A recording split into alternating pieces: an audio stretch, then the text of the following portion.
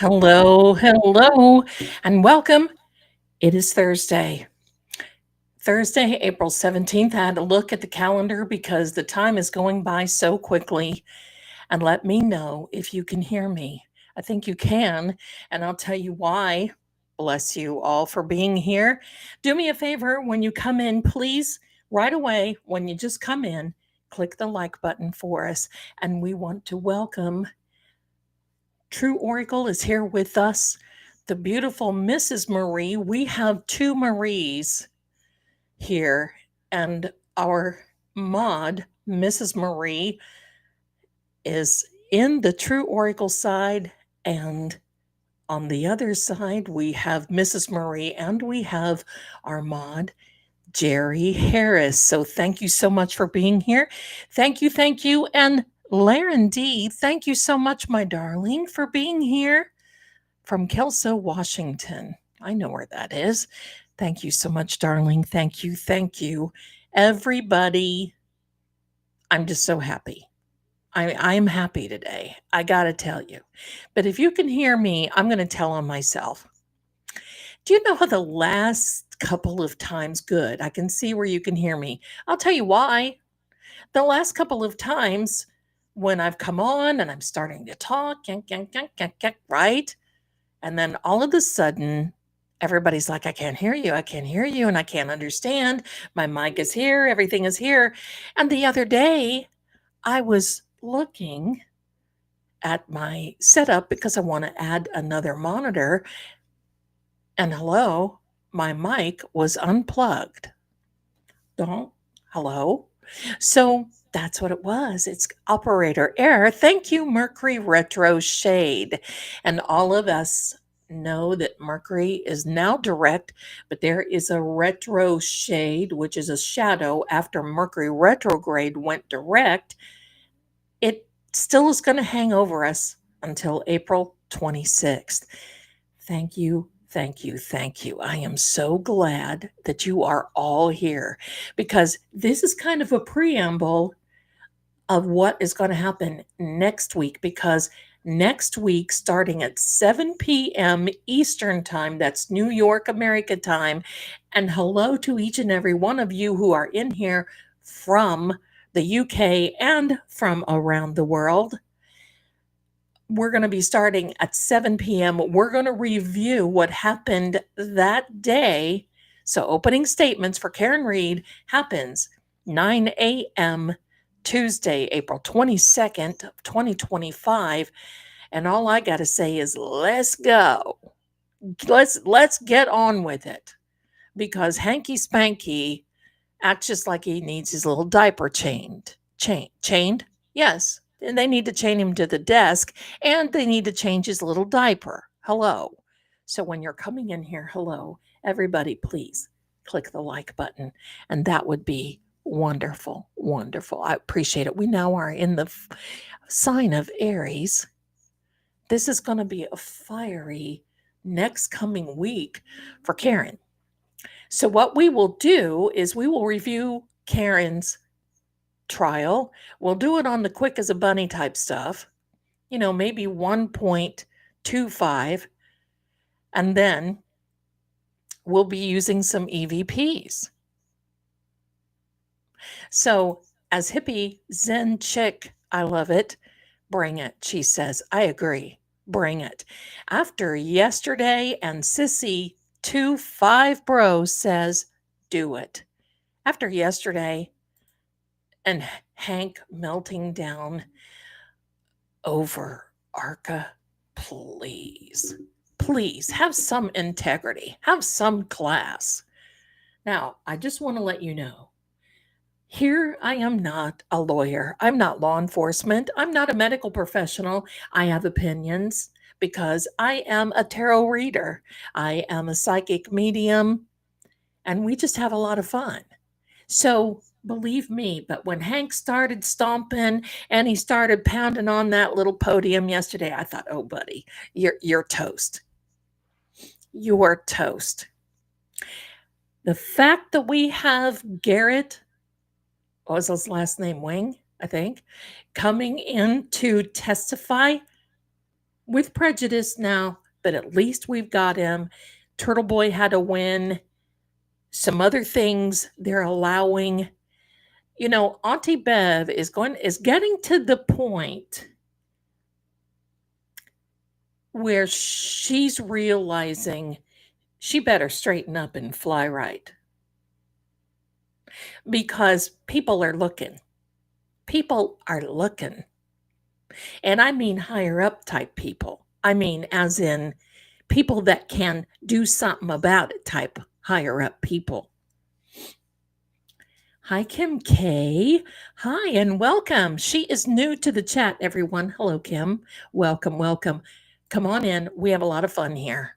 We have a lot of fun. Now, I'm going to wait a few minutes because some of the things that I've got to show you, one thing especially, thank you, Heather, it is Garrett Wang. The one thing that I will tell you, you guys are going to laugh like crazy when you see this. And I want to wait just a few minutes, let everybody come in. And Nanny Shazzer, my darling, is here and says the whole world is watching. Absolutely. They certainly are. They certainly are. And Nicole RM says, I think Bev's fed up with Hanky and she knows the feds are looking. Well, I'm going to tell you something. I think yesterday she kind of showed her hand. If I were a poker player and sitting there, I would have thought, she's showing her hand with this ARCA stuff. Both Honk, Brennan, Honk, Pinocchio, Honk, Pinocchio, Brennan. I love it. They're a little worried because they keep harping on what do they know? Did they do anything more? Did they have any more discovery? We want to know. We want to know. What did they say? It's kind of like when you're in junior high and you like somebody and your friend goes up to that person that you like and they're talking to them and they come back and they say, what did they say about me? What did they say? Did they say they like me? What did they say? What did they say about me? That's kind of how it feels. But let's just take a minute because Roxy D. Bell is coming in over on the True Oracle side with 5 memberships. Thank you so much. And if you want a membership over there, you've got to be in that chat. You got to participate in that chat just once. And then you can be eligible if you allow. Yeah, I'll allow it if you allow it for gifting. So we will be doing, and I think it's very soon. We wanted to wait until we can get up to 100 members. We're going to start doing members lives on True Oracle so I can read cards for you all. We can do a little bit of mediumship. We can do a lot of medium. We can do a lot of different things. So if you haven't before now, you can go over to, and I may ask one of our mods to put that, well, here, hello, why do I have to have a mod? I can do it. I'll do it. Here, I'm going to put this in the chat. Thank you so much to everybody. So much love all around. Here you go. I'm going to put that website to True Oracle in the chat. So if you want to pop over there, you'll see the same thing. So there you go. There you are. You're welcome. Membership lives coming your way. We're going to be doing a lot of lives here, my darlings. We have Manifestation Mondays with True Oracle at 1 p.m. That's New York, America time for those of you who are out of the country.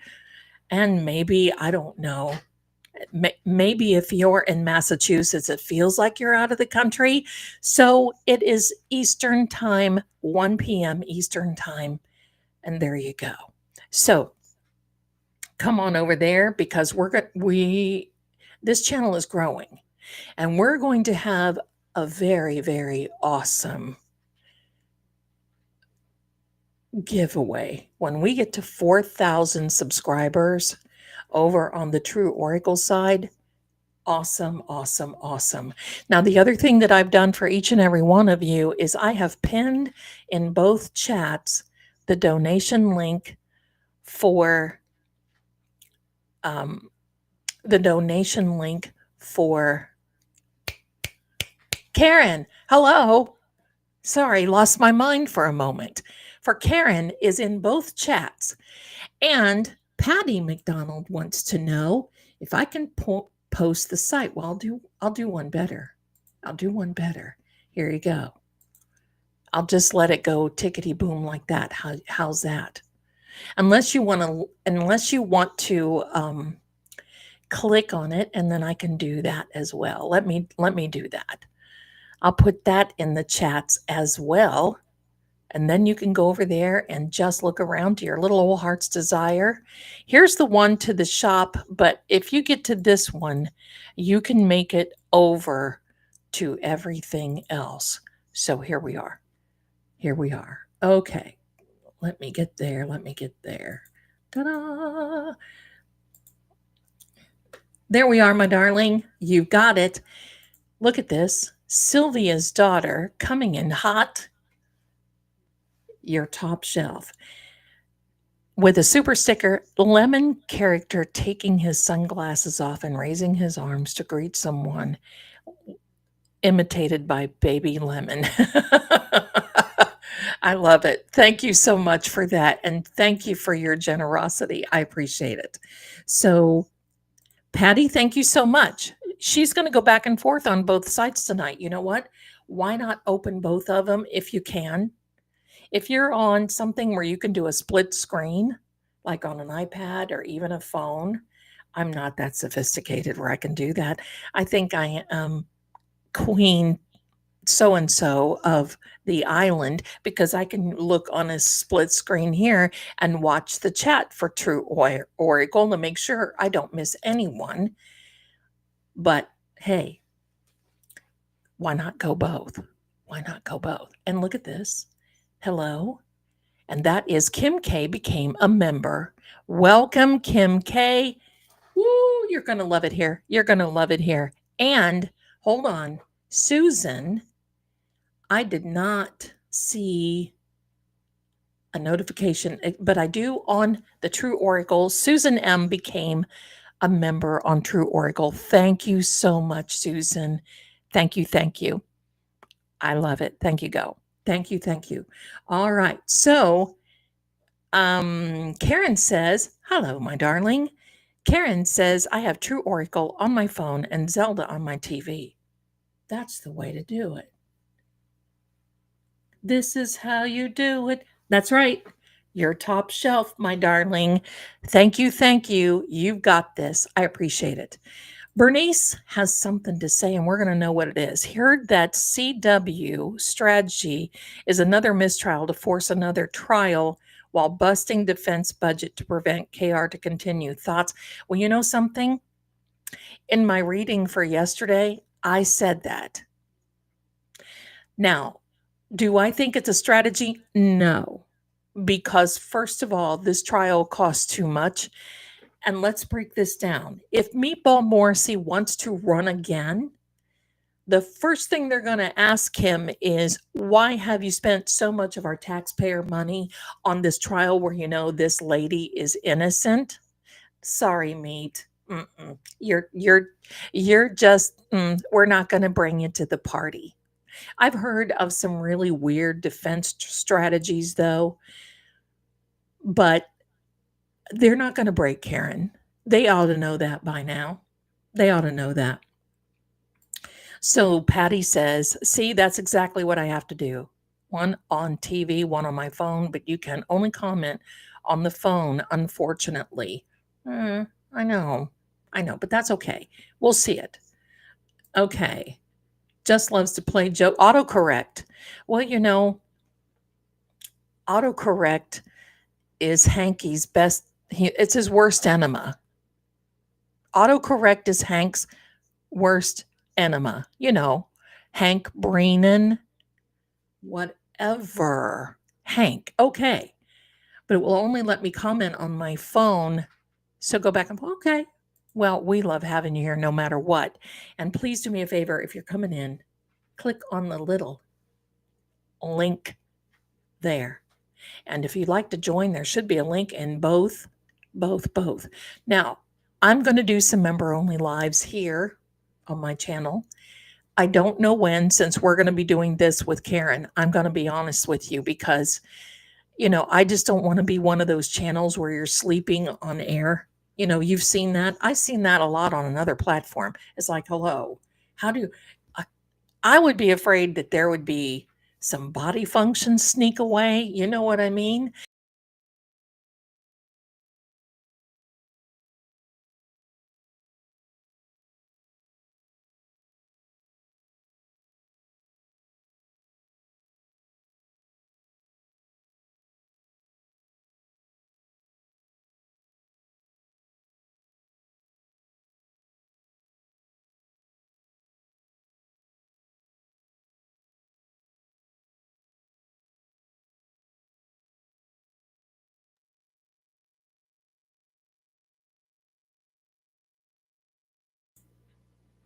Ha ha, fooled you. I don't know what happened. It just went blank for a minute. Hello, I don't know what happened. Okay, so it just said your something is unplugged and I'm just sitting here. So it is Mercury playing a very nasty joke. Um, Kim K coming in hot with a $20 super chat. Thank you for your generosity. Thank you, thank you, thank you. I appreciate it. Jerry says, I watch and listen on TV, but type on my phone. There you go. There you go. So let me see here. I'm back. I'm back. Here we are. I'm back. I don't know what happened. Maybe the spirit of Hank sent spirits over to me. We're just going to say this. Any of you bad actors sending me bad vibes, be gone with you. All right. Sylvia's daughter, please explain why Paul and his mother, oh my God, hello, mother, hello, father, I am here. Okay, sorry. Please explain. That was not nice. It was not meant in disrespect. Please explain why Paul and his mother think she is guilty. Well, because they are blinded to the truth. Remember that Jennifer McCabe and all others have been there and have been a pillar in the community. So they're going to believe her. I believe that it was Jennifer McCabe that called her up before Karen went to the house the morning or the day that John was declared deceased. And I believe Jennifer called Mrs. O'Keefe before she got there and was yakking in her ear. So she was blinded by hate. And Heather, there we go. Blinded by hate, absolutely. Blinded. And I'm going to tell you truthfully.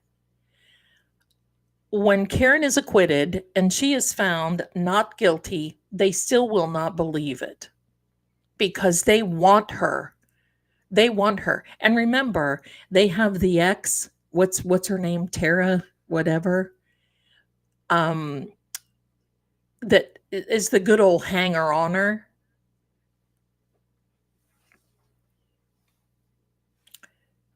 Who was in court yesterday and the O'Keefes weren't.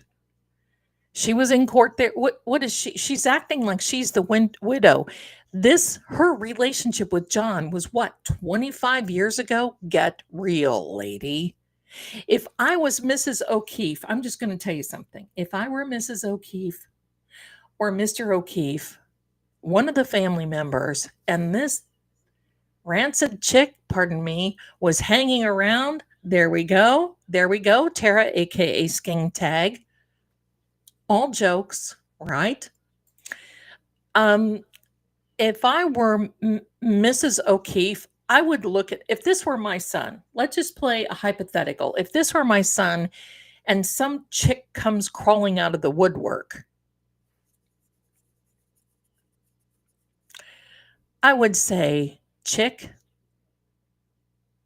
please do us a favor and either spontaneously combust, maybe not that seriously, or disappear. You do not have a place here. That's what I would say to her. There we go, Lisa. Hello, Zelda. Green rays shoot out of my fingertips. There you go. I think it's the green screen behind me, but it looks pretty cool.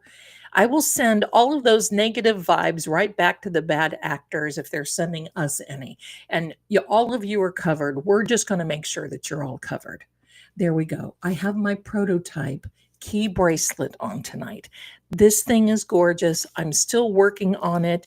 And I'm going to tell you, this is a real charmer, no pun intended. I'm going to be introducing this on Saturday. So stay tuned. Here I am at Camp Granada. There we are. So thank you, thank you. I saw it. It was cool. Yeah, it was. Yeah. So anyway, my darlings, thank you for being here. I've got something so wonderful I want to show you. Are you ready? I think you are. Let me get a little bit here. Polly Pocket's power trip on True Oracle. I hope Hank and Bev sleep horribly at night.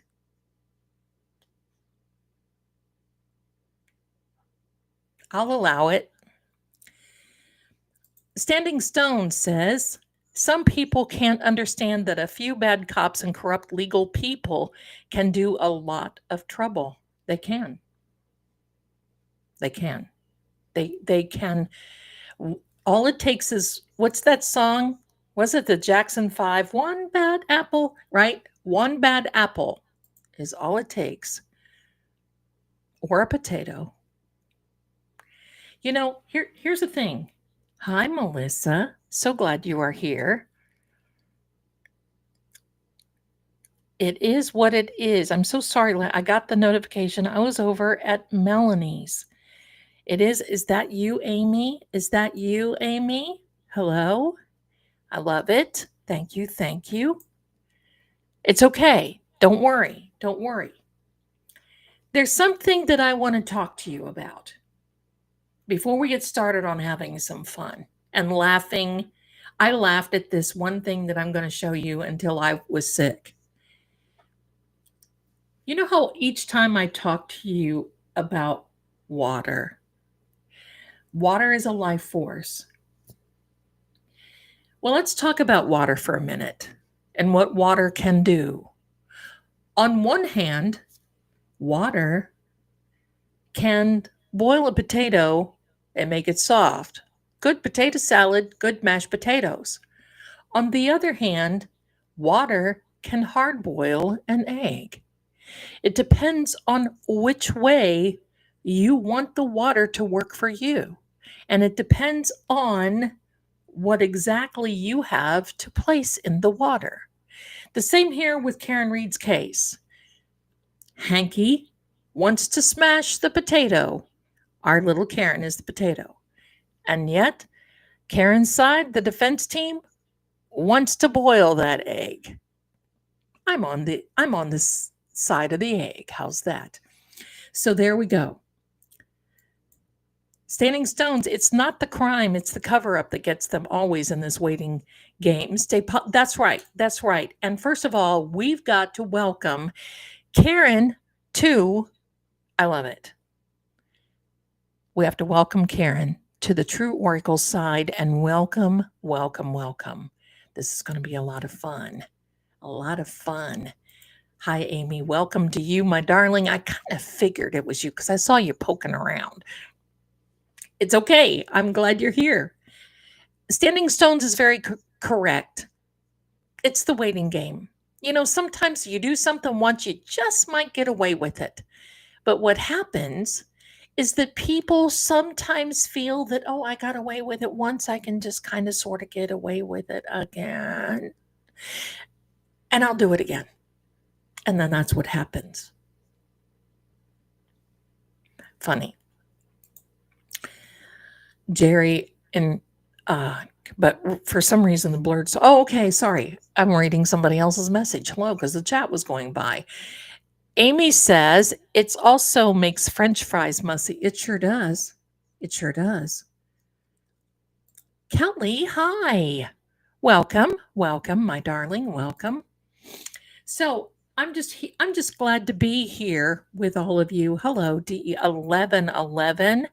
Welcome. So glad you're coming in and so glad you're here. Now I'm going to show you guys something because you know what? This is kind of like a little trial run, no pun intended. We're gearing up for next week. We're gearing up for, there you go, Karen. Amen to that. There we go. We're gearing up a little bit. We're getting ready. Now I'm going to show you guys something funny and you guys are going to love it. Give me a second so I can gear this up. And you guys, oh my God, I was laughing so hard. Let me get over here. Whoops. Whoops. Let me get over here. Let me get this thing ready. Oops. Why do I keep saying oops? I don't know.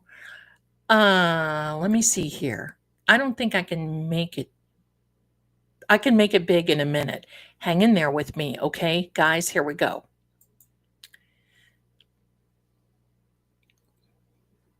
I can tell the future, but I can't get this to work right. All right, here we are. Now hang in there because I want to show y'all something. Give me a second. Give me a second. I want to line this up because you guys are going to laugh. I laughed so hard at this. Let me set this up so we do not fail. Are you ready? Here we go. He will be exempt from the sequestration order. This is from Microdots.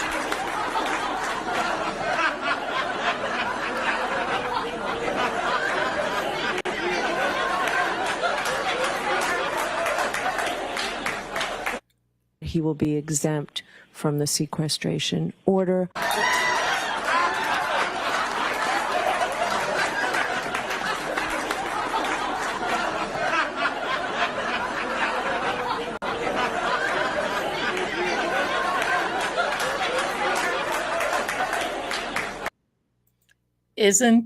I love that. Is that not? Oh my God, I love that so much.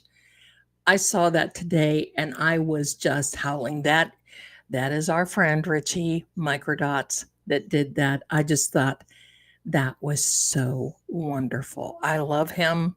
If you're in here, Richie, it might be a little early for you right now, but I tell you, this is wonderful. I saw that and I was like, you gotta be kidding me. So I was laughing so hard. Love you, Microdots. I love that. I love that. When I first saw that, I thought, holy moly. Now I'm going to play something for you. And I just chatted like 2 sentences briefly with this man.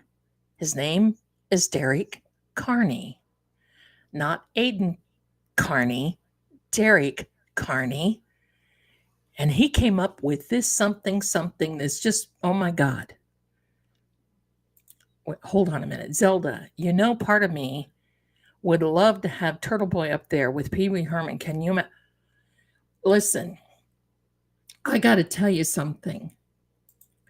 If Turtle Boy was, I would be afraid because just like Melanie Little says, with all the love, Turtle Boy is a loose cannon. But can you blame him?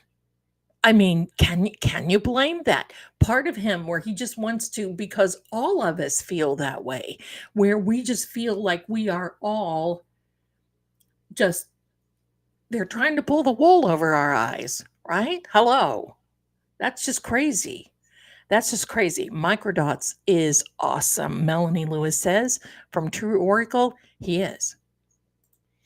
He is. He is absolutely these little these videos that he puts out. I mean, every time I think this goes great, it goes greater.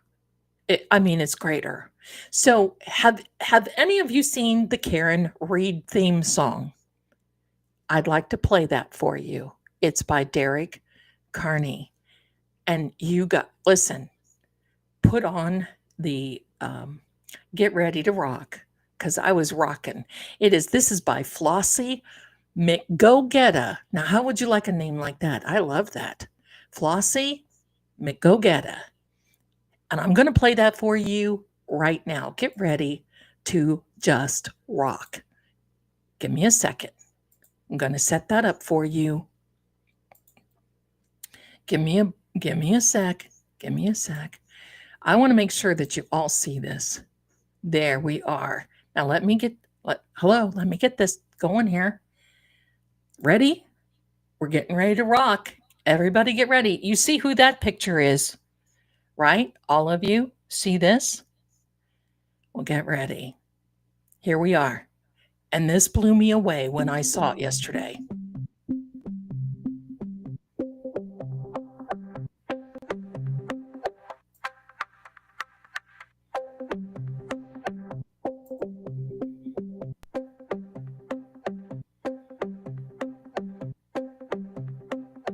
Won't find a fingerprint, how dare you?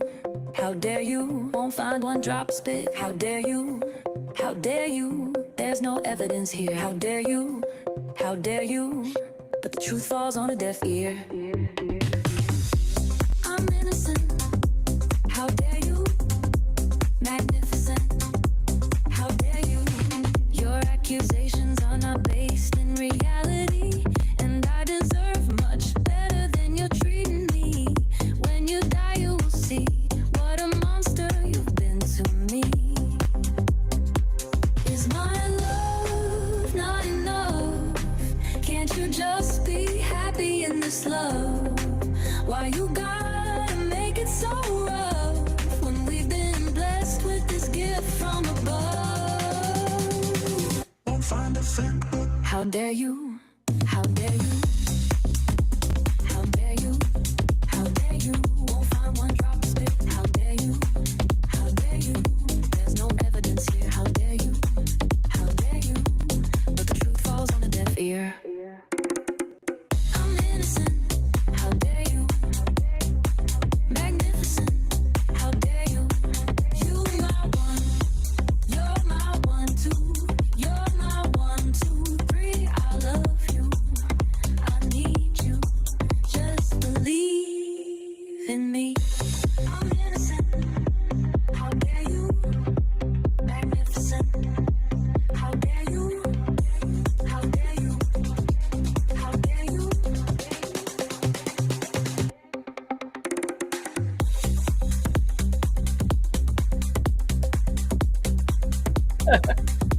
How dare you? Is my love not enough? Can't you just be happy in this love? Why you gotta make it so rough when we've been blessed with this gift from above? Won't find a fingerprint. How dare you? How dare you? How dare you? How dare you? Won't find one drop of spit. How dare you? How dare you? There's no evidence here. How dare you? How dare you? But the truth falls on a deaf ear. I'm innocent. I'm innocent. How dare you? Magnificent. How dare you? Stop this judgment. How dare you? I'm heaven sent. How dare you? You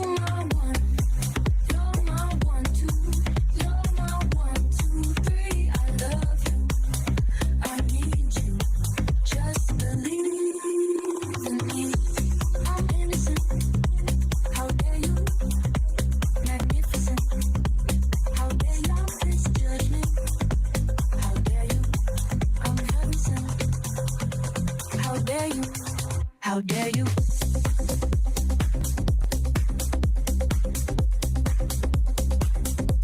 How dare you? How dare you?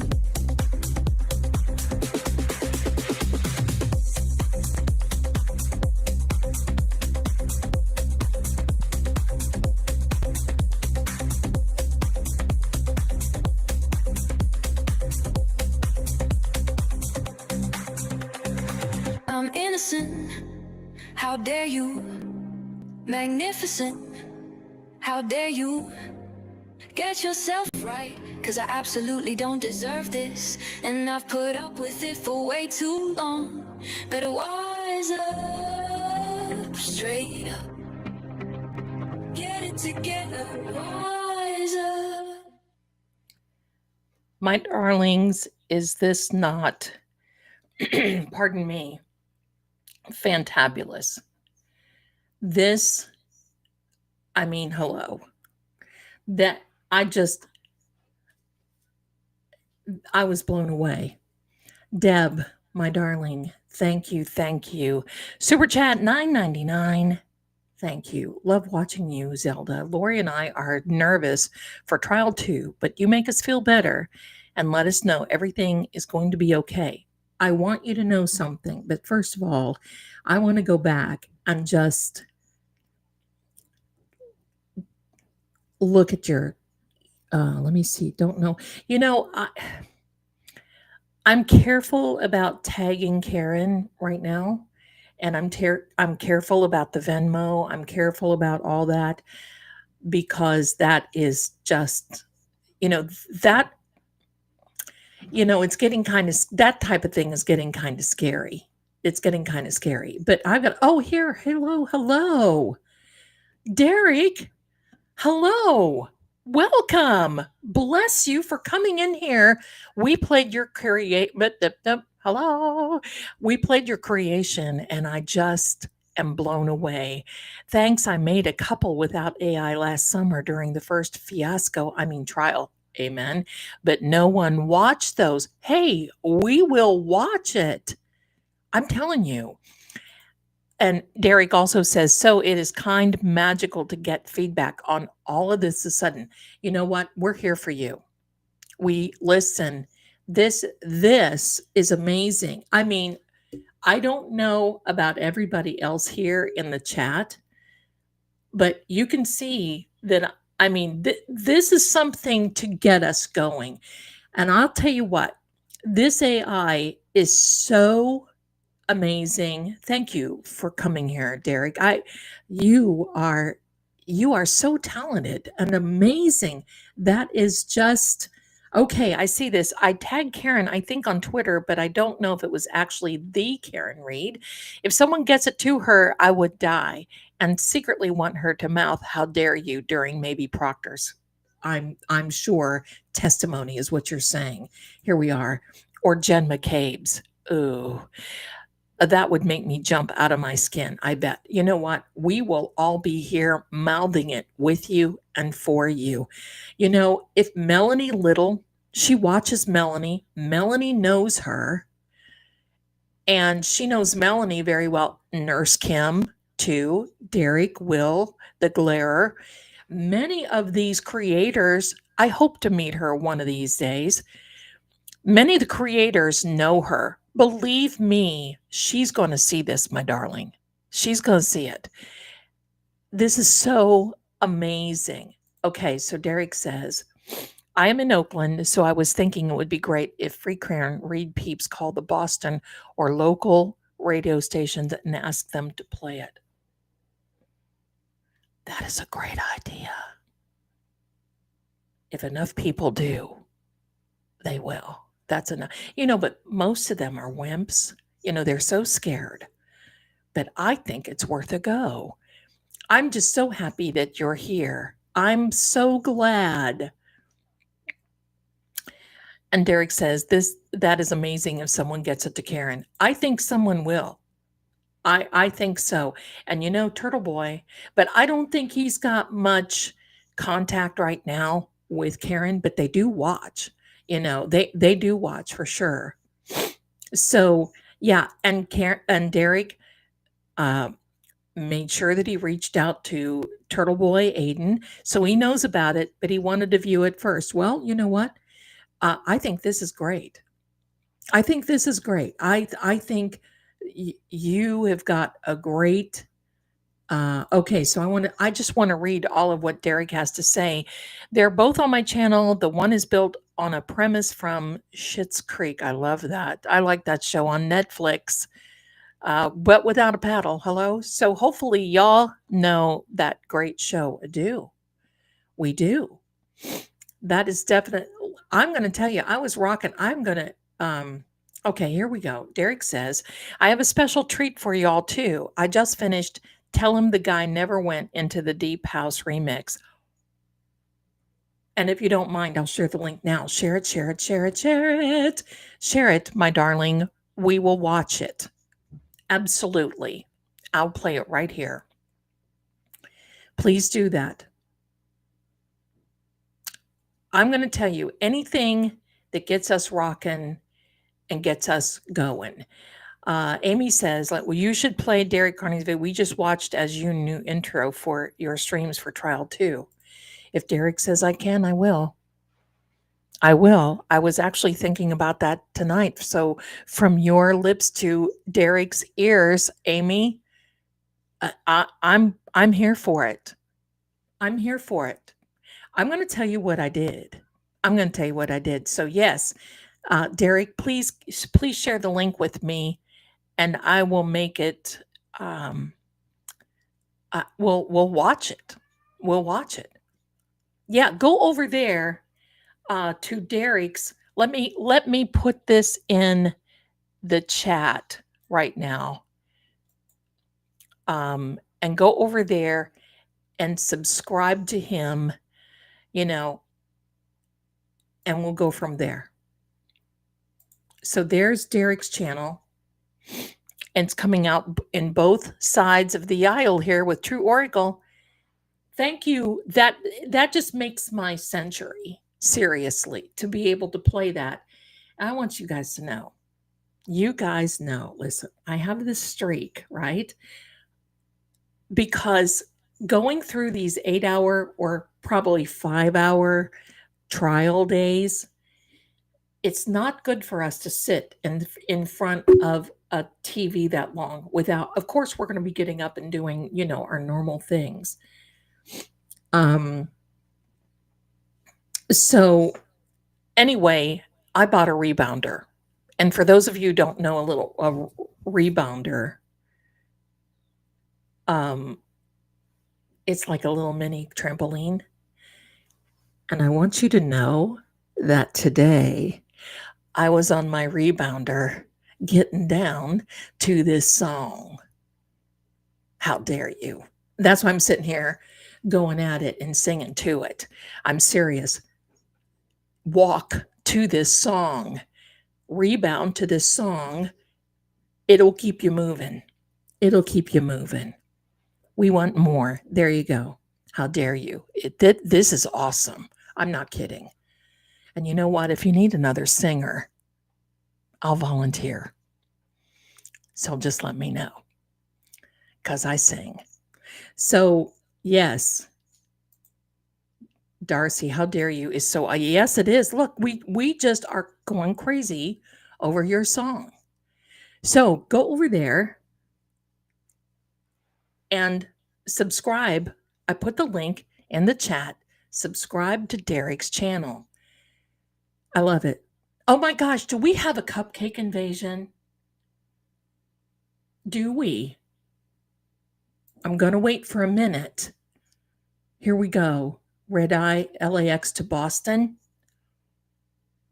I'll wait before I get really excited because listen, Melanie Little, attorney Melanie Little is top shelf as far as I'm concerned. Look at the green rays coming out of my fingertips. Hello. So the CW needs to be careful. No, I'm just teasing. I'm just kidding. I love that song. Hey, hey to everyone coming in. Welcome, welcome. So Derek if you will allow me to play that as an intro coming in, because next week, while the trial is going on, I will do that. And we'll just play that. And we'll be rebounding but I'm going to invite you all to go there because listen, this is a good song to walk to. Keep this going to keep our momentum up. It keeps our morale up. That's what we need. But I'm also going to tell you this, my darlings. Hi there, everyone. Come on in. I'm going to tell you this, my darlings. I want you to know this is why the metadata that the defense is asking for is so bloody. We have a cupcake raid? Do we really? Yay! Melanie, thank you. Melanie, Attorney Melanie Little is giving us a cupcake raid. Welcome, welcome, welcome. Hello. Welcome to each and every one of you, fellow cupcakes. I'm a cupcake. You are a cupcake. I love it. Thank you, Melanie. You are just top shelf, my darlings. Top shelf. Thank you so much. Hello, fellow cupcakes. Love you so much. Please do me a favor. Hello, just flowing and flying in from Melanie Little. I was in there for a little while and I came over here, of course, to go live, but I love it. And she has such a great show. And I'm going to tell you this about Miss Melanie Little, Attorney Melanie Little. She is top shelf because she takes the time to explain all of this legal beagle stuff that is going on that some and most of us would never understand. That means it means so much to all of us. And Melanie, if you're watching, thank you, my darling. Thank you. Very nice that you're sending people my way. Pluto is a planet. Welcome, fellow cupcake. Come on in. You're more than welcome here. We have a lot of fun. And please, Deanna says, remember, thumbs up. Thumbs up. You all are so great coming in here. Thank you. Thank you. So we just played Derek Carney's How Dare You song. Derek, if you're still here, I know if you've got the link to the other one you want us to play, put it in the chat. I'll play it. Okay. I'll play it because I want to do that. And if you will allow me to play it as an intro, what is an intro? Or an intro, that would work. We can do that and it would be fantastic. Next week, every time. Hi there, my darling. Sorry I'm late. I told Melanie to send people. Thank you. I'm so glad that's beautiful of you. Thank you so much. Thank you, my darlings. Now, I put a link. Oh, Patty. Yeah, Patty McDonald found me through Melanie. That was great. I love this. I love that song. Marie says, we love our Zelda time. I love my time with all of you too. Scary good, Miss Jules Florida says. It is scary. And that's why I was telling you, I interrupted myself with all the cupcakes because I got so excited. This is why the metadata is so important and why the defense keeps asking. There are a couple of clips that are close-up clips of Karen in that song that it just gives me chills. And seriously, I'm going to tell you all this too. There are some platforms, and I have another YouTube channel that is fantasy, whatever. But I use it. And sadly, I cloned my own voice.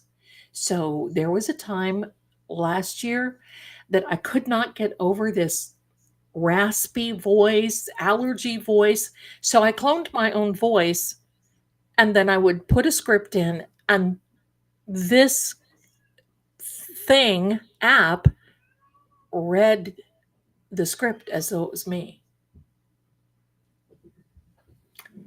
And I'm going to tell you, it kind of scared me, because that means you can put anybody's voice in these things. Oh, let me take a look. I have not. You know what? It won't let you. Here is Derek. Here's I'm gonna put my email. I'm gonna put my email in the description. Because YouTube won't, and I forgot. That's my bad. There you go. Yeah, I know. A raspy voice is kind of spicy. Got that, you know. For all of you out there, you know that Brenda Vaccaro. Remember Brenda Vaccaro? She was like the raspy queen. Oh, okay. Thank you. Let me prepare my Miss Jules. Oh my gosh. Miss Jules, look at you gifting on the True Oracle side 10 memberships. Let's go. Now, I'm going to be getting with all of you and letting you know, because I think we have hit our $100 mark. $100? No, 100 membership. I'm just so excited. Hello. 100 membership mark over there. And now we'll be having membership lives. Hello. Okay, so we've got Lisa in here from Canada, our friend. Hi, Lisa. Mama She, $4.99. Thank you so much for your generosity. Cupcakes, love Derek's song. Yeah, well, let's play it again. I'm going to wait. He's going to send me a link to his other ones. We're just going to be, I'd love to sample your singing or produce a song you sing. What kind of sample? What would you like to hear? Let's just go. How about you? Do you want something bluesy? Do you want something country? Do you want something opera-y? You let me know and I'll give it to you. Because I sing on here all the time. So let me see.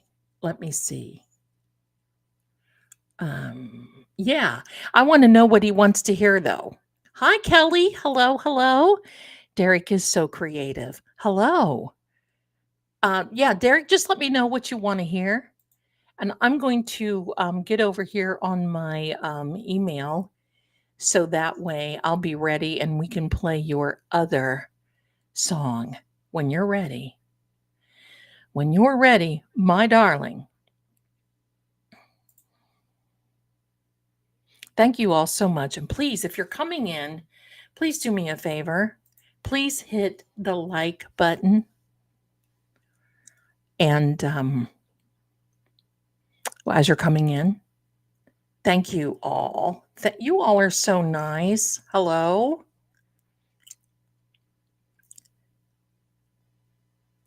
We're going to be, as soon as Derek sends me the link, we're going to play his other song. Then we're going to play his songs again. Stevie Nicks, I'm going to tell you a funny story for her. While we're waiting for Derek to send that, I'll get a notification, okay? Here we go. I was working for a production company in Spokane, Washington. I was singing a lot of their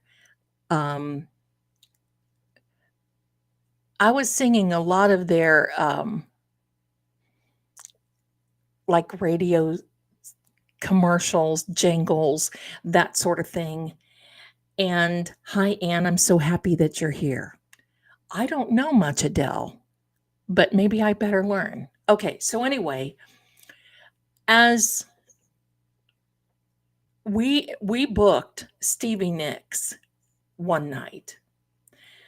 And we waited, and we waited, and we waited. And we had a whole stadium filled with people.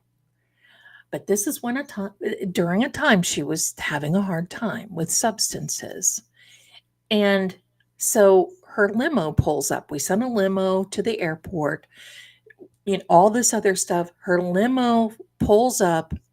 Somebody opens the door, and Stevie falls out flat on her face, laughing, giggling, totally out of it, totally just not capable of performing. So we gathered her up. We took her into a back room. Nobody could see. We didn't want really anybody to see her. And sadly, she just couldn't get together long enough to go. So we had to cancel the show. That was not good. We gave everybody their money back, and we told Nikki, sorry, Stevie, goodbye. Sorry. Oh, I love Silver Springs. You could be my Silver Spring. I love that. Okay, so anyway, how about Joan Jett? So we brought Joan Jett. This was 2 weeks later. Now, when I lived in Florida, I used to listen to Joan Jett. My group of girls, I love rock and roll, and this voice, I can't mimic it because she has taught her voice. You can train your voice to be that sort of thing. And she trained her voice to be very gravelly. Here we go. Gifted 10 members. Thank you, Miss Jules from Florida. Thank you. Love it. Thank you for your generosity, and welcome to each and every one of you who are all new members. Welcome. I love it. Thank you for being here so much. So, Joan Jett gets up on the stage. So when she comes, I tell her, we're talking. I love this. She talks kind of, gravelly. She's telling me how much she loves my name because it reminds her of Renaissance type stuff. And, that was great. And we had this talk, and I told her, I said, look, I got to tell you, your song, I love rock and roll, put another dime in the jukebox, baby, blah, blah, blah. I'm standing down by the stage, and, I have this suit on, right? I never showed up looking like, I wish I could have shown up in my bell bottoms and all that, but I always wore these suits, and I had a very beautiful beige pinstripe suit that I wore, and blouses. I just looked like top shelf. And I've got my little, walkie-talkie, checking in with security, checking in with everybody, and all of a sudden I hear the intro, and there's Joan Jett pointing at me. I want to sing this song for my new friend Zelda. And everybody turns and looks, and I don't think that they expected it to be this chick in this suit looking the way that I did. And they're just kind of looking around, whatever. And finally she gets me up on the stage with her, and I did not sing, but she's a great entertainer. I love her. Joan Jett. She was great. Derek says, I had an amazing run-in with Patti Smith at the Rock and Roll Hall of Fame. I worked for her performance there at CBS. Oh, that is so cool. Okay, I'm waiting for you to send that to me, Derek. Did you send that to me, that link? Okay, so I looked for it. I didn't have it. I'm blessed to meet Stevie and Joan. I love Stevie. Listen, Stevie, I don't know what the heck is, but Stevie looks now like she did. I think she looks better now. I do have cool stories, Sue. I do. And you know what? Why? It's because I've lived. No matter what, no matter if it's been hard or good, I've always made a decision to be happy and laugh, even at the worst times. I've always had this ability to be a comedian and make other people laugh because that's what we need. Derek says again, good morning, honey. I had garbage bags all over my shoulder in a flood at 4 a.m. She was so amazing, genuine, saying hi to the guy with garbage bags. Wild. Aw, that is just so cool. I love it. Derek said I did. Maybe the email gods are pulling a brain in. Well, let me see. Let me see what my spam has. There you are. In my spam. Report not spam. I will do that. You're not spam. Here we are. Okay, my darlings, let me get this set up. Give me a second. Here's another one coming from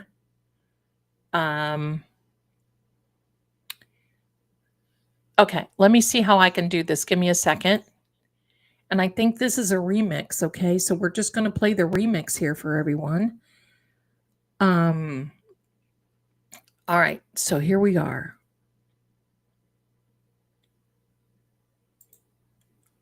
Okay. Oops.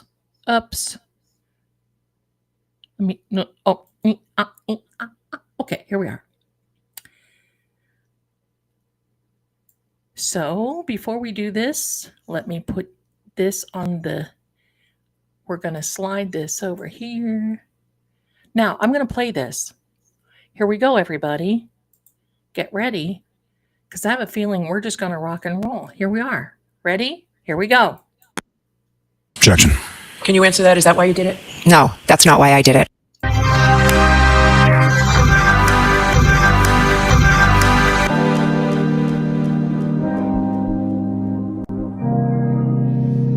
A premiere. Welcome to Derek Carney. Is this it, Derek? I like it. Straight get it together.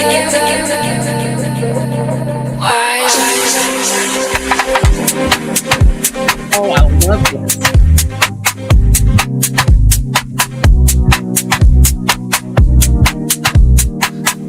Won't find a fingerprint. How dare you? How dare you? Won't find one drop of spit. How dare you? How dare you? For those of you coming in, There's no another song. how dare you? How dare you?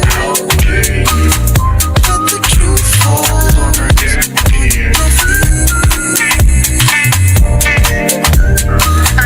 I'm innocent. They planted evidence. This is great. How dare you?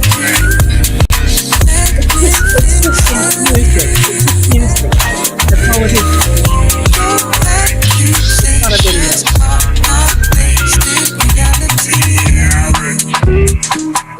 And I deserve much better than you're treating me. When you die, you will see what a monster digging this. you've been to me. Very good. MSP and RTBEV can't unbeat the Commonwealth breathing in Lali. I should be free. Thanks to angels like Turtle Boy and Melanie, AJ and Yanelli, Elizabeth and Elsie. Auntie Dub is so funny. Microdot illustrated is so clearly Jamaica orchestrated. Make it be the Nazi. The rest fell in line to railroad me. It's obvious. It's a conspiracy. Can't you see? Can't you see? It's a travesty what they're doing to me. I don't belong here, but I won't fear. I won't back down. I won't shed a tear. Very good. I'm innocent. How dare you?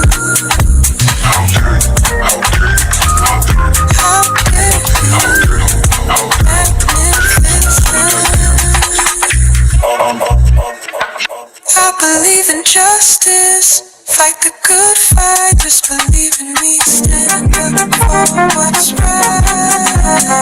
Love it. Derek, you're very talented.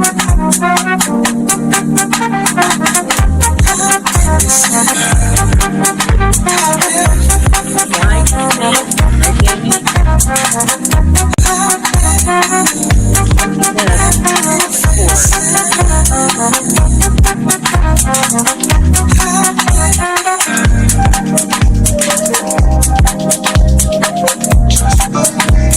Amy, I'm playing that again. After this one, how dare you? I'm innocent, magnificent. I'm innocent, magnificent. I'm innocent, magnificent. I'm innocent.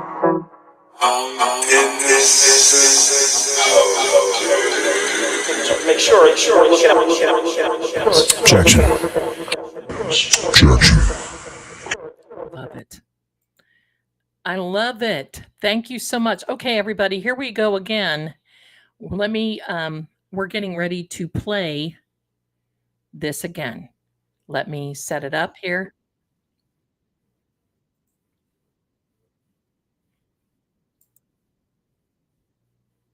Well, hold on. It's not playing. Hold on. I'm getting all geared up and it was not playing. Let me get back to the where I need to be. Let me get back to Earth. Hello. Earth to Zelda. All right, here we are, my darlings. We're playing How Dare You again. Here we are. This is so wonderful, Derek. Thank you so much. If it's okay with you, I'm going to play this every time I stream for the Karen Reed file and trial. Here we are. Let me get the right one. There we are. Let me get it over here so you all can see it better. Get ready to dance. Get ready to groove. Because here we are, my darlings. We're getting ready to move. Look at that face.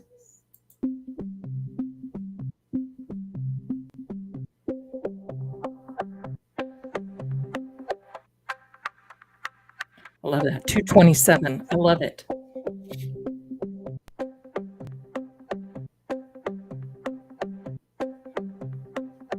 Won't find a fingerprint. How dare you? How dare you? Won't find one drop of spit. How dare you?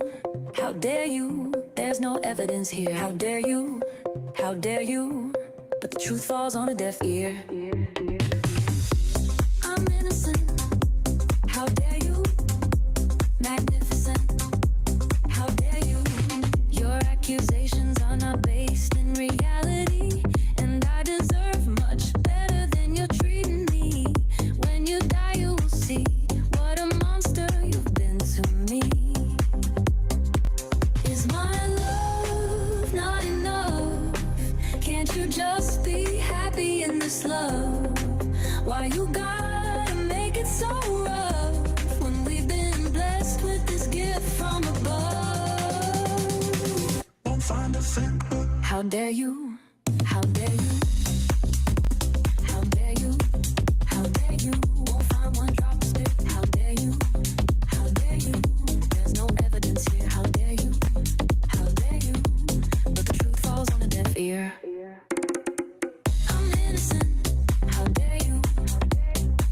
Magnificent. How dare you? You my one. You're my 1, 2. You're my 1, 2, 3. I love you. I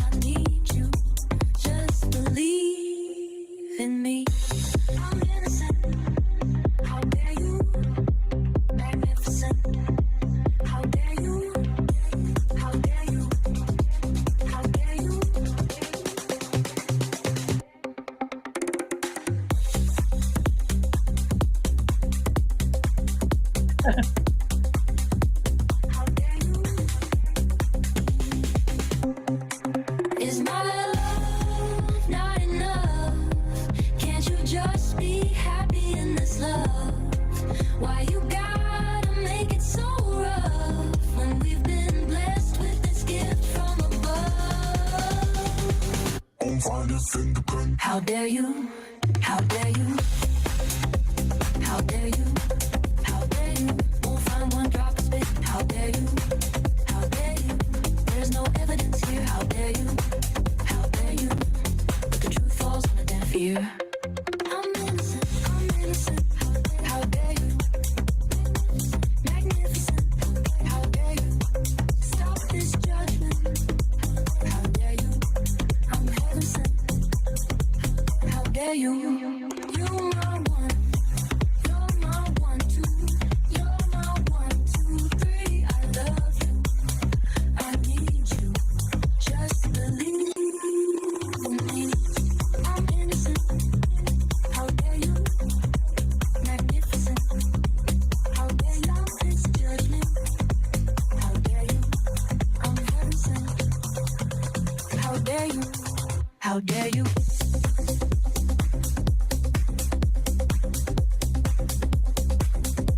How dare you? How dare you?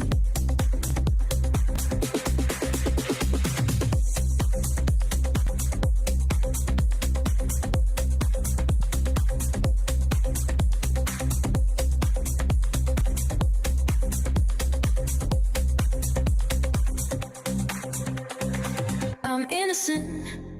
How dare you? Magnificent. How dare you? Get yourself right, 'cause I absolutely don't deserve this. And I've put up with it for way too long. Better wise up, straight up. Get it together. I tell you what, that just gives me that just gives me goosebumps. Seriously. I'm not kidding.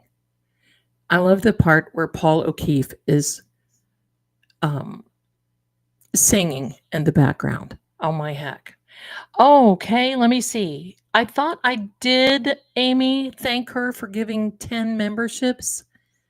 Let me go back here. I just want to make sure that I do that because I don't want to be a bad girl. I didn't see, but okay, so thank you. Thank you so much, Miss Jules, Florida. It didn't come over here on my chat, but thank you so much. She has gifted 10 additional memberships to True Oracle. Thank you. I will allow it. Thank you. Thank you. Listen, this song gets me going. And it looks so real. I love it. Jawbone Jen. Oh boy. How do you like her little Barbie doll? Yeah, that was something else. I tell you what, I love the fact Paul singing cracks me up, but I love there's Yannetti, there's Melanie Little, there's Alessi, AJ standing there. Oh man, that is just bravo. Bravo. I love it. Bravo. How dare you, Hank? That's right. Needs to be the next one. This just gets you pumped up and going, doesn't it? I just love it. I love it. I love it. Little Misfit, you're not too late. You're not too late, but I'm so glad that you came over here from Melanie. We appreciate it so much. Thank you. Thank you. And that's wonderful. Bravo, Derek. Bravo. I'll tell you what, you did fantastic. That Jerry says, Jawbone Jen doll scares me. She scares me. Oh, yeah, no dolls here. Hello. No dolls here. Deanna says that I have a green aura today. I do. It's from the green screen. See this? It's from the green screen, but it does look pretty cool. I love that because, listen, there's this dancer in my heart, and I'm ready to go. Derek, you need to make How Dare You t-shirts. You do. You absolutely do. You do. And for those of you, I have it's inverted. I have my free Karen Reed shirt on today. Let me see if I can see you. David, I know it's inverted. Hello, my name is Sally Port, and I have everything inverted. So yeah, Rosa, I'll be getting down. That's for sure. I'll be on that. I worked out to that today. And listen, that is good to just get, because you know what? We all need to get this. Now, I want to tell you, absolutely, Amy, no doll zone. Yeah, Derek, 90210. That's for sure. She scares me. Yeah. Yeah, she does. Inverted Sally. Yeah, sneaking down the alley with Sally. If you know, you know. It's inverted for the Sally Port. No way. That is amazing. There you go. Hello, I'm Sally Port, and I'm here. So, my darlings, this has been an awesome time with you. I'm just loving it. Shenanigans in the Sally Port. I love this. It's been awesome. What time? Oh, it's still early yet. Let me see. I'm gonna catch up here with the chat. This, I'll tell you what. That was when I saw that on Melanie Little's channel, attorney Melanie Little, I was like, you got to be kidding me. Check this out. I'm loving this. That's wonderful. I love it. Sneaking Sally through the alley. There you go. I think that's what they did. They snuck the Lexus through the alley to the Sally. Oh my gosh. What a lyric. Sneaking the Lexus through the alley to the Sally. Yeah. So there we are, my darlings. Okay. Very good. Amy says EVP time. Now, this is what I'm thinking about doing for some of you. I was thinking about playing the motions hearing and playing the EVPs at the same time to see. What do you think about that? What do you think? Or should we just do EVPs? Can we have a little vote in the chat? If you want, hold on, time out. If you want to see EVPs only, put a 1. If you want to see the EVPs with the motion hearing from yesterday, put a 2. And I will wait.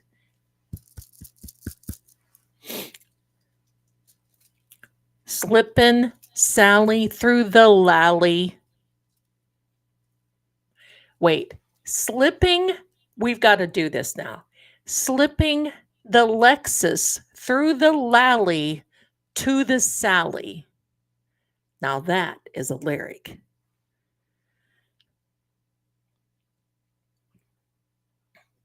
Derek is absolutely correct. Absolutely correct. Allie messed up. She hosed it. I cannot wait until she's back on the witness stand because she muffed up. And that's when she started crying. Oh, we've had so much. Okay. It is a vote. My darlings, it is number 2 so far for the motions hearing. And I'll play that pretty quickly so we're not dragging here. And I'll skip over sidebars. And then we can do the EVPs as well. Should we do that? Yeah, I think so. Because I kind of want to do that next week. Listen, Standing Stones, my darling. You're going to laugh at me. I used to go to the Bahamas every year in September. Yes, yes, it was hurricane season, but I always vowed that if I saw something coming, I would skippity doo dah right on out of there. So I would sneaking the Lexus through Lolly to the Sally. So I would skippity doo on down to the Bahamas. I would go and gamble my little heart out. I would borrow $1,200. Now this was back in the, I was going to say 1800s, that too. It was back in the 80s. I would at that time meet my husband there, who was a naval officer, and they would do some type of something there, and I'd be like, I'll go. And at that time, you only needed your birth certificate to fly on the jumper from Fort Lauderdale over to the Bahamas. So I would borrow $1,200 from our credit card. I would go down there and gamble like a fiend, but I know I gamble.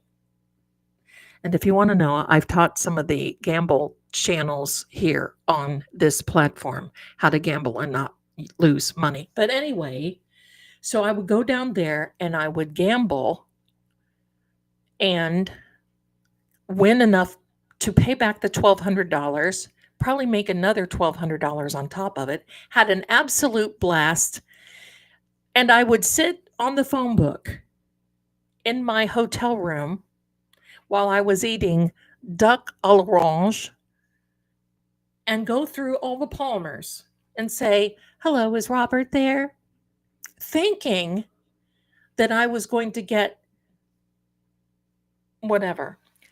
One thing that Robert Palmer did was he did this.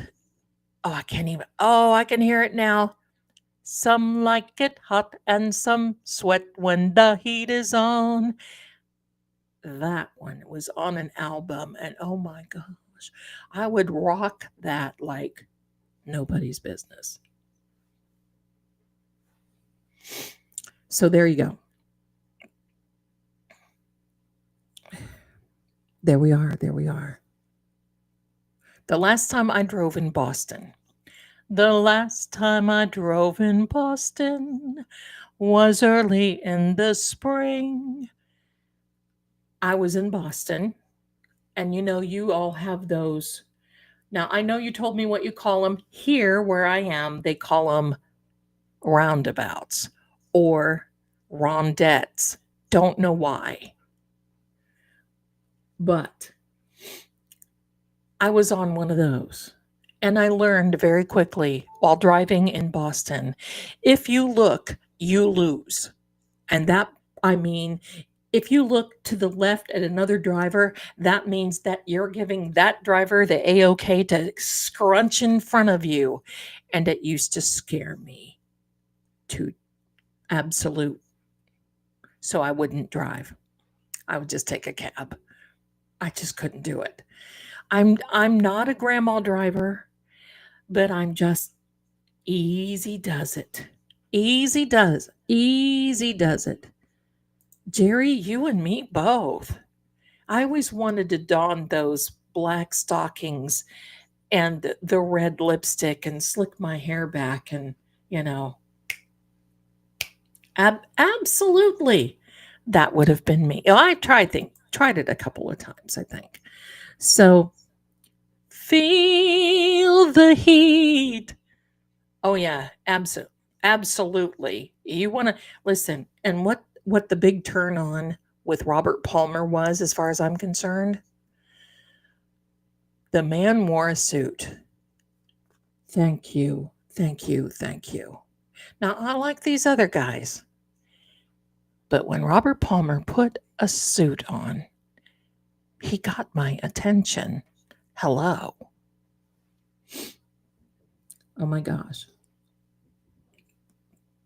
I love it. The Rotary. That's what it would be. The Rotary. Here, the Rotary is a club. I mean, something that you just go in and chill out and drink. Let me see. Okay. All right. So I think we're done voting. I think it's going to be number 2. Let me call you sweetheart. All right. So let me get my goodies set up here. Okay. I want you to know, can you hear Bilbo Baggins in the bedroom?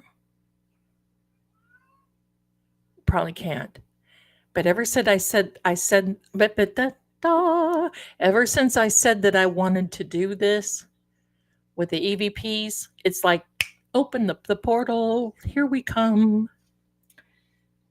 So they're coming in. They meaning opening the portal. Let me get sneaking lally. I've got to make up some lyrics. Sneaking lally through the alley with the Lexus. There we go. To the Sally. To the Sally Port. Now, when I talk like that, I want you to know it's no disrespect for any of my New England friends, because I lived there for a while. It's just that I have to mock Auntie Bev and her sidebar.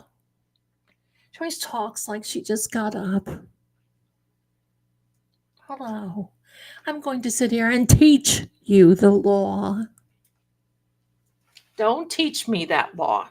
Whatever law you have, Auntie Bev, I don't want to learn it. All right, let me see. I've got some stuff that is, give me a second, my darlings. We're doing a little operator something or other. What am I doing? Here we are. All right. Because I need this. All right.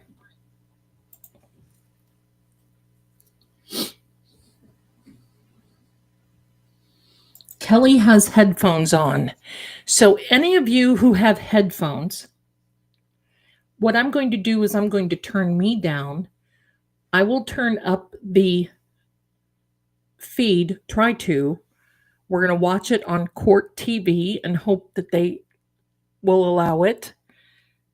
And then we will do the EVPs with it. How's that sound? There we are. That song keeps going through my head. I'm innocent. How dare you? My love.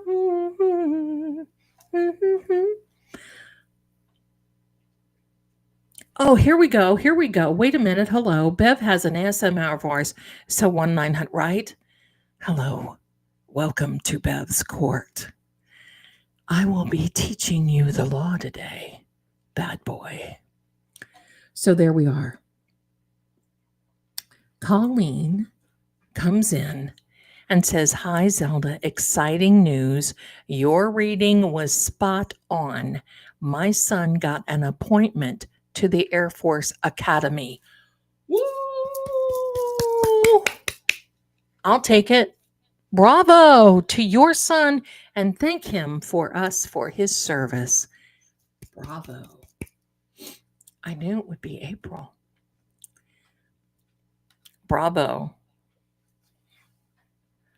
Lil Misfit says, "It's such a wonderful song and video, but it shows how easy it can be manipulated." Yes, it does. Yes, it does.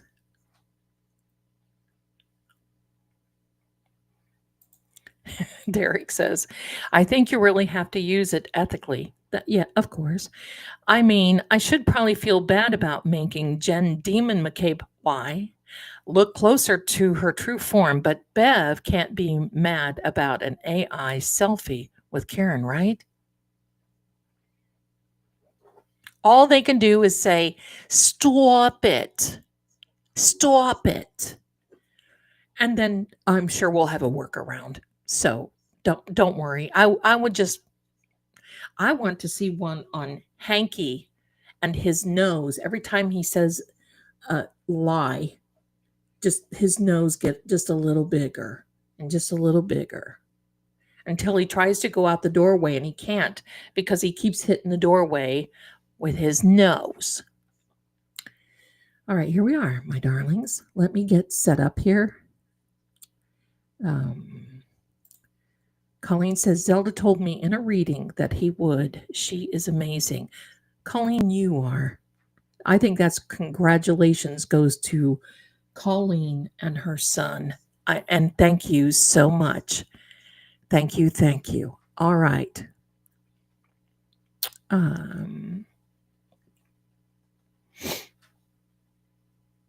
What is everyone's astrology sign? Well, that's opening up Pandora's box. I happen to be a Pisces. What's yours? What's yours? Kelly, you're so funny. I love how you humor me. Well, there you go, my darling. I'll allow it. Miss Jules is a Cancer. I know just about every one of your signs that are here. We've got an Aries, we've got Scorpio, Leo. Congrats, my son is a corpsman in the Navy. Congratulations. I love it. Guess what mine is? I'll let you know. My moon is in Leo and my rising sign is in Pisces. Could you be a Virgo? Maybe. Or a Libra. Congrats to your son, Cancer Gemini. Derek and I share. Derek says, I share a planet with Libra.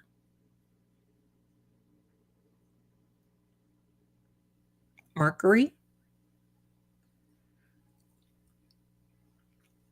I'm not into astrology that much.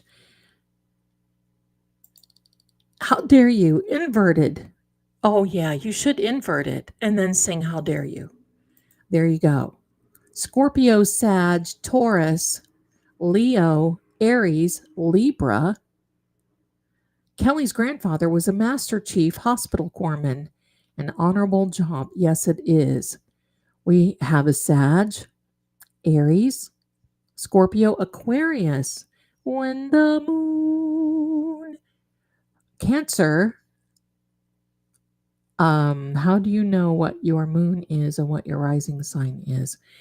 Sometimes you just have to have a chart done or something like that. Is everyone else watching on Fate and Fortune? I see some people over there. Do us a favor, please. And if you could double stream with Fate and Fortune, I put the link in I'm going to put it over here again. If you don't mind, if you can dual stream it, that would be fantastico. Here we are. That is the link for Fate and Fortune with True Oracles YouTube channel. If you can dual stream it, that would be wonderful. Oh, and look who's here. Sam. This girl, I'll tell you what. Virgo, loving the backdrop tonight. Thank you for reminding me because guess what? We've got to change that. Got to change the backdrop now to something a little bit more appropriate. Let me see where I am. Where am I? I disappeared. There I am.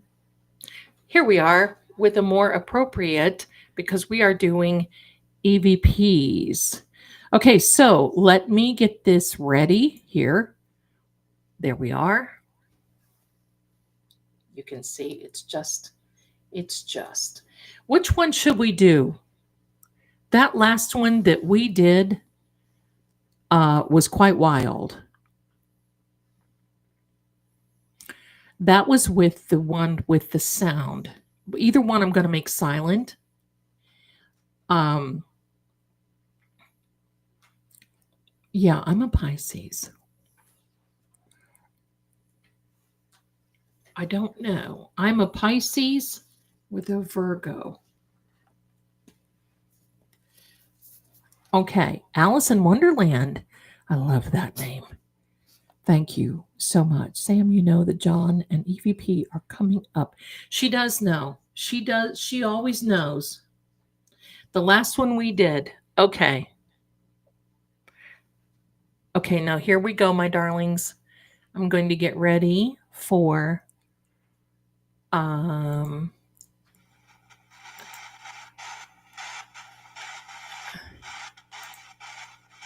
here we are. Let me prepare for this. I don't know how to make me smaller. No, we don't want to do that. We can't see the EVPs. There we go. I think that's okay. And let me make that channel bigger. And then here we go, my darlings.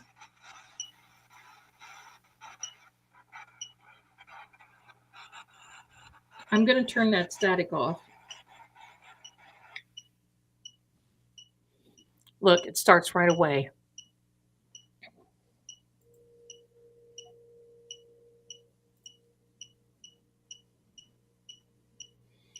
Let me see if I can make this bigger.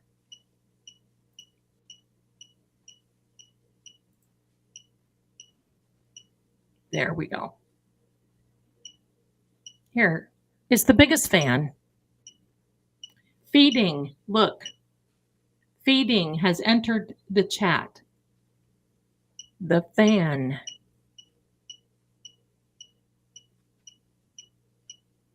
Feeding is our number one word.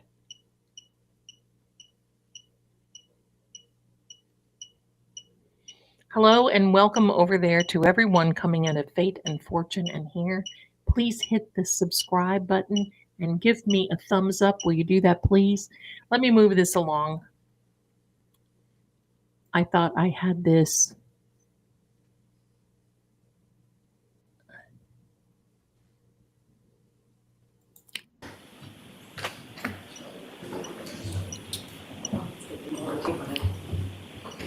Yay.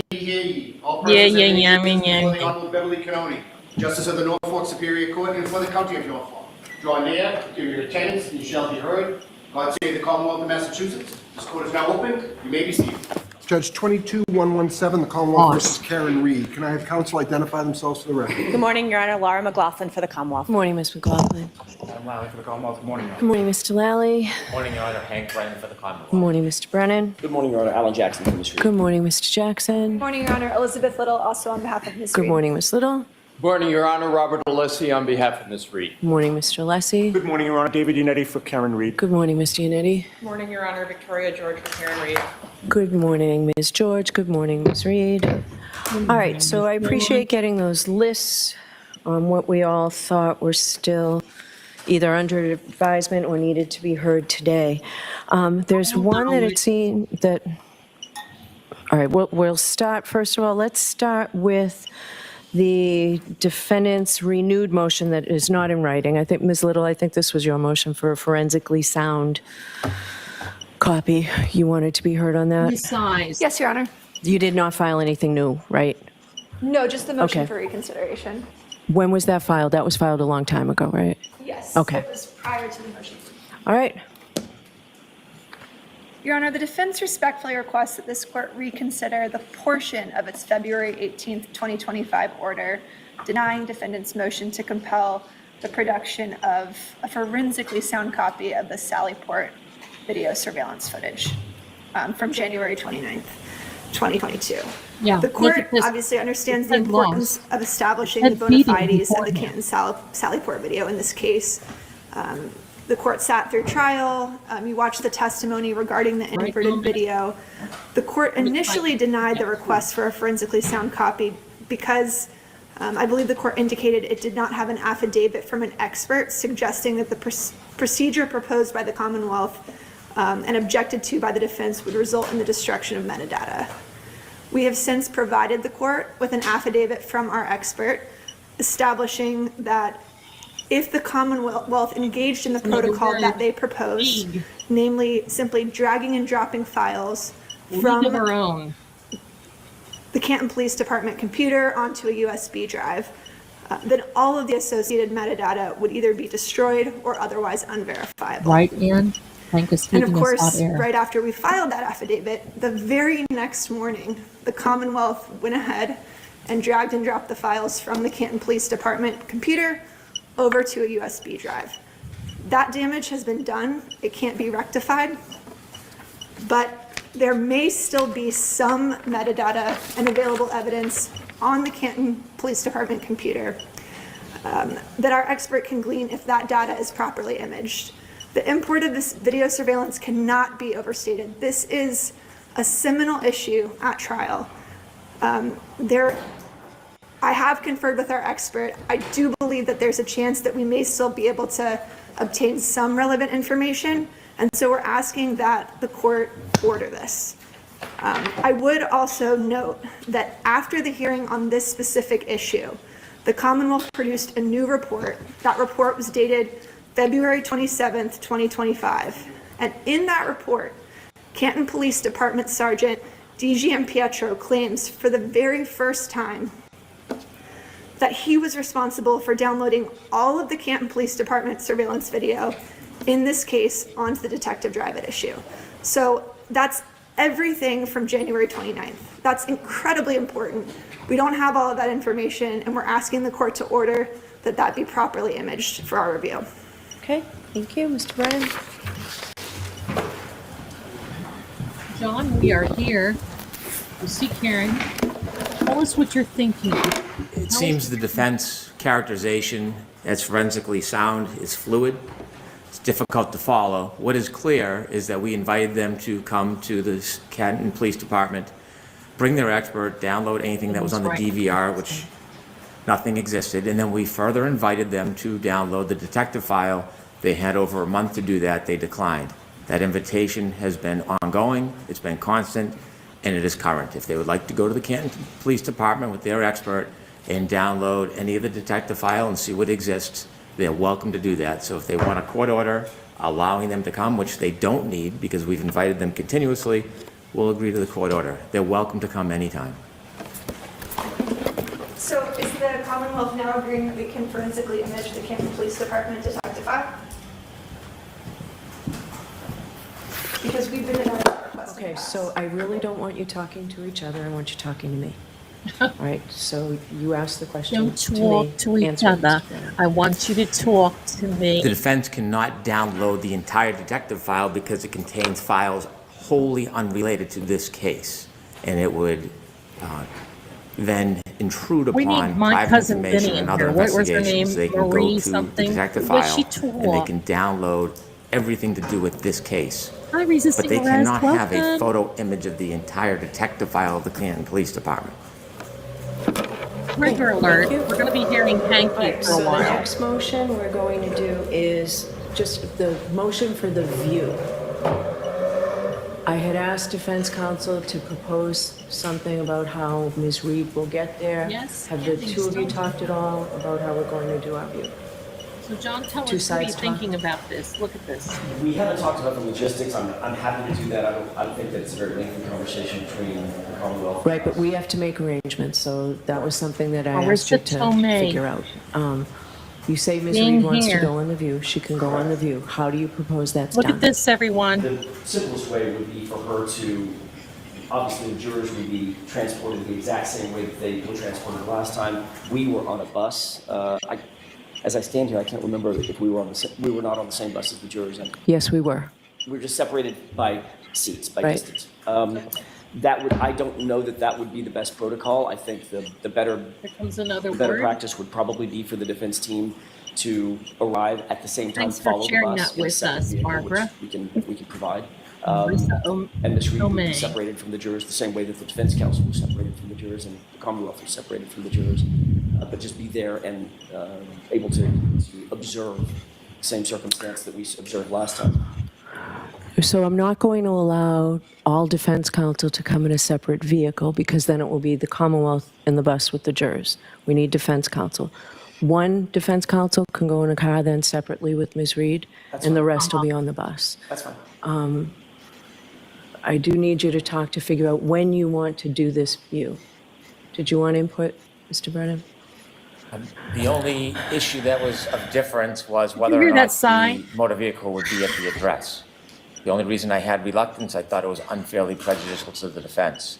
If they decide, They want it, right? You want the vehicle there at the time? We do. if they want it there, then I'll be agreeable. Okay. That was my concern at the time, but if that's that request, I'll agree to it. Okay. The date of the view, I didn't know if the court wanted any confidentiality in the date of the view. I would like to talk to. So why don't I see counsel at sidebar about this anyway? Sidebar. So why don't I see counsel at sidebar? I have to watch my cousin Vinny again to take some hints over Marissa Torme. Those breathy. Tell us, John. What do you think, John? There's Mr. and Mrs. Reed. Say hello.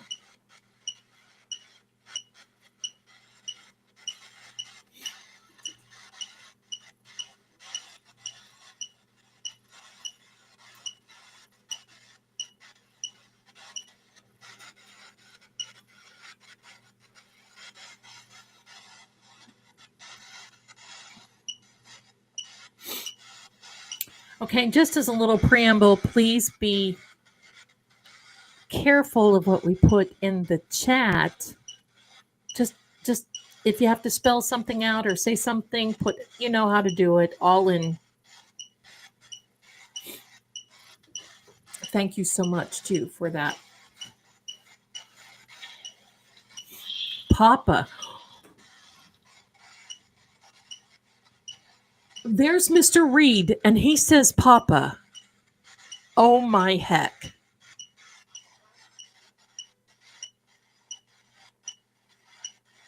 Look at that. Does Karen call him Papa?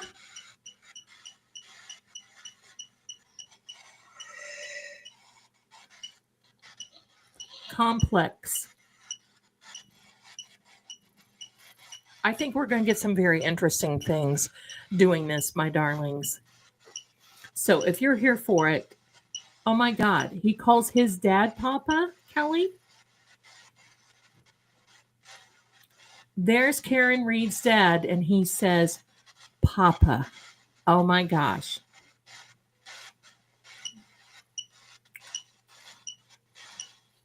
Wow. Just wow. John called his dad Papa. Wow. Here comes another word, my darlings. There's complex.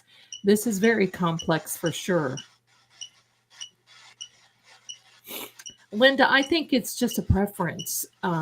She's wanting to know why Karen's sister. I think she just wants to stay out of the limelight.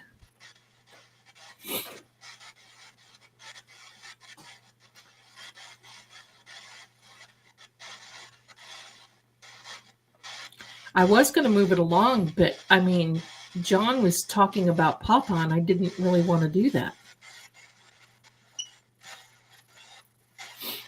Right, Amy? Mind blow emojis? Kelly, it was in John's text in trial 1.0 to Karen when he was referring to his dad. Amazing. This is a lot to keep track of. It is, my darlings, it is. Another word is about to come.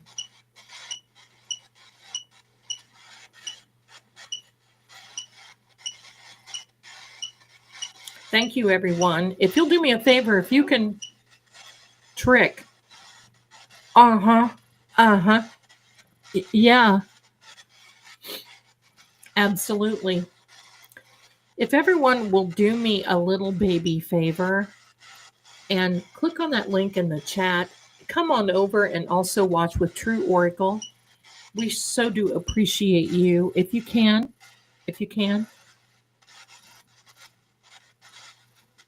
It was in the high 70s and into the 80s here the last few days. Trick. Yeah, I think he called Karen's dad that. He's probably saying there's Karen's papa.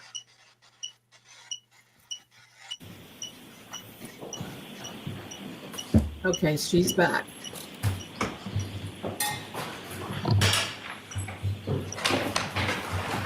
All right, so on the defendant's list, I don't understand the motion regarding Dr. Welcher. Thank you, Hillary. Because that's been Present decided, so both why is that platforms. here on this list? Is it erroneously on the list? Shelf. Thank It's you. not erroneously, Your Honor, but Mr. Brennan and I spoke about it. We have an agreement that will obviate the need for the court, which is my presumption. Mr. Brennan is going to state it, and that would be my suggestion to Your Honor. Robert to move on to the Alessi. next matter. We've reached The magnificent Okay, Robert what's the Alessi. agreement? What's the agreement? The agreement is there's going to be a redaction to the PowerPoint presentation of Dr. Welcher, specifically page 37. There kinda was, wild. according to Attorney Brennan, It is very an wild. erroneous remnant on 37. Okay, so why don't you just provide me with the new slide so I know what it is, okay? I will do that. All right, thank Thank you, you. Your Honor. Okay. So Top shelf, Will Miss. Lieutenant Top Wing, shelf. docket 607 and 658. Here. So what I want to know about that, Mr. Brennan, There's before a we begin is, beautiful do you have the font. new report of Lieutenant Wing? I do. I is what received it it last night. I is. haven't read it, but I discussed it with counsel. I understand it's just minor edits to the original report. So that won't delay any hearing on this. All right, so you're prepared to go forward? I am. love All right, that I'll hear you you. guys are making friends here.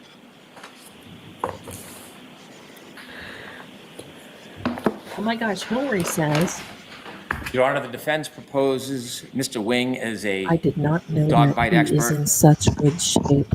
I think it is too late to ask for a Lanigan hearing. The trial's upon us, regardless of whether or not I think I have standing for it. I do not want to delay this trial in any John, way. tell us what you think However, now there that are we've got concerns about the Honk qualifications Brennan up of here. Mr. Wing. At He the has podium. no experience in pattern recognition analysis. I see no training on his resume. I will not hold the defense to the standard they've tried to employ, that he is not a medical expert, nor will I rely on Dr. Russell saying she's the only qualified individual in the country, but rather this There you go. I like person it too, should Will have Miss. some qualification Making to it come the into word court and give an opinion holiness. that a abrasion I'll is allow it. supposedly a dog bite. It doesn't appear that Mr. Wing is a certified trainer. It doesn't appear that Mr. Wing has ever testified in court before. And so to expedite the matter, rather than look or seek a Lanigan hearing, I think it would be helpful to have a short voir dire regarding his qualifications before he's presented as a Short witness, so the voir dire. court can determine whether or not he is in fact even a qualified witness in this case.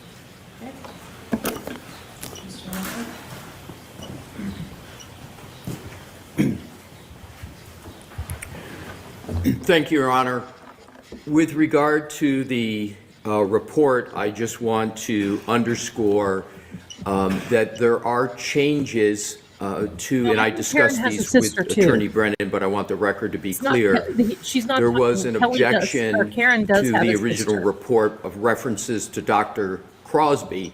We removed those, so those are fairly substantial. Are there any other changes to it other than the removal of Dr. Crosby? There are, but there, as Attorney Brennan indicated, they're minor rep parlance, et cetera, but otherwise, it's the same substance. Okay. So why don't you provide me with the new or redacted one as Kelly well, is and his I'll take a cousin. look at it. Kelly is That Mr. Reed's has, cousin. I will do that, Your Honor. I'll provide the court with that forthwith. The second is on the substance. Tell us, John, what Lieutenant you're thinking Wing about all this. We're here, we're is seeing living. extraordinarily Here's experienced. John. Hear that? You will see that in his report. The summary of his experience, because it would take a lot of time to go through it.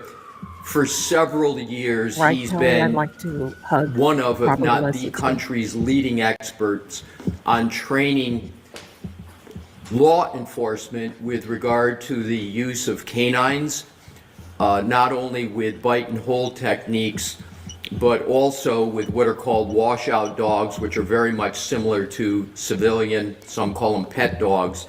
Fraction. He has extraordinary experience Fraction. with wound recognition. Meredith looks very Attorney pretty. Brennan Meredith did respectfully look is very incorrect when he becoming there says with that red he doesn't have blouse. experience with pattern recognition. His experience is extraordinary in that regard. Let's see. Your Honor will make her own judgment, but the report clearly establishes his pattern recognition. His Yeah.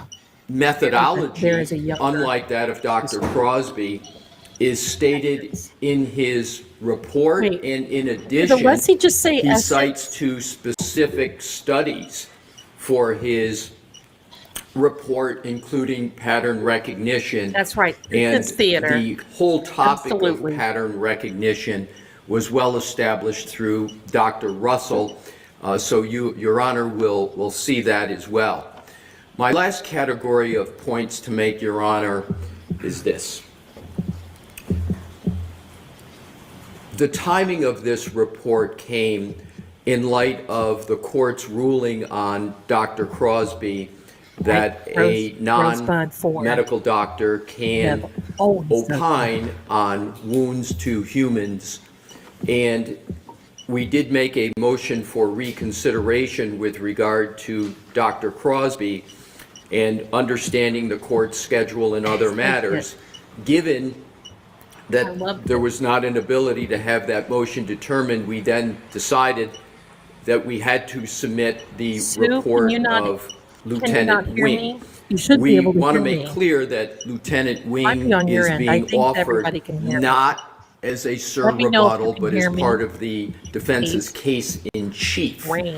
And it is part of that in light of the March 6th order of the court with regard to Dr. Crosby. The aspects of behavior in combination with the wound recognition is different from Dr. Russell.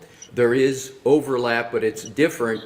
And the bottom line here is that the approach of Lieutenant Wing and his qualifications exceed that of Dr. Crosby. This is And court TV. my not me. request, Your Honor, is I do not believe there is at all a need for any kind of a hearing.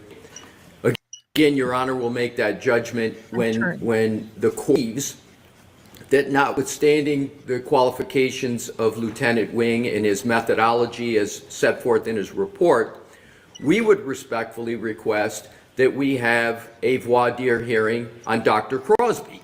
We have made that request of Dr. Crosby. That's another motion. That's what we're going to hear next. Understood. And I was just going to say, I am not going to get into the basis for that. I just wanted to, because... Just go ahead. Just move on. Yeah. So my request would be that a determination on whether or not there's a voir dire of Lieutenant Wing abide the motion in the discussion. So in conclusion, Your Honor, we respectfully request that have a voir dire hearing on, at a minimum, wait for that determination until the court reads the report of Lieutenant Wing. Right. Thank you, Your Honor. Okay. All right, so there's also a motion for reconsideration regarding Dr. Crosby. I can tell you regarding reconsideration, I've found that he is an expert. I am not going to reconsider whether or not Dr. Crosby is an expert. I'm not going to reconsider whether he can testify as something is consistent or inconsistent with dog bites. Okay, my darlings, I'll try to keep up with it and pause when I talk. I don't like to pause that much. Maybe I should turn the court down a little bit, do you think? But anyway, I do feel that Alessi felt rushed. Look at this golf. There's some other words coming. So okay, so I will I'll try to really keep up with it. Okay, here we go.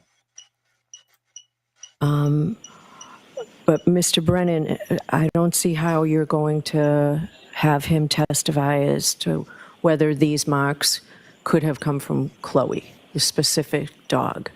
I think that you can certainly talk about measurements that may have been made, but I don't see how he can testify that this either was or was not this particular dog, particularly in light of the most recent National Academy of Science report that found that no evidence of an existing scientific basis for identifying an individual to the exclusion of all others via bite mark evidence. So what do you want to say about that?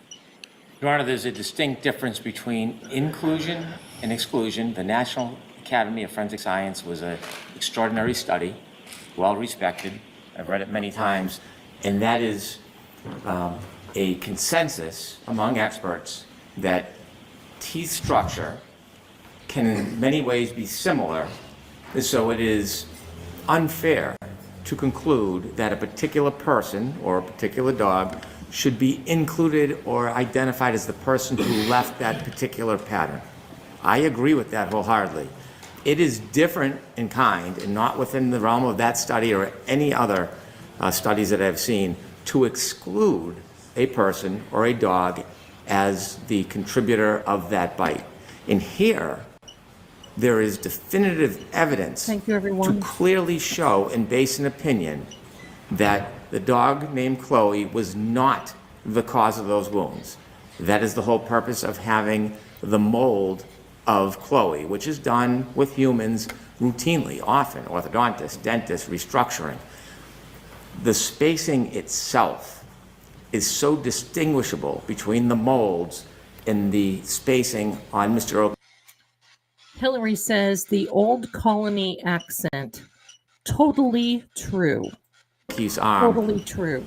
It is an objective, a specific, and a substantive basis to draw a conclusion that there is no way to a degree of certainty that these wounds were caused by Chloe's mouth.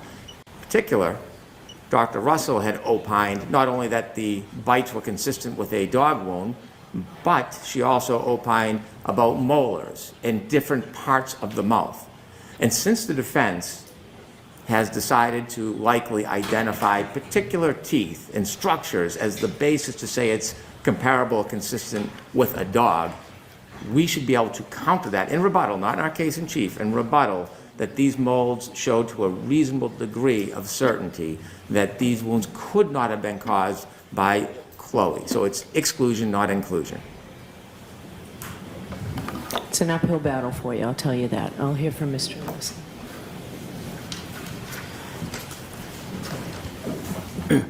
Thank you, Your Honor. I can go through this quickly. The National Academy of Science, the 2009 report Your Honor is referring to, there is no finding in that exclusion's okay, but inclusion is not. There's nothing in there to support that proposition. That's number one. Number two, with regard to the opinion of Dr. Crosby, he did use a mold, but he didn't use the overlay. In the NAS, I'll shortcut it, 2009, the only way you even get to discuss it is you have to have the mold and the overlay. Dr. Crosby doesn't have the overlay. So even not considering the first point I made, where that's allowed for humans, you need a mold and an overlay. So there is no basis in science for the proposition that with certainty this could not be Chloe. So in sum, the inclusion-exclusion distinction that Mr. Brennan tries to make is nowhere rooted in the NAS study. And the point that Your Honor made and that we have made consistently is that there's little difference between inclusion and exclusion when you get to the methodology that's employed. So we, Your Honor, would support what Your Honor's question, comment was in the beginning, and that is there should be no discussion with regard to Chloe on inclusion or exclusion basis. Thank you, Your Honor. Did you want to reply?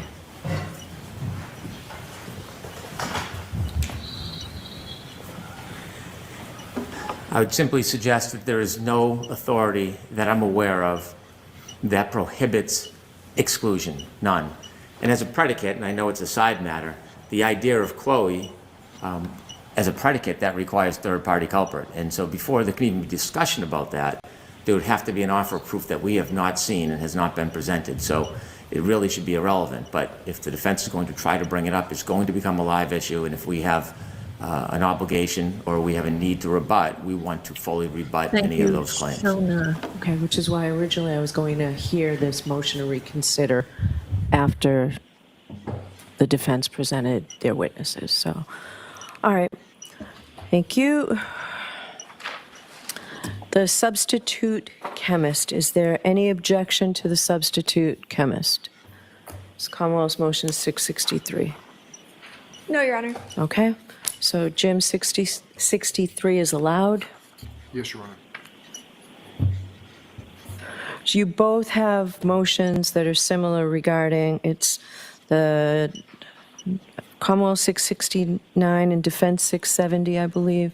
It's about the audio-visual aids and giving notice. So you're both in agreement to give notice to the other side before you use anything, and have you done so with regard to openings? The Commonwealth agrees to give notice. We've provided a number of clips of statements that we seek to use during the trial. I hope to narrow the ones that we're going to use specifically so the defense could have more notice of it. We have a clip that we'd like to offer in the opening. I'm not sure if our office has provided that to the defense. If not, we'll do that shortly after the hearing. Okay. Who's arguing this for the defense, or who's telling me what's going on? Your Honor, we're happy to provide notice. We have not yet received the particular audio clip that the Commonwealth intends to use during opening, but we're happy to provide any visual aids that we intend to use as soon as today. All right. I'd like to see what you both intend to use in your openings, because whether you agree with it or not, I have to make sure that it's admissible, that I know it will be coming into evidence before I let you put it up there. That really is the This is motion. for the court. The Commonwealth will provide a copy to defense. That's Okay, thank you. Can I have the defense what you intend to put up? This single photograph, Your Honor. I'll provide it to the court immediately after the hearing. Okay. Your Honor, I'll add that there are a number of statements that we have clipped. We, with the court's permission, would like to provide an entire package to the court so you can have an opportunity to view if you wanted to. Thank you. So I need the defense to look at this before the end of the hearing, because I don't want to bring everybody back tomorrow if you object to what the Commonwealth intends to put in their opening. Did you tell them what it is? Like, is it something that they already have? They've had the materials, the interviews in total, but we've clipped the pieces that we want. It's been an ongoing process. I understand my office has sent a slew of those clips to the defense. Okay. I want to narrow it down. We're not going to use all of them unless there's a rebuttal portion, but I want to narrow down what we've given them. But we've been over-inclusive in what we intend to provide. The Commonwealth provided at least 44 clips. I'd ask for whatever they intend to actually use in their opening so we can look at it for... I think that's what they just said. They're just going to give you. We'll give them the file name and if the court takes a recess, we'll give them the file Yes, name. I'd like to do that just in case there's an objection, or I can bring you all back tomorrow or Friday, and I don't really want to do that to you, so. Thank you. All right, so we'll just take a look at that. Okay, so that sort of also covers, I guess, the the Commonwealth's motion regarding the use of extrajudicial statements. And if you hang on while I grab that. Is there an objection to that motion? No, Your Honor. Okay. Can I make a note? Yes, please. The defense, I'm sure, is aware, but I want to point out as part of that motion, we're asking to have an independent reader, someone who is not an officer or involved in this case, I don't expect there'll be any emphasis or drama in the presentation of text messages, but I think an independent reader is fairer, more objective, and we'd like to have that independent reader take the stand at times throughout the case when we want to introduce certain text messages that don't involve a participant. All right. How are you going to find this person? Well, we could have somebody playing close from the state police, or we could find somebody that's agreeable to the defense, but I think it would be best if we have an independent reader who's available throughout the trial to play that role. Okay. May I have a moment, Your Honor? Yes.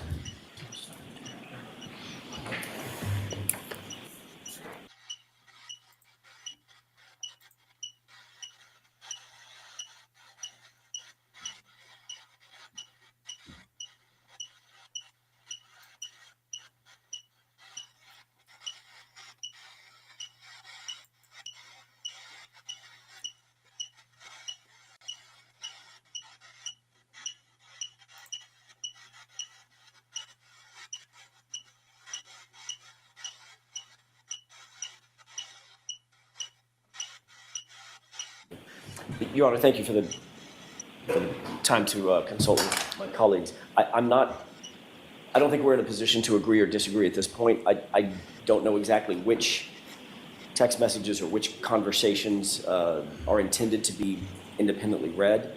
At the last, My darlings, right now, I mean, this is kind of a dry run of what we're going to be doing next week. It's okay. I want to put your thoughts up on the screen, but I'm here because I want to see what the EVP says. So it's okay. Don't worry about it. It's all good. If I have something to say, just like right now, I'll say it. But I want to let this go on, and I want this energy to start flowing so it knows exactly what we're here for. So there you go. So thank you so much. Here we are, my darlings. Here we are. last trial, they simply came in through the person that found the text messages. They were, Mr. Lally asked, I think, Mr. Garino, I can't remember his first name, Mr. Garino to recite the messages from both sides, and that was done pretty effectively and expeditiously. But unless I know more about exactly what the theater of having an independent reader is going to be like, I can't really weigh in. Go ahead. May I? Yes. Wherever there's a witness involved in the conversation, if those text messages are admissible, it would come in through the witness. Text messages between Mr. O'Keefe and the defendant, there is no author of those. And so we will introduce those text messages, the admissible ones, at different parts in the trial when they become relevant. So it's not sufficient to simply have a state police officer who is not a witness to those text messages to come in and read them continuously through the trial. Mr. Garino is an independent witness in this case. To bring him back regularly as a police officer, I think creates the wrong impression. I think objectively we can have somebody come in who simply reads those text messages when they're appropriate to introduce. I would disagree gently with Mr. Brennan. That's exactly what the proper protocol is. If Mr. Garino is the one who found it, he's a state trooper, he found the text messages, he was the one who downloaded the data, he was asked about those text messages previously. I think having him come back, and it doesn't matter how many times he comes back, he's paid by the state. He can come back 5 times or 1 time. But to have somebody else come in or other individuals come in to act as readers, I think that is not in keeping with the ordinary course of presentation of the evidence. It just doesn't make sense to me to have a reader come in. It seems to add a theater to the text messages that are inappropriate. I don't know who these individuals would be, and the text messages are admissible because they're statement of a party opponent, and the other is the context of the statement of the party opponent. So I don't see any reason to change the protocol that we had last time. All right. If I were to allow an independent reader, do you have a male and a female? Or would it be a male reading a female's responses? I haven't identified anybody, but I can get a male and a female. All right. And that's exactly what we don't want. I think that's inappropriate. It's not going to be Mr. O'Keefe, and it's not going to be Ms. Reed. The text messages speak for themselves. The jurors should be able to analyze the words that are on the page, the text messages as they were written and drafted, not the inflections and the repartee between two independent people with motives that may or may not be consistent with the text messages. As we all know, it's a very, very different circumstance to have a text message communication with someone and have a conversation with someone, for instance, telephonically or verbally. People talk about it all the time. Things get lost in text messages. Having them read by a state trooper who found them. So it can be perhaps, not a state trooper. That's all. I understood it to be to take out all infliction and completely that. Right. I heard Mr. Brennan say the same thing. I don't know that that's actually what's going to happen. And this lends itself to sort of a theatrical presentation that's completely unnecessary and could be incredibly objectionable. And then once it's done, it's done. All right. I will consider it. There'll be no inflection. That would be inappropriate. Thank you. All right, defendant's motion for specific discovery, paper 638, Jimmy. All right, who's arguing it? Yes, that's me, Judge. Good morning. Before court today, Mr. Brennan and I conferred, and I think we've largely reached agreement. The only numbered items on which we do not agree are 3 and 4, which are related. I will say, as a preface, that we are withdrawing request number 8. And with regard to request number 7, we've agreed on the following language, Judge, which I would read into the record. Number 7 would be any indication of a witness willing to change testimony in exchange for any consideration. With that, I would ask the court to allow the motion. With regard to 3 and 4, I believe that we should receive information if there's a witness who has expressed to the Commonwealth either a refusal or a reluctance to testify in this matter or to cooperate in any way. Okay, there's no authority for that in Rule 14, correct? We believe that it's consistent with Rule 14, which is why we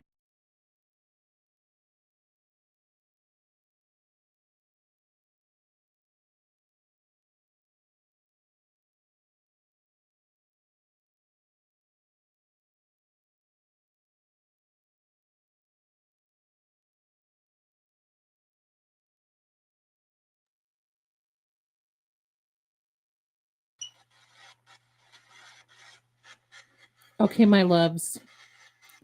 I don't know what happened, but it just kind of went poopy on me for a second. Let me add that stream back again. Thank you so much. I'm here. No worries. Okay. So we're going to add that back again. Look at this. These words are amazing. And all of you, oh my goodness, look at this. Miss Jules, another 5 memberships. Thank you so much, my darling. Thank you. Thank you. Thank you. Thank you. There we go. Becky, thank you. Thank you. Kelly, if you said something before, I may not have seen it. I'm doing some housekeeping as I listen. I'll be done soon. Well, honey, you go right ahead. I wish I could do the same thing. Okay, my darlings, let me put this back on. I don't know what happened, but I kind of went kaput. So we're going to add this back again. Here we go.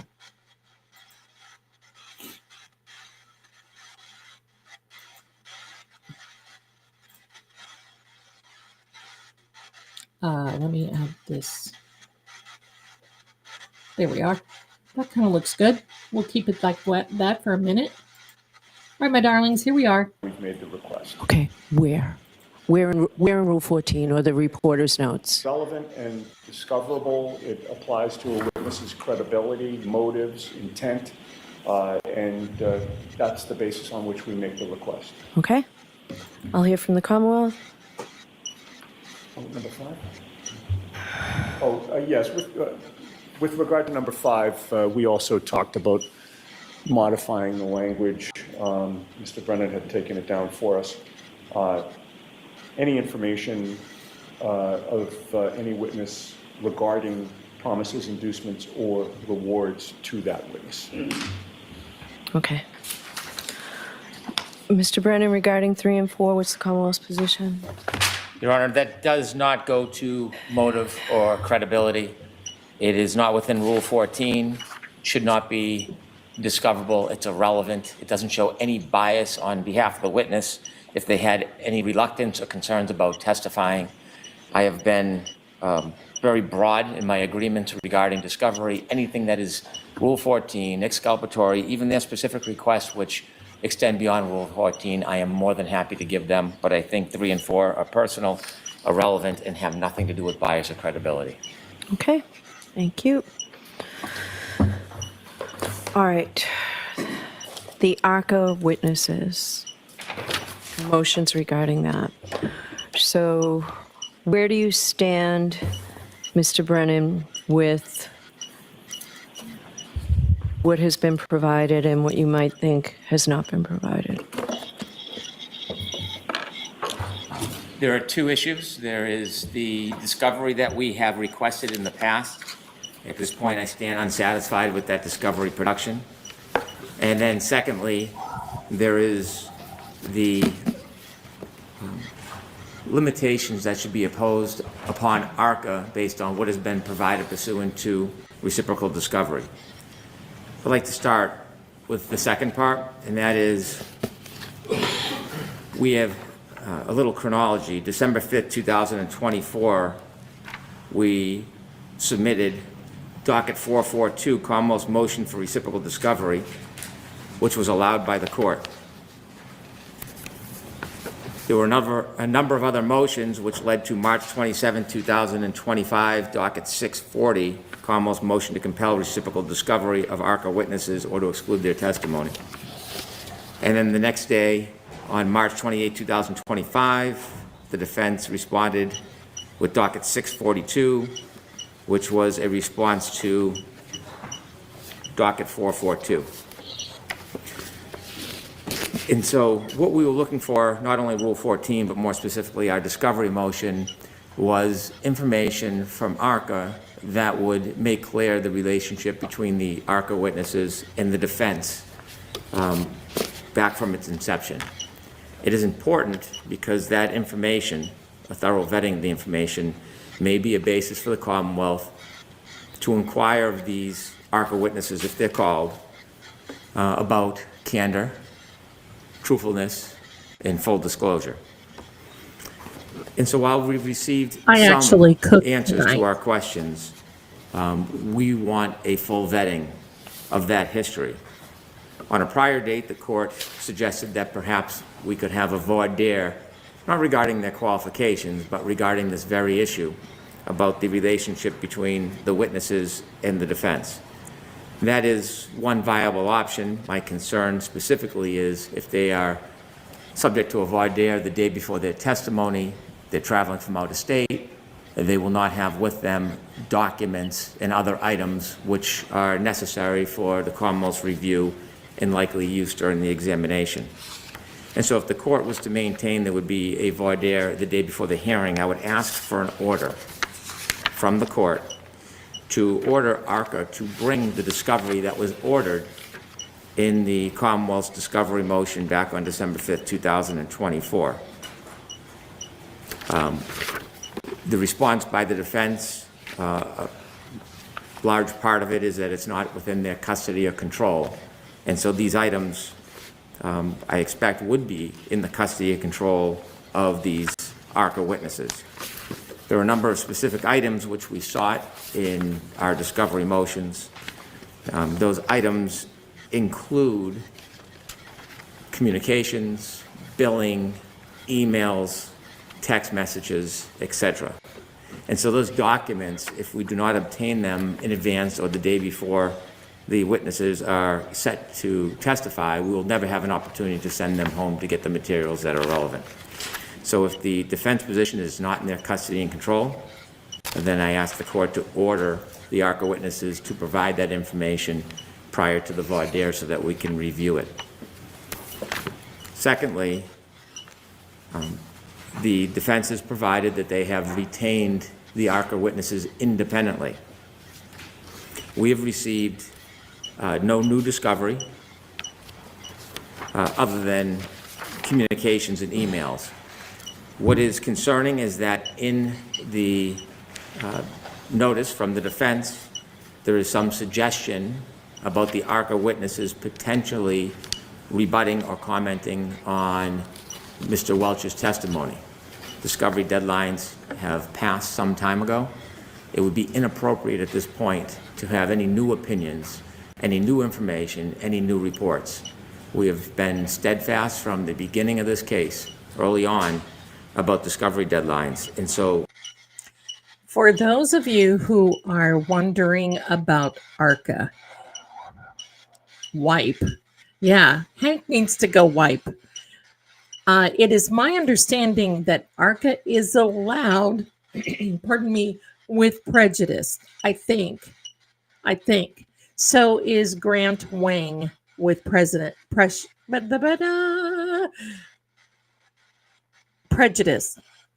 Correct me if I'm wrong. I know all of you. It's so hard for me to keep up with all these things, but I do believe they are in. And if we need a voir dire during the trial, they will get one. So there you go, Hank. You can wipe. There we are. Hank never answers his emails from the defense. No, he doesn't. And he wants to blame them. Sue, thank you so much. Zelda, you are a great hostess. You make people feel so welcome. Listen, if it weren't for any of you, I would not be here. And I'm so thankful for each and every one of you. You just don't even know how grateful I am. Thank you. Thank you. And you know what? Someone asked me the other day and said that they could not afford to donate or give anything. And I just want to say there's no obligation. Thank you so much. And if you want to do something, if you see an ad, just watch the whole thing through, because you don't realize, if you can't do anything, how much watching an ad will help. Look at this. Represent. Absolutely. You don't know how watching an ad can help both True Oracle and myself. So thank you very much. Let's just take a couple of these chats. I want to Kim says, y'all don't forget to check the chat filter and click all to see everyone in the chat. Thank you, Kim. That is wonderful, wonderful advice. Thank you so much. Thank you. Thank you. I'm going to review by now. So sick of his tactics. Oh, aren't we all, Patty? We are so all. Kelly says represent. And oh my gosh, Derek, that is so funny. If you're not going to use that, I might. You know what? I think what I'm going to do, and I hope nobody steals it, I'm going to say I watched Karen Reed's Trials 1 and 2.0, and all I got was this lousy t-shirt. So there you go. Grateful to have you to watch. We need help dealing with this debacle. We represent the lolly pumpkin, the lolly pumpkin, the lolly pumpkin. That's how he sounds. Good one, Derek. Good one. Yeah, I called him a certain wipe. I'll allow it. There we go. I know exactly what wipe. It's not a baby wipe. So just watch the ads and hit the thumbs. It really does help the channel. Thank you so much, Jerry. It does. It does. More than you would really know. Now, I'm going to say something for a minute because I need to take a break. Just a air break from the old colony accent man who talks to his nose. Okay, green-eyed. I will put that. I will make that tomorrow. I will make that. It will be ready for Saturday. Okay, there we go.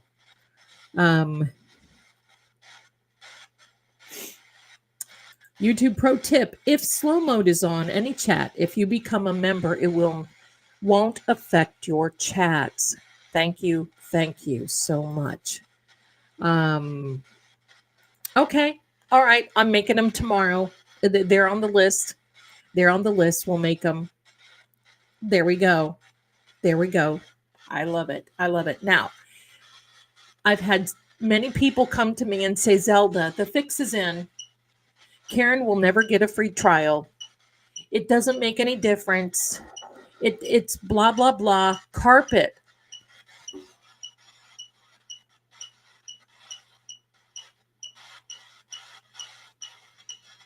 Y'all know what that means. Carpet. Yeah, I probably shouldn't I? Hello. Give me a minute. I want to say this, though. Good idea. Thank you, Miss Jules.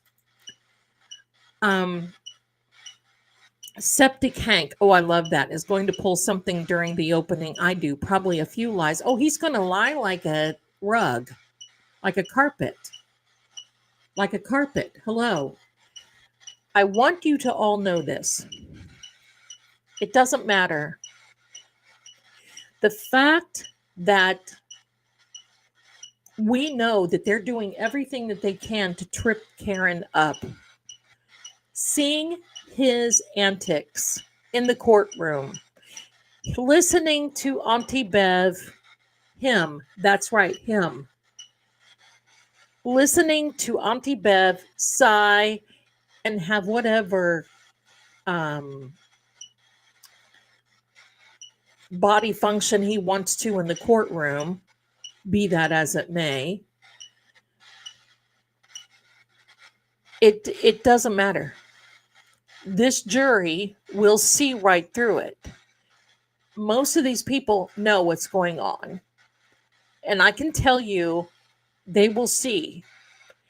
And the moment that the defense brings this, the evidence forward, 1.0 is one thing. They know now what to do because a lot of this evidence went over their heads. And I get it.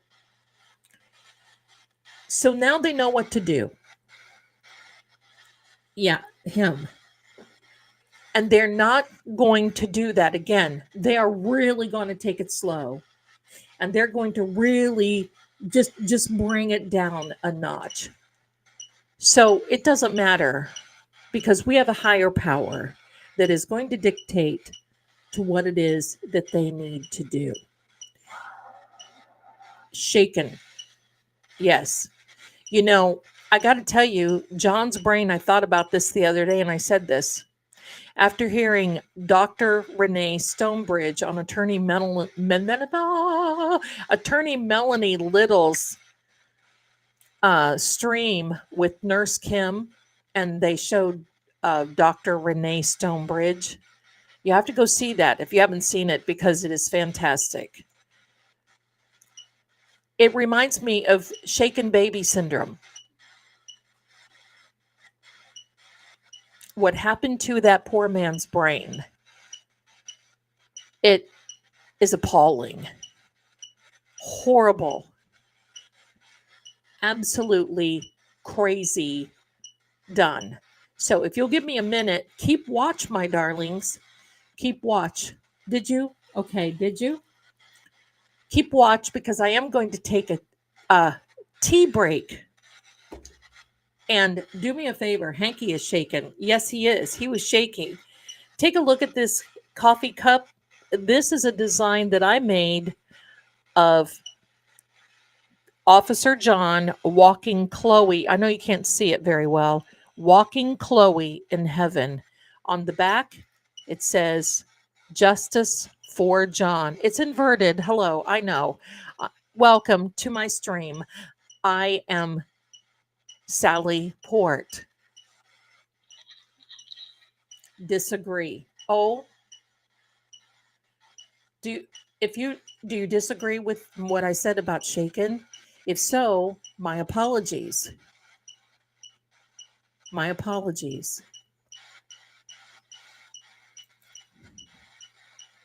Oh, I'm so sorry. Yeah. Oh, yes, I'm walking after midnight out in the moonlight. Just hoping you may be somewhere out walking after midnight, searching for me. I stopped to see the weeping willows crying on his pillow. Maybe he's crying for me. I've got to take a tea break. I'll be right back. Please talk amongst yourselves.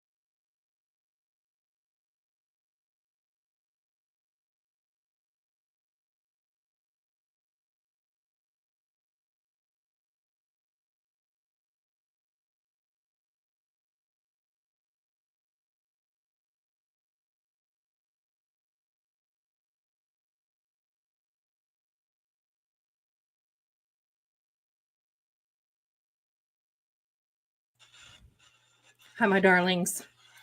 Okay, thank you so much for allowing me to take a break. I had to go get my iPad. I had to feed the fur babies because it doesn't make any difference. They want to eat, they want to eat. So thank you. I don't think, thank you so much, my darlings. Reservation.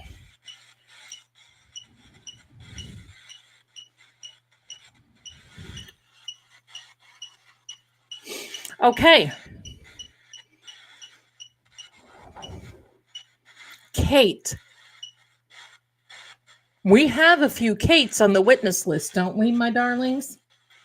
I think so. Let's get back to it. And I want to tell you all, I love your comments. Thank you so much. All right, let's turn this. Should I go a little faster with him? Should I go a little faster? Should I put it on 1.20?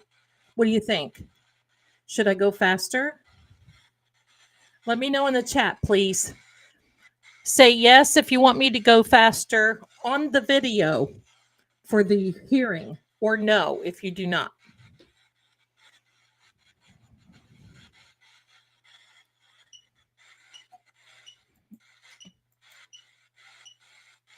I did not know that, Kim. Did not know that. Node.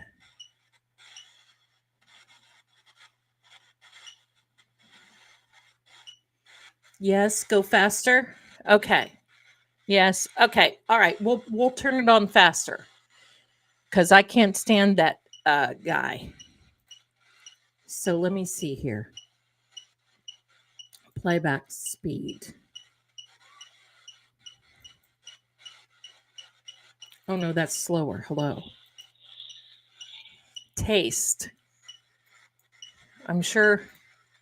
My expectation is if the ARCA witnesses testify, they would be required to testify pursuant to the February 12, 2024 report, and they would not be able to provide any further opinions, any further ideas, or any further reports.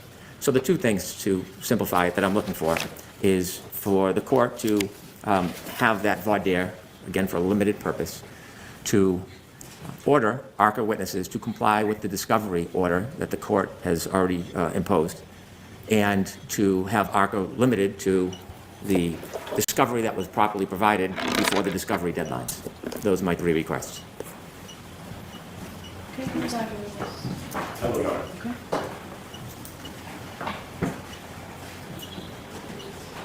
Turkey. I want to go in reverse order briefly, if I could, concerning the Turkey. The discovery deadlines. We have continued to receive new notices of discovery from the Commonwealth well after the same deadlines that Mr. Brennan is now bringing up concerning ARCA.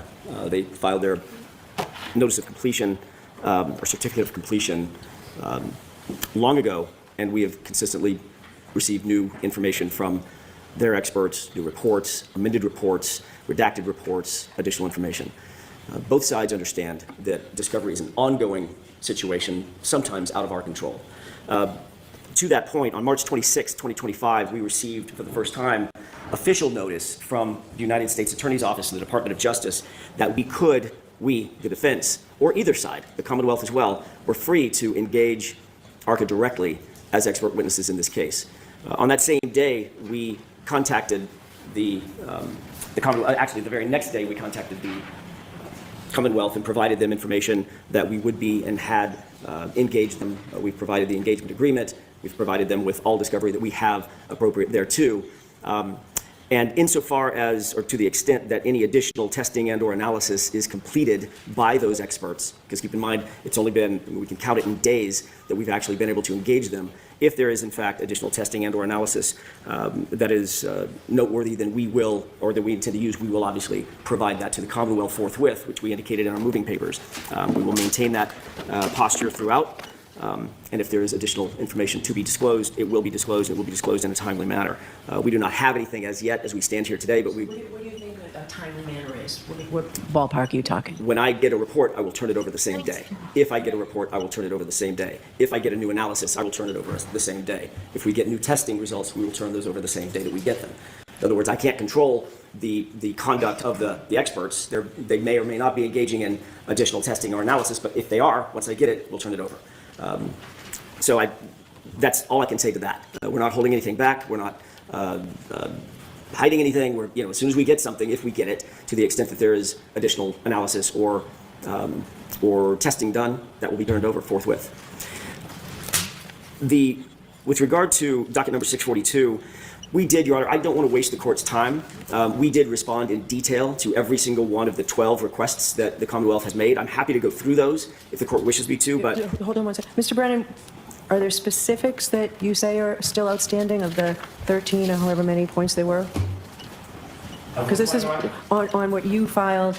So this is not unusual. A party says, we asked for all 13, another party says, we gave them to you, and then the party says, I don't have them. Can we narrow this? Is there anything specifically that Mr. Jackson should address? Yes. Their response is that it's not in their custody control. So for which ones? Which of your numbers? Number one, a complete statement of all opinions to be expressed by Daniel Wolf. Okay. And their response is the information in the possession, custody, and control of the defense has already been produced. That obviously understates the fact that they would hope to have new opinions. That is the very point that this is not responsive. Their discovery deadline has passed. And so I would like to talk about, or respond after Attorney Jackson is done, about what is going to evolve from this conversation. This is exactly what I was worried about back in November, what I expected might happen and should not have happened. So it's difficult now to parse the different pieces of my discovery request, but we do not have all the billing, all the communications, all the text messages, all the emails between the parties. And if the defense's position is not in their custody control, well, it's certainly in the custody control of ARCA. We do not have all prior reports, all prior testing, all field testing, photographs, pictures. We don't even know who was what part of this report. Okay. And so my tolerance about this ongoing development of discovery is a extraordinary problem for me. This is the number one issue I anticipated and that I've tried to prevent. Okay. So address number one, Mr. The Jackson. number one issue that Mr. Brennan has anticipated and tried to prevent is ARCA testifying. Let's just call it like it is. So address number one, please. I Okay. am. That's what I'm doing, Your Honor. We have provided on April 12th about 1,000 pages, additional pages, responsive to the request specific to ARCA. The response that we provided to request number one is as follows. The information in the possession, custody, and control of the defense has already been produced and can be found in the ARCA report, the voir dire testimony, and the trial testimony of Dr. Wolf and Dr. Rentschler. That is specifically in response to request number one. What we have, they have. Mr. Brennan constantly stands up and says, we don't have all the emails, we don't have all the communications, et cetera. They have everything. We've already turned that over. There is nothing that we have not turned over that's in our possession. With regard to the new information that Mr. Brennan says, this is exactly what I was worried about, et cetera, we could not engage these experts until we got permission from the Department of Justice. The federal government had to give us permission. They gave both sides permission on March 26th, 2025. We immediately, Your Honor, as best we could, leapt into action to contact ARCA and engage them formally so that they could act as experts for the defense in this case in furtherance of potential testimony moving forward. We do not have additional testing results. We do not have additional analysis. We do not have additional reports or findings as yet because it's only been a few days. If we get those, we will turn those over immediately. And that's all we can be expected to do. If the court wishes to go through the others, it's listed as 13, but there's actually 12 requests. I'm happy to do that. If the court's satisfied with... I had a question. It was my question last time when they testified. It wasn't clear to me who did what each witness did regarding testing, preparation, things that are normal cross-examination. Is that clarified any better? They said we. They talked about we did this, we did that. Well, I would disagree with that. Dr. Rentschler talked about what he did, which was more on the biological side. There's a difference between the and two. Dr. Wolf talked about what he did on the mechanical side. They did discuss what their individual or their specific capacity was and their expertise. We have not received any additional report to that effect. Everything that is in the report is exactly what the Commonwealth received at the same time that the defense received it, and it's exactly what they testified to both in the voir dire and in the trial. There's no clarification that we haven't asked for clarification. If there is clarification in any new analyses, that will be turned over immediately as well. Is there anything that they're going to say they cannot provide because of the federal investigation? Not to my knowledge. I don't know. I haven't asked them if there's communications that Mr. Brennan is asking for that they can't provide. I haven't asked them that because I've not deigned to. Can we consult with counsel just for a moment? Sure.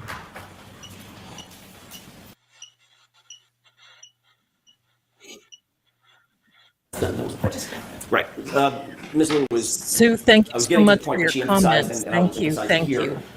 The one thing that the U.S. government has said to both the Commonwealth and to us is in furtherance of their testimony, in furtherance of their engagement, they still are not allowed to detail confidential communications that they had with the U.S. government and the Department of Justice. But can they testify as to what they did? Yes. That's can they testify under what direction they did these things? Well, they can certainly testify to what they did. Absolutely. That is on the table. Every bit of testing, every bit of analysis. But why they did it? What their communications were, what their directives were, that is confidential. And can I see Counsel Tagbar, please? Can I see counsel at sidebar, please? Let's roll through this.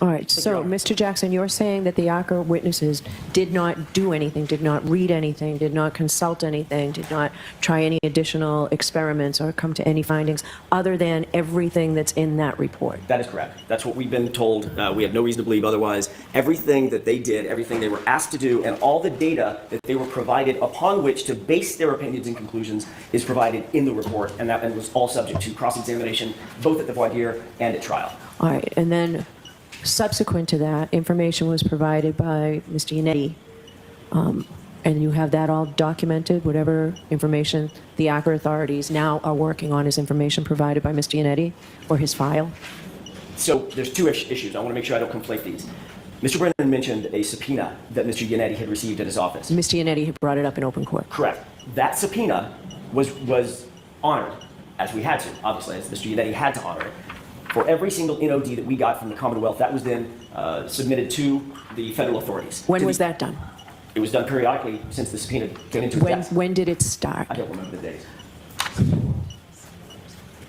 September 1st, 2022. Thank you. I didn't remember the specific date, but it was very early on. So the Department of Justice, or the U.S. Attorney's Office, was receiving information pursuant to that subpoena in an ongoing basis.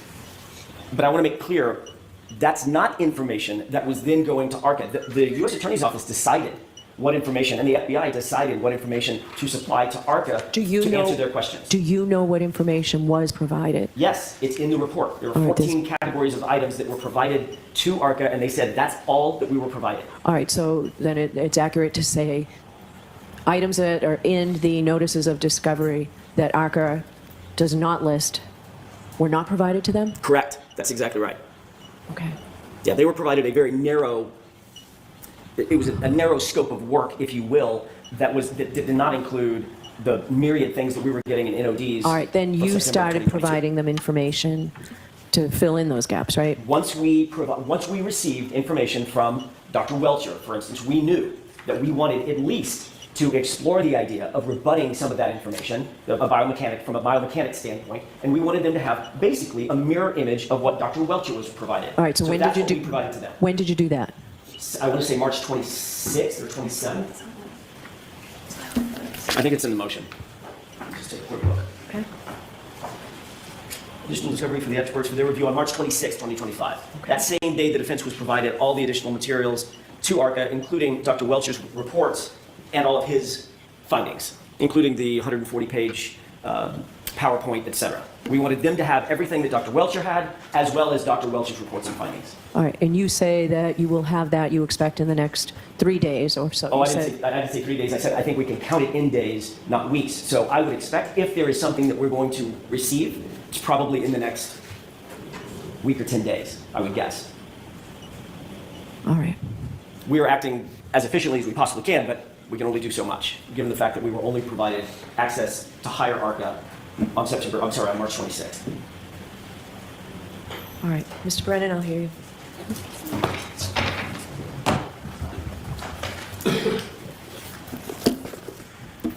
This is the very issue I've been concerned about since the beginning of this case. And I've made every effort to alert the court that I had a concern, in fact, that I anticipated this very thing would happen. When I began this case, beginning of October, end of September, my first analysis was of the past history of this case and dropping experts and information during trial. My attempt was never to preclude ARCA from testifying, never. But it was to preclude the defense from trying this case by ambush. And it was my primary concern, and that is why I filed motions from the beginning of this case. Your Honor must remember, I was filing notices of intention, notices anticipating, things that are not routine because I knew this very thing would happen. We had ARCA witnesses where I still do not believe we have had full disclosure. Regardless of whose fault it is, I still do not. I had to stop that for a minute. I don't know if any of you noticed this or not. Look at Bill Reed as when he's saying, I'm going to back it up just a little bit. I would love to have you look at Bill Reed. Just let me back it up just a minute. When he's having his little hissy fit. Here we go. Watch Bill Reed. This is the very issue I've been concerned about since the beginning of this case. And I've made every effort to alert the court that I had a concern, in fact, that I anticipated this very thing would happen. When I began this case, beginning of October, end of September, my first analysis was of the past history of this case and dropping experts and information during trial. My attempt was never to preclude ARC from testifying, never. But it was to preclude the defense from trying this case by ambush. And it was my primary concern, and that is why I filed motions from the beginning of this case. Your Honor must remember, I was filing notices of intention, notices anticipating, things that are not routine because I knew this very thing would happen. We had ARCA witnesses where I still do not believe we have had full disclosure. Regardless of whose fault it is, I still do not believe we have full disclosure. Not just for the basis of opinion, but regarding communications between the defense and ARCA. That's why I filed this motion for discovery. And when the defense responds it's not in their possession of control, that's why these ARCA witnesses who've made representations to this court about not knowing the defense and the limited interaction with the defense, they need to be held accountable. That information should come directly from the ARCA witnesses if the defense can't or won't produce it. I believe there will be information that ARCA has if you order them to bring in all of their communications, email, phone call records, billing, and text messages. And if it exists, I would like to see it. I think I'm entitled. The ARCA witnesses provided a report that blurs the roles of the parties. I can live with that. I can accept that. The ARCA witnesses provide a report that does not have a lot of information about their study and notes. I can accept that because I have prepared for it. But what I haven't prepared for is for the defense to wait until the last minute, then move for a tour request, which they know will take time, then provide information to ARCA on the eve of opening statements, and then expect to come in with new opinions and information and reports after we've already given an opening statement. It's not only trial by ambush. It not only takes away the Commonwealth's ability and right to prepare, it creates a disadvantage that information and argument is already made to the jury without complete information that they should have had. They could have retained any expert they wanted. They didn't have to wait for ARCA witnesses. They've had 3 years. They could have retained any accident reconstructionists they wanted, but they waited. They moved with a TUI letter on February 7, 2025. Anybody with experience, including the defense, knows it takes time. If they really wanted the ARCA witnesses, they could have moved in November. We gave Judd Welch's CV in November.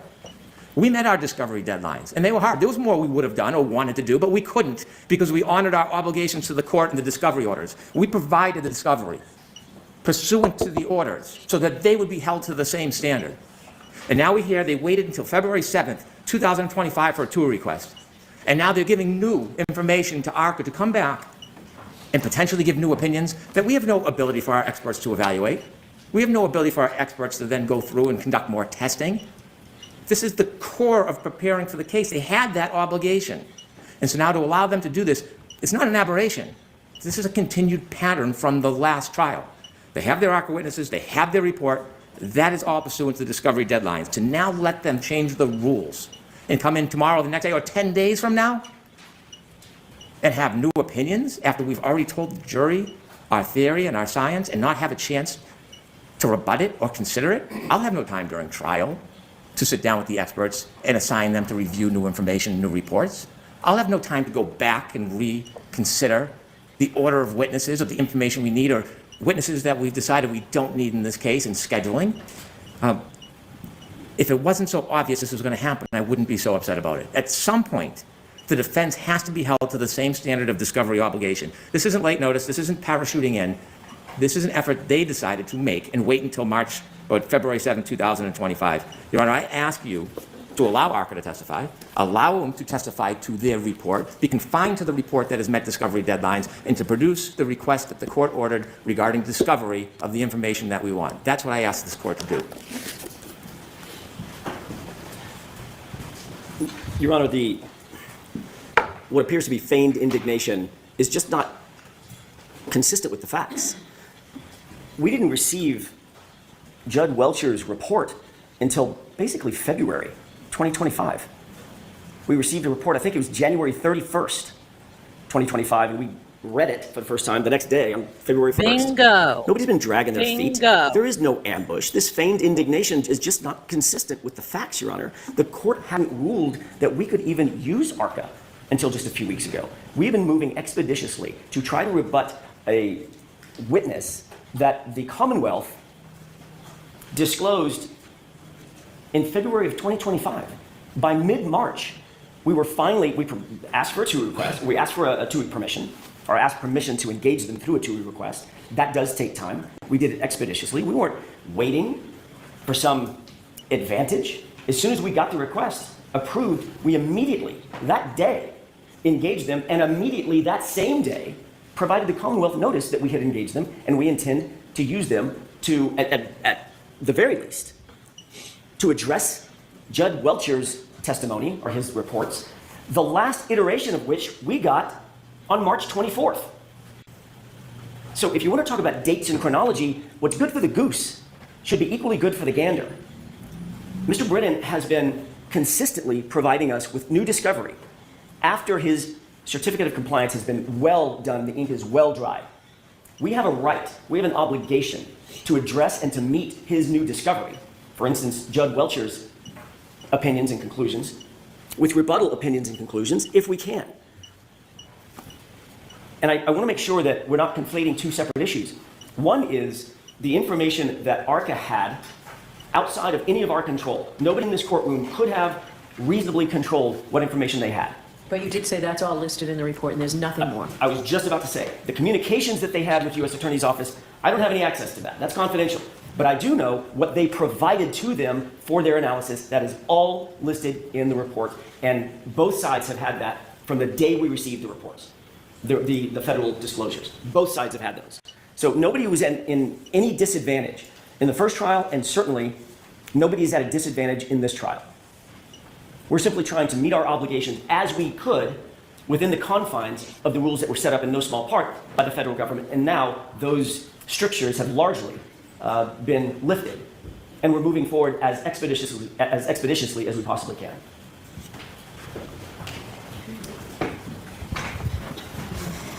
Rather than addressing their obligations, it's always an attempt to assign blame. The government or the Commonwealth gave us late disclosures. The changes in Judge Welcher's PowerPoint were by exclusion. Attorney Alisi had concerns about certain things in the report, so we took things out of the report. There's a difference. So you first provided it in November, then you're saying? No, we provided, pardon me, we provided his CV in November, and then we provided on our discovery deadlines, January 31st, 2025, and then on February 5th, we provided all of the detailed background notes, references, and so we met our discovery deadlines. The changes to Mr. Welch's report have been the complaints, understandably, about what they believed was hearsay or inadmissible, so we removed pieces. There was no new testing.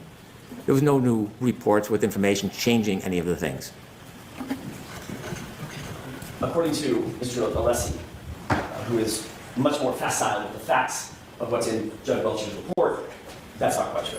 There were additions made to the latest iteration of his report. And Mr. Brennan just admitted that February 5th was the first time that we received all of the information from Judge Welcher. The next month, within a few weeks of that, that's when we received permission to hire ARCA. That's when we received permission to engage ARCA. That's when we provided the individuals at ARCA with everything that we had been provided just the month earlier. So there's no ambush. There's no attempt at taking an advantage vis-a-vis time. It just doesn't, the arguments just don't play, not with the facts and the chronology of what we've been doing, and we're continuing to do. All right, thank you. I think is the only thing left the motion to sequester Aidan Kearney to remove him from the sequestration order. Is that the only thing that's now left outstanding? No, Your Honor. There's also a motion in limine that was outstanding. It's the Commonwealth's motion in limine to prohibit reference to any pending internal affairs investigations. Yes, where do we stand with that? I thought that you were going to... We've had a chance to review the file. If there's any statements that are relevant, we think the defense is entitled to use those statements for impeachment or cross-examination. John is in shock and horror over this. Just total shock and horror. As far as the rulings, the administrative body's rulings, that should not be permissible. It's an opinion of a third party, and then it will open the door to the explanation that those sustained findings are limited to certain conduct, but don't include other types of conduct which we would need to rebut. A third party's opinions are not admissible to impeach a witness. The defense vehemently disagrees with that assertion. That's not the state of the law. We did provide notice to the Commonwealth of what we intended to admit at trial.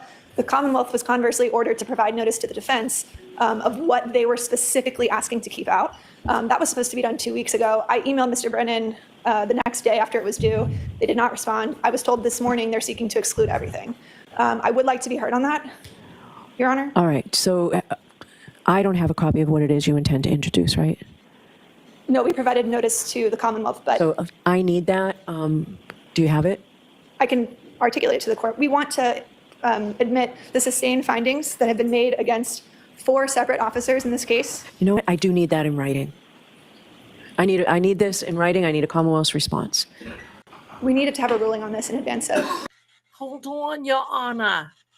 We have someone who has gifted some memberships, and who is this lovely, lovely Michelle Smith. Thank you so much for your generosity. 10 memberships. Bless you, my darling. And welcome to those who have received your membership. Check in the community tab. We also have a membership, a members only playlist. You can go back and see everything if you like. So thank you so much for your generosity, my darling. Thank you and welcome. Look at all the new members. Just look at all of you. Look at you. I love it. And Derek says, it's all about smoke and mirrors and distraction. It's gross.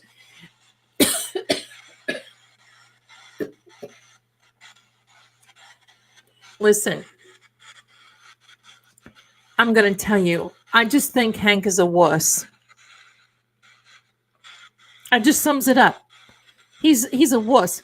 When you say CW, it means common wuss. That's what Hank is. He's just a common wuss. Let's go back to the hearing. Excuse me? We need to have a ruling on this in advance of Monday. Right. I can try to get that to you today. All right, get it to me today. I'll decide it tomorrow. Okay. Are we allowed to make an oral argument as to this issue? It has been briefed already by the Commonwealth. Okay. You know, what I need is, I wasn't expecting this here today, so what I need is the paper number. I think it's the Commonwealth's motion to exclude, but the last I had it as it wasn't under advisement. You were going to figure out what the objection was and what you wanted to put in.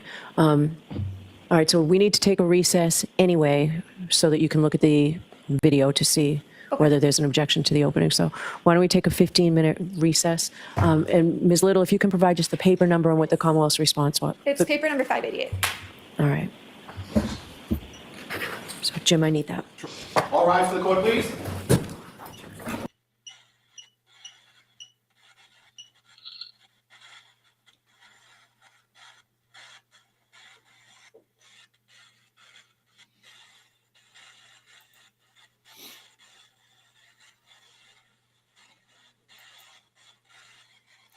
Yes, they are very generous. Bravo. Okay, let's skip ahead. We don't want to see the fan. Let me see. Here we are. Here we are. Wow, it's a big recess, and we're back I again. would say that's only the audio. There's a Hold visual on. that goes with. Hank is a common wuss. There we go. Decline.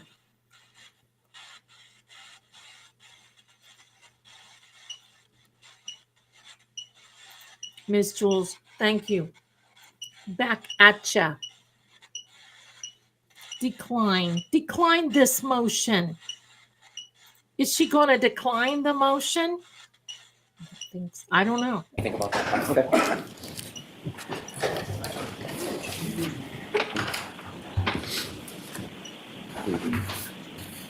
Court is back in session. You may be seated. All right, so the first thing I viewed the clip. Is this only 15 seconds? Did I see everything you intend to use? I expect that's only 15 seconds. Okay. Was there any objection to what you saw? No objection. Okay, thank you. I would say that's only the audio. There's a visual that goes with it, but because it comes from a broadcast, we have to copy it differently. Okay. That's the audio, but there will be the visual with it that was aired. Okay. I was able to see the video. Super. Okay.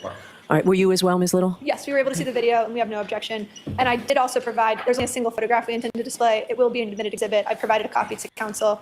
I will also send that to the court as well. Okay, thank you. All right, I'll hear you on this motion. Ms. Little, I'll hear your response to the Commonwealth's motion. So during the break, we had an opportunity to discuss this issue with the Commonwealth. Okay. I believe we are in agreement on most of the issues. Okay. They have agreed that we are allowed to bring in the sustained findings as they relate to Trooper Proctor, Trooper Buchnick, Detective Lieutenant, and Detective Lieutenant Tully. Okay. The only issue that we need to work out, Your Honor, is with regard to Kevin Albert. And so we will continue to discuss that. I'm not as concerned in terms of timing with that particular issue. Okay. If the court will give us, another day or two to discuss with the Sure. Commonwealth, if there's a remaining issue, we can address that promptly with the court. Okay, can we address, is it something you need for your opening? It's not. Okay, all right, so yes, we'll address it sometime next Tuesday or Wednesday. Take your time in working it out, all right? Thank you. Okay, so now is the only thing left the motion that Mr. Bradle's here for? As far as I know. Okay. All right. Morning, Mr. Bradle. Good morning, Your Honor. Okay. So, Jim, you have that.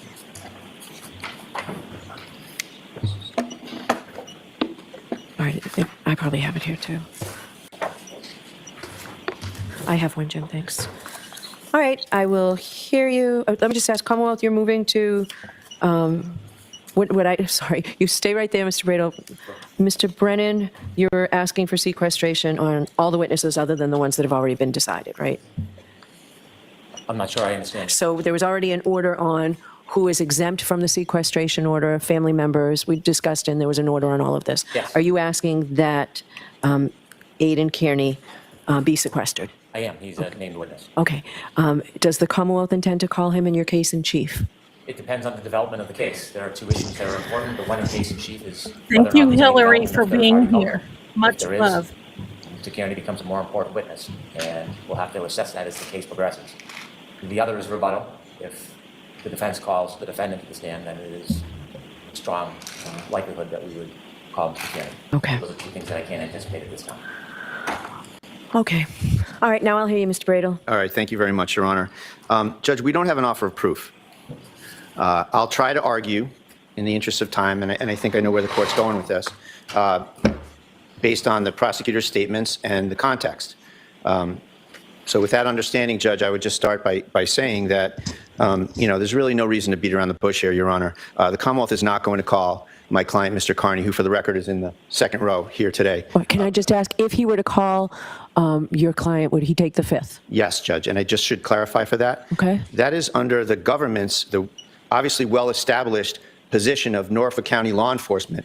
What we contend is a twisted interpretation of the witness intimidation statute, that seeking to contact witnesses, seeking to question people is witness intimidation. Okay, so just focus back on... So the answer is yes. I'm sorry. The answer is yes, Judge. Okay.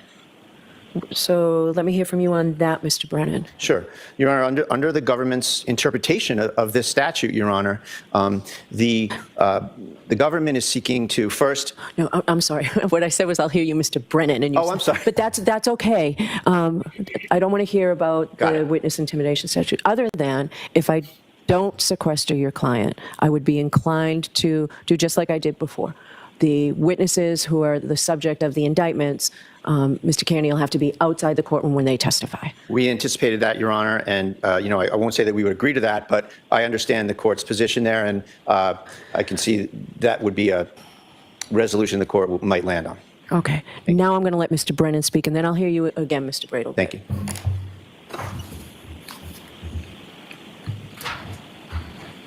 Your Honor, you have questions? Yes. What if he takes the fifth? If he asserts his Fifth Amendment privilege, I think there is no realistic likelihood that we would call him. There's obviously procedures the Commonwealth could follow, but I have no belief that will happen. So I expect if he actually asserts his Fifth Amendment privilege, I would no longer have a good faith basis to say that there would be a need for sequestration.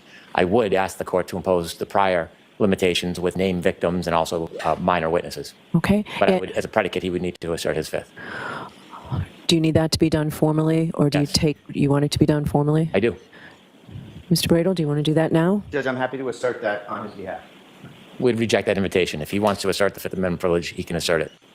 Okay. Do you want to call him now and do that now, Mr. Bradel, or not? Do you want to talk with your client? And 7 minutes. sure. Why don't you know what? I'll give you more than a minute, Mr. Bradel. Can the staff work through lunch for a little bit? Yes. Everybody's there. All right. Mr. Bradel, why don't I give you 10 minutes to talk to him? We'll see you back here in 10 minutes. All rise for the court, please.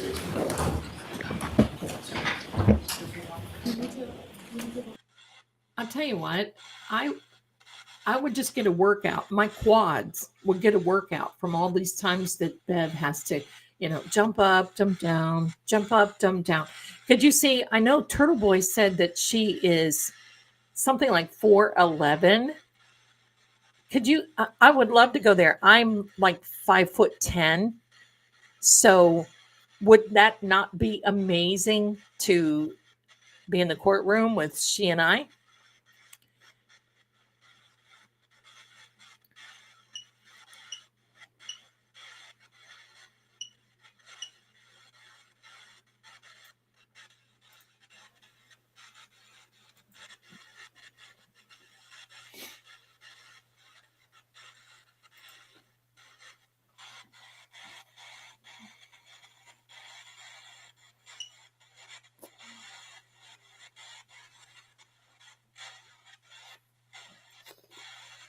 You are unmuted.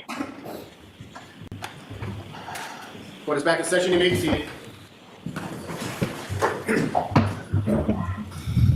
Hi, Mr. Brennan, do you agree that Mr. Kearney has a Fifth Amendment right? I think he has a Fifth Amendment privilege. I don't know that he has a Fifth Amendment privilege to all questions we would ask, but the content that we would go into, I think he clearly would have a Fifth Amendment privilege. All right, so you're not asking for a Lumen Martin hearing? I'm not. I think I necessarily would have to delve into issues regarding his open indictments against a number of different victims. Okay. And I think there's other information that I can't discuss for other reasons because of court orders. Okay. All right, thank you. I would suggest that the court could take judicial notice of the 16 indictments against him. So the Commonwealth concedes, and I believe there's a valid Fifth Amendment right. So I ask that you just allow me to make the representation on behalf of Mr. Kearney that he would, in fact, invoke his Fifth Amendment privilege. Commonwealth agrees to it. I ask you just allow me to make the representation and leave it there. Oh, sure. Is there any objection for everybody hearing this? There is. I would like Mr. Kearney to assert his Fifth. I thought you wanted a basis. No, I'm going to see Mr. Kearney here at sidebar with just you, Mr. Bradel. And all recording devices are off. Thank you. FTR goes to sealed, Tori and Chrissy.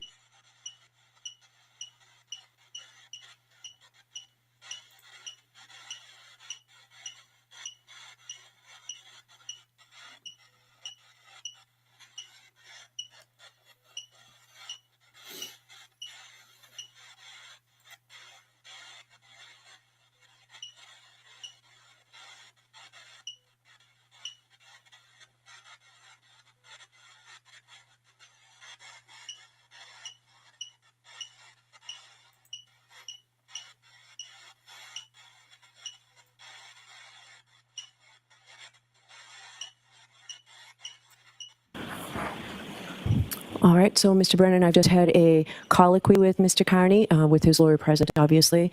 I find, and the Commonwealth concedes, that he does have a valid Fifth Amendment right.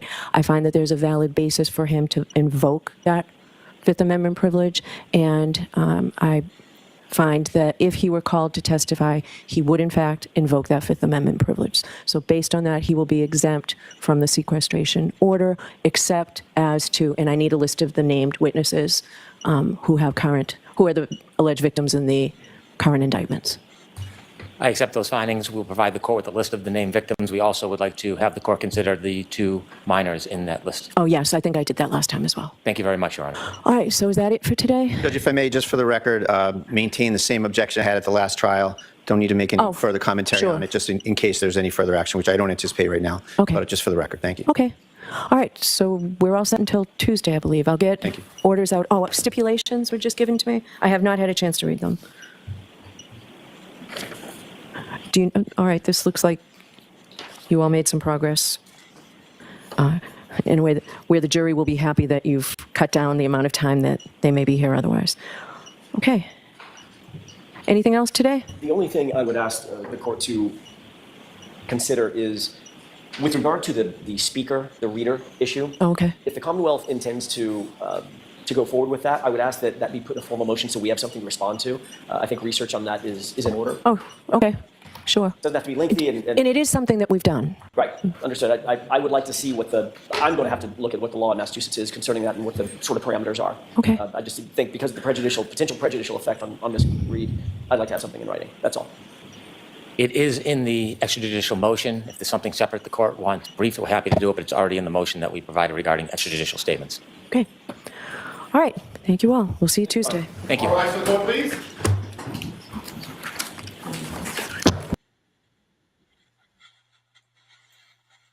All right, we'll see you all Tuesday. See you next Tuesday, Auntie Bev. So that worked out pretty well. And I'm going to tell you, these are pretty much, they've been on pretty spot on tonight, haven't they? Amazing. Amazing. Hi, Karen. Welcome. Welcome. We've had a very busy and a very fun night, and it's just been wonderful, right? I love this. Robin, thank you so much. As you were, Spirit, you are here in spirit. That's for sure, John. And we've just had this wonderful time tonight. The reader thing, resisting arrest says Melanie and Will, hands down. Wouldn't that be kicker? Oh my gosh. Well, Kelly, I can't either. And I can't wait for you all to be here, if you can, Tuesday night. The last trial, let's see, I don't think I cooked. I don't think my laundry was backed up because, I do other psychic type things. I work on a psychic line. I, do all these other things. And listen, that's tough. So it's going to be crock pot meals. It's going to be maybe a few sandwiches here and there. Maybe take out a couple of times. But I want to encourage each and every one of you, if you're not moving around when you're watching the trial, to please do that. Literally, we should get up like once. Pardon me. You should get up once an hour and just move around, make sure everything is flowing, because listen, the last trial, I sat here, I was like a statue. And when I would get up, I just felt like everything was going to start creaking. I felt like the Tin Man on The Wizard of Oz, where I needed that oil can. That's exactly how I felt. So we're going to do our things, and that's it. Yes, as far as we know, Robin, it's going to start on Tuesday. Opening statements, AJ, as far as I know, 9 a.m. Tuesday morning. And there you go. And Kelly, don't forget, I'm using this trial to do my exercising while listening to testimony. Time to drop a few extra pounds. I'm with you, Kelly. Let's do that. Let's do it. I think it's wonderful. And I think it's a good opportunity. I mean, after all, it's a great opportunity. Please do me a favor, my darlings, and don't forget, there is a pinned link in each chat for True Oracle and for my channel here, Seeing Crime, to donate to Karen's Defense Fund. I was going to have a fundraiser, Fighting Evil, Fighting Crime, and my poor little computer will not handle, and I don't want to burn my CPU. It just will not handle it doesn't have the capacity to do all this. Just doesn't have it. So, I mean, because to run I got a capture card. I hooked everything up. I did what I was supposed to do. So we're still going to fight evil. We're still going to fight crime. And I'm going to continue to pin the links up during her trial. But I'm going to tell you, I keep hearing the number 100 million. And I know where that's coming from because when she is acquitted and when she walks out of this,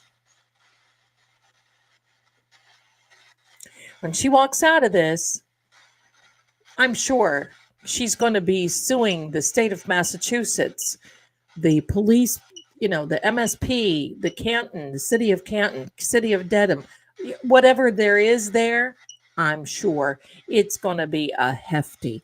Now, why do attorneys do that? I'm not an attorney, but I've been around them long enough to know that when you put out a big number like that, you're expecting them to settle.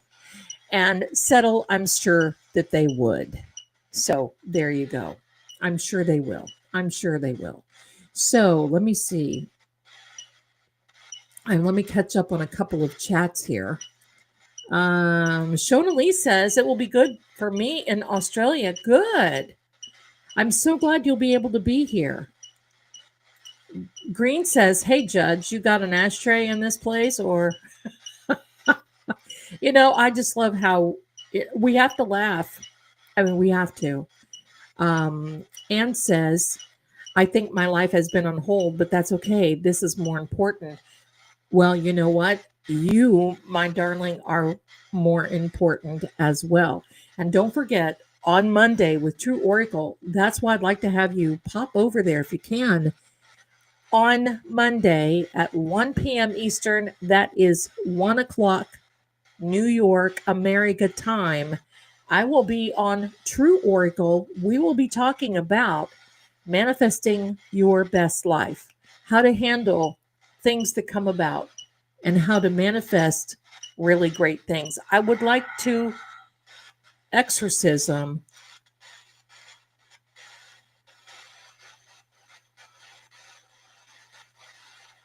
oh wow. The whole place up there in Canton needs an exorcism, John. The whole courtroom in itself needs to be saged.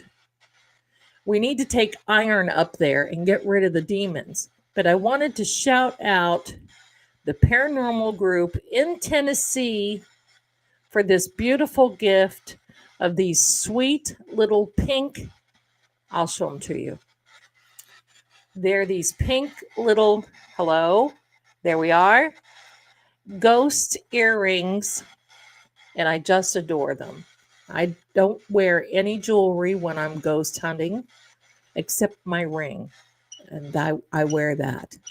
So, and I think John is definitely responding to the key that we have on the EVP there. Susie Q says, thank you tonight. And chat, you know what? You're so welcome. Susie, I'm so glad that you're here. Run the world. Jenny McCabe smokes a couple of packs of Reds a day. Really? I would not have guessed that. I'm sure she's smoking something now. Believe me, getting ready. I know that they don't want to. I know. I've been saying that for a long time. What's going on here? Finish. Yes, we are getting ready to finish, John. And with that, I'm going to say, Melissa says, agree. Hey, I think I missed something from you, Melissa. I did. How dare I? Melissa sends over a super chat, $4.99. Thank you, Lady Z. Found you on Melanie Little, and you have a healing channel to watch. Looking forward to many more of your shows. Melissa, I'm looking forward to having you here many more times. And thank you so much for your generosity. I also want to thank Derek for coming in, being with us. How much fun was that? Listening to How Dare You, his I'm going to say his brand new hit. We're going to speak this into an existence. I know Karen is watching. I know she's got to love it. Everyone is just falling apart over it in a good way. I love it. I love it. I love it. So there we go. Kelly says, thank you for talking to us tonight, John. And I know he is very welcome. Heather The Zeldanator. Absolutely. That was my nickname, you know that, on the psychic line. The Zeldanator. What do we say? Hate. I know. There is a lot of hate. There's a lot of hate coming from the CW. Melissa says, agree, 100 million sounds about right. That does to me too. And I pray to God she gets it. She deserves every... Karen, I agree. Go for 200 million, settle for 100. That's where it goes. That's the way it goes. Here we go, my darling. Carissa. John, I'm sorry they've done this to you. Oh, something just fell and it wasn't a kitty. Just an empty box. Just kind of fell off my sofa. It's going to be a good night. I want to say everything. Okay. Proctor's missing pension says, my best friend came in town today and said, have you heard of the Karen Reed's case? I saw the ID doc. I said, let me tell you, I can imagine. And she said, biased off the doc, she believes she was framed. Good. Good. Because that's the truth. Jeannie Bunny, she should hire Roy Black for her civil trial. I don't know who she's going to have, but I can tell you what, they will be a bulldog. They better be careful. Kelly says, good night to my friends across the pond. You guys are amazing for being here all this time. Kelly, you are amazing for being here this whole time. And I know it is wee hours in the morning for you. Bless you. Karen, can you check? I received my beautiful duck mug in a couple of days ago. Love it. What did you want me to check, Karen? Your bracelet? Because your bracelets have been sent. I sent them myself, so they have been sent. What else did you order? Let me know. Let me know. If you're talking about bracelets, all orders are now out. They're all done. This is the newest. This is a prototype. I wear it just to see what kind of a reaction, evidently. So I'm going to be showcasing those on Saturday. Can we really, really manifest on Monday? Absolutely. We'll be here. I'll be here. Debbie says, Hanky is paranoid regarding ARCA. He sure is. You're right. Because he has no case. You're right. Judge is paranoid as well. I'll allow it. Gonna be a domino effect. They're going down. Can't wait. From your lips to God's ear. Amen. There we go. Hank needs, Kelly says, Hank needs one after that outburst. You know, that outburst, doesn't he just sort of kind of make you ill? I mean, he does me. It's like, ugh, creepy ill fellow. Patty says, Manifestation Monday was wild. It was spot on for me last Monday. Well, just wait till this Monday. It's really getting good, isn't it? Really getting good. Zelda, remember what you said. Subject. Can you No? Can you gently remind me, my darling Southern girl? Talking about is what I said. Okay. That place to be encased in iron. Yes, it does. Oh, hold on. Somebody's got my glasses. Sam, I keep two pairs here because Sammy, no. Oh, quick grab by the mama. She's being a little turd now. I'm so glad that, oh, here we are. I'm so glad that Derek hung out with us tonight. Thank you, Derek, my darling. Welcome. Listen, we have a lot of fun here. Welcome. For all of you who are still here and haven't hit the thumbs up on this channel and who are watching on True Oracle, either. That's right. Either. Thank you, John. who is watching on either channel, please do me a favor, like, subscribe, and Sammy is being a turd. I don't know what it is. Don't know what it is.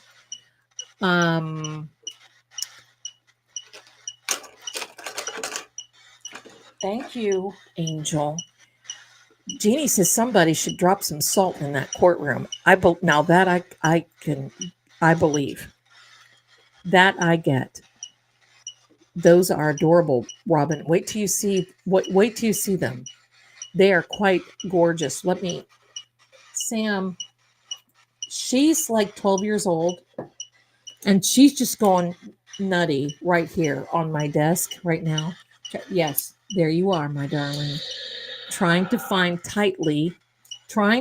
something to get into. Trying to find something to get into. Do not mess with my lamp. I think this may be a sign. John, corral this girl tightly. That's right. Karen says, I'll drive down and smudge the courthouse perimeter with sage. Honey, drop salt. Sage may inflame it.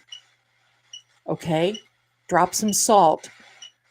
Bless the salt according to James chapter 5 in the Bible. And maybe some blessed olive oil. The oil of our people, right? It is Maundy Thursday for those who celebrate Passover and Holy Week. I'm still going to have a live on Saturday night. I celebrate. I call it Resurrection Sunday. I don't call it Easter. Sorry. I know that disappoints a lot of people, but that's just the way it is. Much love to you. Love all. I'm looking over there. Who throws salt over there? I just did this yesterday. I did it yesterday. Over your left shoulder. Bing. Because I put salt in my hand. See, I've got all my stuff here from the Salmonator. Put salt in my hand, sprinkle it over something when I'm cooking, and then the pinch just takes a little chuck over my shoulder, left shoulder. Proctor's Missing Pension says, this is such a unique way to watch this trial. Thank you so much. Thank you for being here. I'm just amazed with all of you. Thank you. Derek, thank you so much for allowing us. I'm going to play your song again every night when we are watching the trial, and then some, if that's okay with you. We all love it. It is amazing, and thank you so much. Just love it. Deanna, I hope everything is okay, my darling. I hope we're getting ready to close out here. Exorcism is what I'm fixated on. If you can go around there and drop a little salt, don't let them see you do it. Or if you've got some blessed olive oil, it just takes a little, just put a little bit on your thumb and that's it. All you have to do is go up and touch the courthouse. I'll tell you what I would do. If I were there, you don't have to don't take a big box and pile it. You just need to drop a few grains in all corners of the lot of the courthouse, maybe, while no one's there. And it forms a protective seal. We'll see what happens. You heard it here. And it's harmless. No people were harmed in the sprinkling of salt. I know, tightly. Zelda, look at the EVP. I know, my darling. I know. Let me see if I can catch up. That bracelet laying on the EVP. That's because there is a little gray girl, just like this, who is standing beside the bracelet and stop and moving everything because She must have plans for mommy, and I don't know what they are. This is there we go. That's her moving. She knows what to do to get me going. Amy, Manifestation Monday is the best. Amy is always there. I love it. It's the demonstrate and then exorcism. That's right. In my opinion, I think the common wuss needs an exorcism or spanking, whichever, or maybe he needs just a crabby snack. Maybe he just needs a snack. Do you think? Maybe he's just crabby? Maybe? There we go. Ryan. Isn't there a Ryan somewhere on the witness list? Barbara, that's beautiful. Zelda, please know how much all your hard work is so appreciated. Well, I love it, and I want to share. Here we go with a really intense word that is coming, and it will be wonderful. Amity. Amity, New York, as in, oh, wait a minute. I'm talking about dropping salt and saging, and it's talking about, could it be the house at Amity? Limp? That's weird on a paranormal level. Okay. Let's see. Let me see. Zelda did the bracelets charge. Yes, they did. Everything was out. They were ready to go, and they've all been sent electrical. There you are. Yes, everything is charged, and all of this, what you're going to see on these. This is my prototype that I always like to wear things first to make sure that everything is okay before I offer them. So these are all of everything that has been on there. Mine. Yes, it's yours now, isn't it? Everything that you're seeing in the bracelets, and they're stunning, beautiful. There are 4. Maybe but they're going to be limited edition. Each one of them will have a key and either a moon or a star or some type of charm that represents the universe.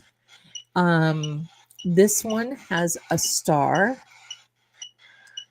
and it's got a little moon on there. So yeah, everything is charged. Let me see.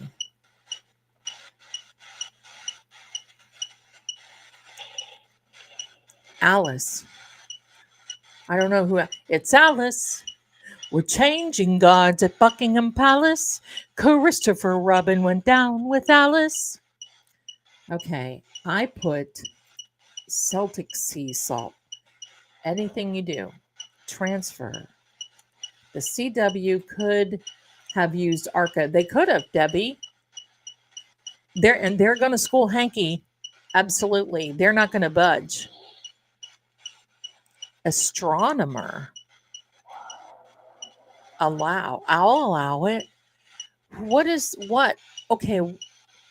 I think John is astronomy. We've got star and moon. And pink clovers. No, not pink clovers. Easter. He's nauseating. Colleague. Proctor's missing pension. Well, we love you back. I love you back. We all love you. Yes, left shoulder, Zelda. My grandmother taught me that to keep the bad spirits away. Actually, I was taught that you're throwing it right into the devil's eye. Ow. Take that. You deserve it. Miss Jules, great show, Zelda. Take us out with a song, love. Okay, what kind of song do you want? Witch's black salt is brilliant. Yes, it certainly is. You may have to go to Salem for something like that. Kim says, guaranteed the whole defense team will have seen it. Yeah, I think so too. And I think you're talking about that. Okay, let me scroll through these really quick. I should go to Salem. Crazy. We said that before. Crazy. There we go. I should go to Salem on my way, seek out Lori Cabot, have her blood. Listen, I met Lori Cabot. She is a wonder. And it scared the people that I was with. Her shop was so cool. And so is Lori. Robin, yes, the bracelets have been charged. They are all charged. Everything, every component, everything that goes on these bracelets, plus the bracelets, meaningful, are Ryan Nagel, okay, have been charged. Feet. Zelda, will you pull one card for the session tonight? Let me get my cards. Now that the Salmonator is calm. Give me a second, my darling.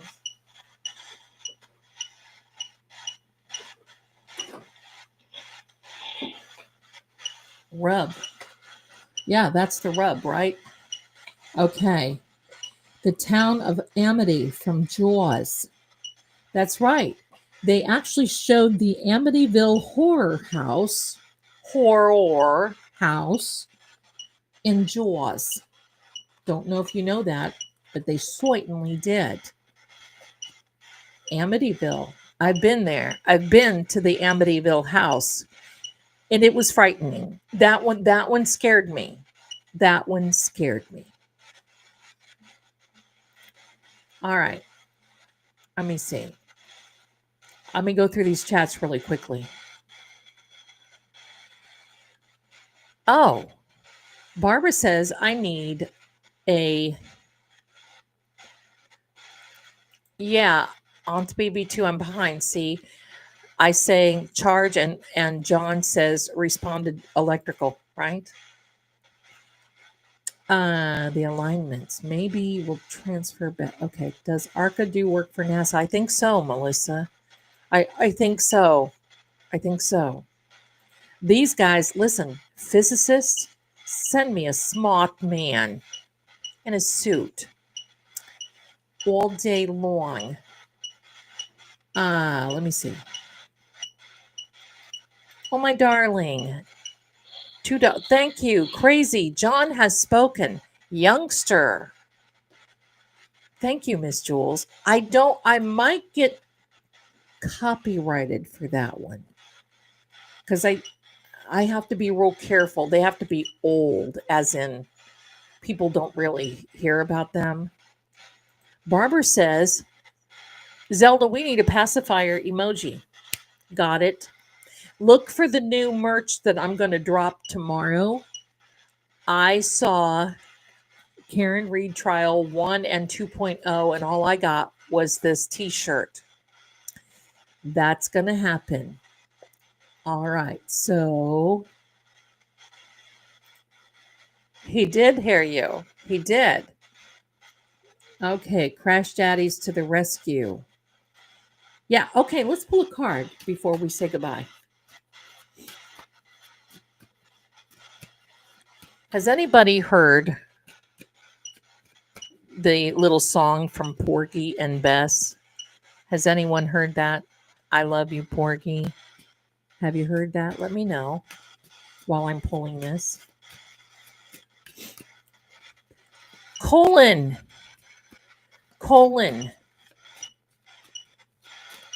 All right. Energy. We want to know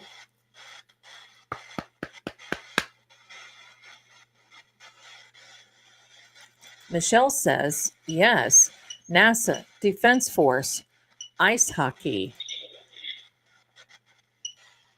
Who? Give us the tea. Who is committing adultery? We want to know. We want to know. Zelda, you can sing anything yourself, just cannot play the original artist online. Oh, I got dinged 2 things ago for singing a song. I loves you, Porgy. Okay, I'll sing that one. I don't mind that you, let me see. Psychic, I don't mind what you call Easter. I'm just a bit amazed that you don't get public holidays for it. Here in Australia, we get 4 days. That's right. In Canada, there's Easter Monday, and there's Easter Monday. We get Sunday. Friday, Good Friday, which is tomorrow. There is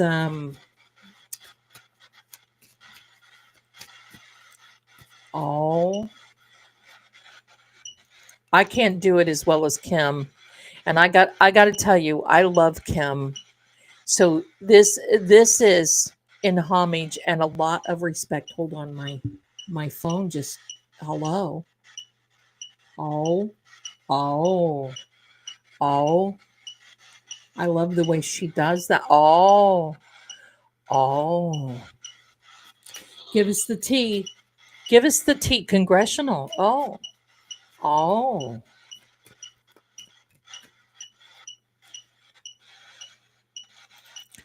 Zelda, it's Bisou. You sound so much like the artist. Oh, really? Oh. Okay. Me too, Karen. Me too. On that other A word.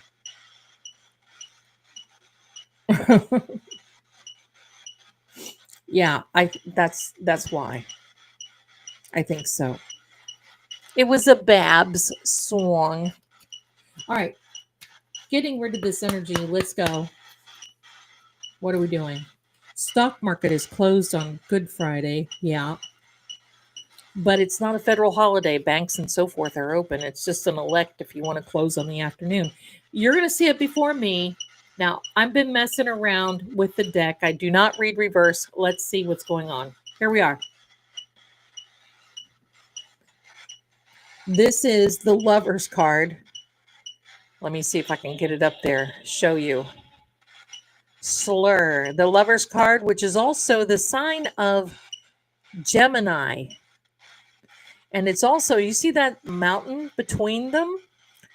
That is a mountain of information or a mountain that they having an issue overcoming. And I do believe that really makes a lot of sense, Array. Makes a lot of sense for the defense and for the prosecution because in some regard they can't agree. You see, if you could get up close enough, and I can't, let me show you. Do you see that? She is looking up, and yes, I had to put bathing suits on them. She is looking up at the nurse, at the angel, hello, and he is looking at her. So there's a little bit drop. There's a little bit of confusion. What's jury news? Do we have jury? What's going on with the jury? Patriots Day is Monday holiday in Massachusetts. Yes. I was there during a marathon 1 year. My husband, who is the Navy one, do you love that? I had to do that because guess what? Somebody complained and I got smacked.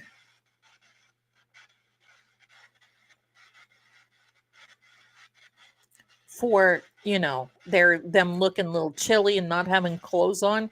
So I had to put bathing suits on all my little naked people. That's okay. It doesn't change. It doesn't change the meaning. Application. Drop the suits. Absolutely. Or I could be Microsoft. Microdots. Drop microdots. There we go. I have redacted tarot cards. Hello, my name is Sally Port. I'm sneaking with Lolly in the ollie to the Sally Port. No, I don't. No, I don't. Is it on X or is it on Twitter? Is it on X? What is wrong with people? Absolutely right, right. Trying to mess with this. This is my living. Trying to mess with me. That's okay. We're not going to be messed with. Just I say naked. Yeah, looking a little chilly there. And I went. I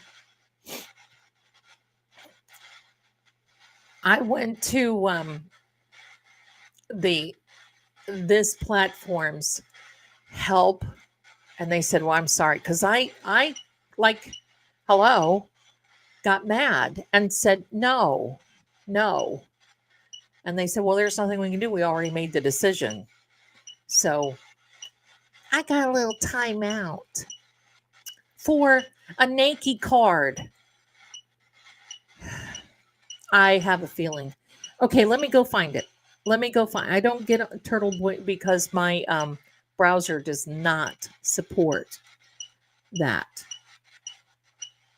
My son works in Boston. He is a quarter mile away from Boylstown Straight finish line when all the bad stuff happened. Oh no. Grab. Oh no. Okay, let me hold on, my darlings. Let me go find it. We're just going to be, I hope everybody's okay. All right, give me a second. We're gonna go. I'm going.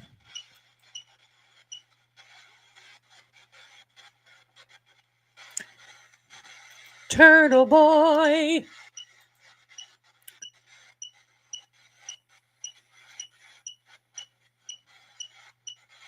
Hey, did anybody see this? Hold on.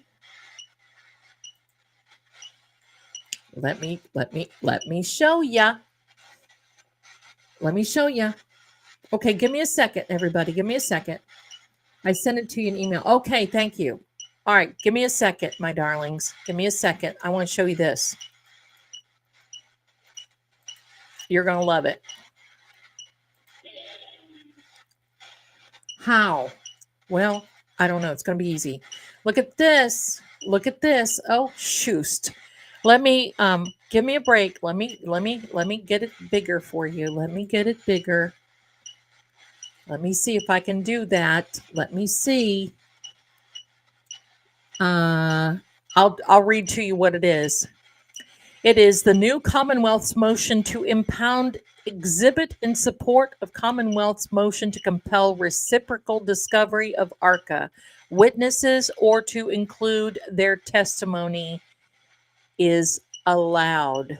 The Commonwealth moves pursuant to Trial Rule Court number 8, Uniform Code of Impound Procedure, that a letter from the United States Attorney's Office in response to a TUI request that outlines the permissible scope of ARCA witnesses' testimonies be filed under seal and impounded. The exhibit contains references. Look at this. John's laughing. The exhibit contains references to confidential federal documents, which are restricted by a federal protective order. The protective order does permit disclosure to the New York Superior Court for use in this criminal proceeding, provided that the court authorizes the sealing and impoundment of the we are manifesting this. We are manifesting. So that means, look out, sis. That means that they're going to allow exhibits from ARCA, but some of them, because they are from the feds, have to be sealed. So probably we will not be seeing them. Let me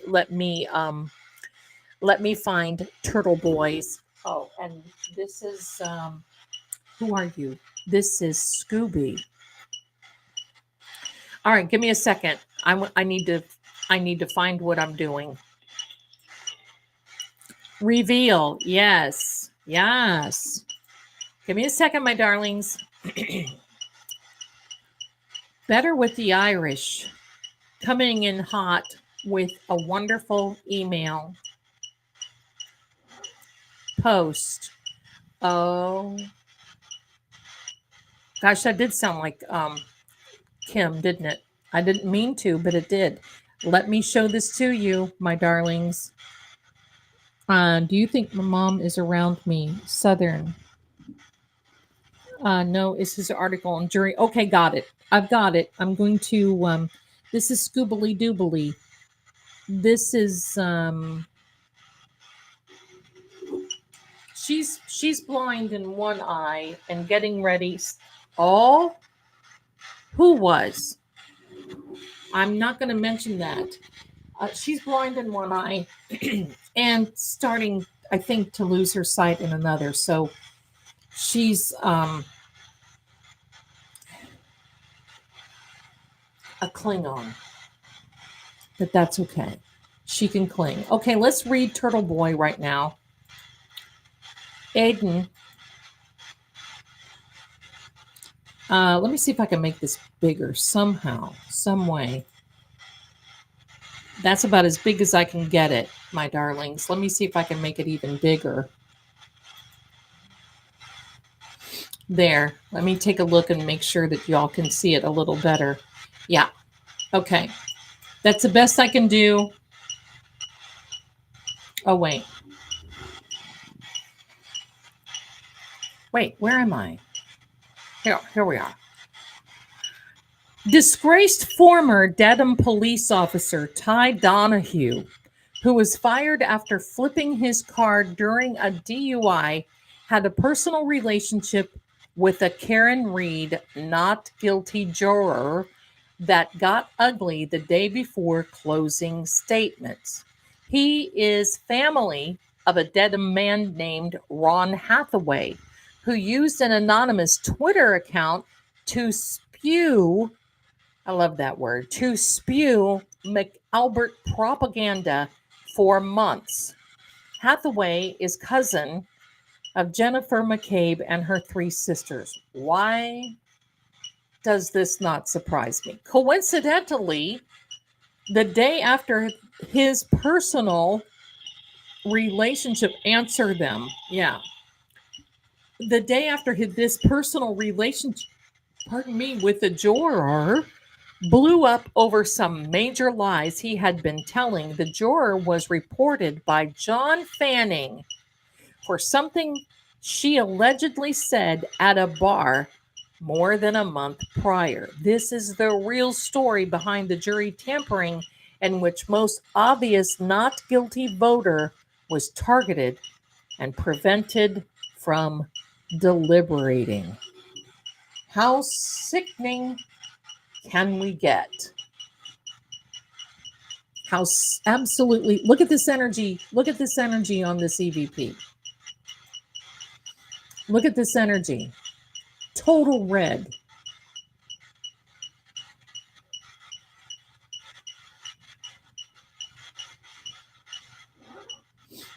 Verdict.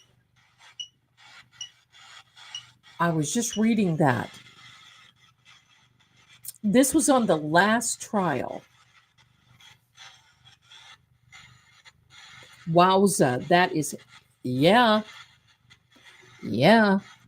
There's the jury tampering.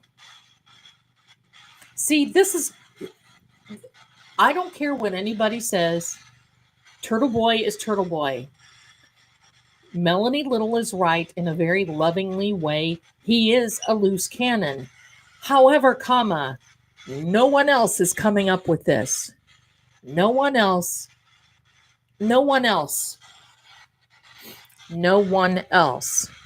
is reporting this. Period. They're going to have to answer for this. I mean, at some point, they're going to figure this out. Jeannie said, your readings have consistently indicated new information coming forth. Well, I don't know. Thank you for remembering that, Jeannie, but I don't know if maybe you remember, because I kept saying there were seven jurors. Something about the seventh juror. Now, here we are. Not Foreman, the pro-Karen juror, they was dismissed from deliberating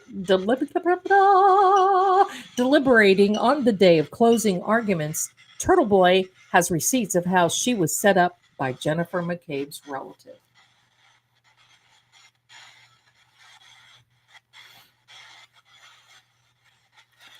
How bloody flippin' well disgusting. Jennifer McCabe.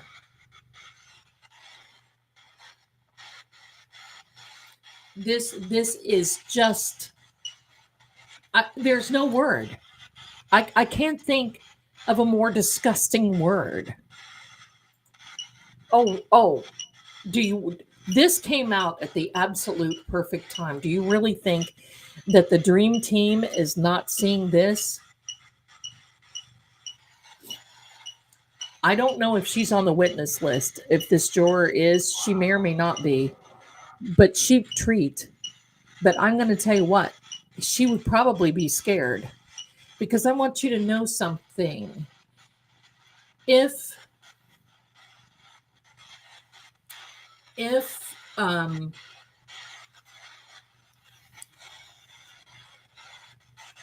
you lived there, and if Jennifer McCabe went to this, if she went to the trouble of doing this,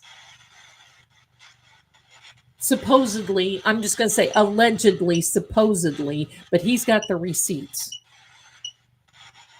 What else are they capable of?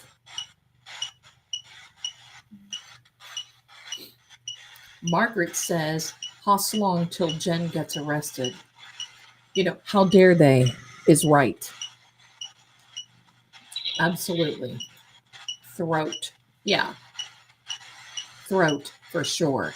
It makes my throat ache.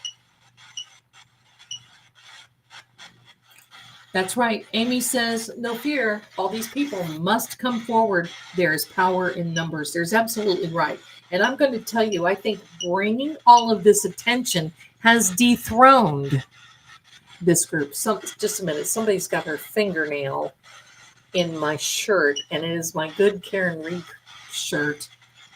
There we are. We're right before trial. Come on, wish this was a good week. AJ, are you listening? Right? Jen is the key, Margaret says. And everything in this case, she always comes up with everything, right?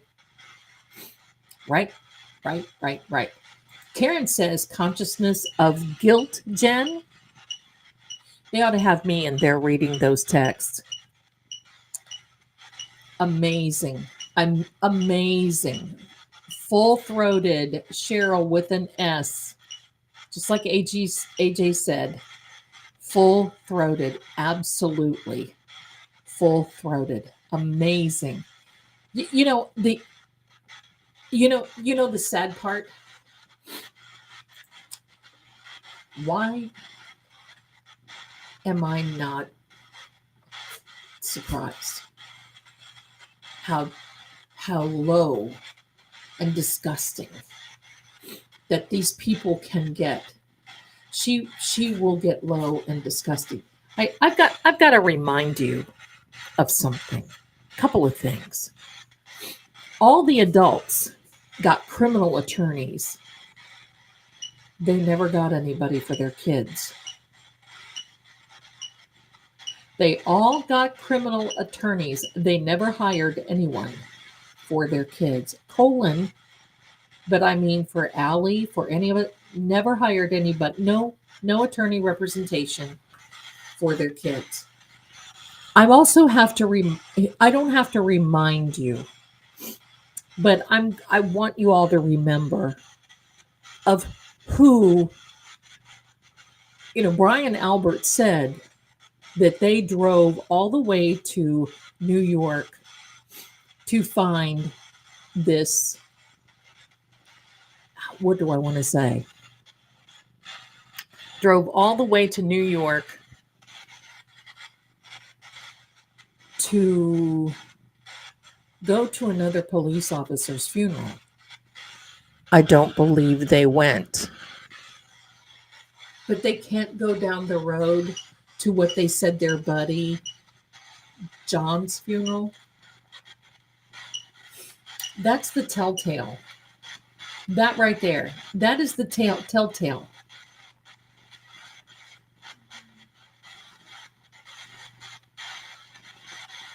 That's the telltale. I think what they've done is they're really starting to bring up so much of this that the people of the community, and that's why in these readings, the community is just getting so bloody outraged that they are losing their footing.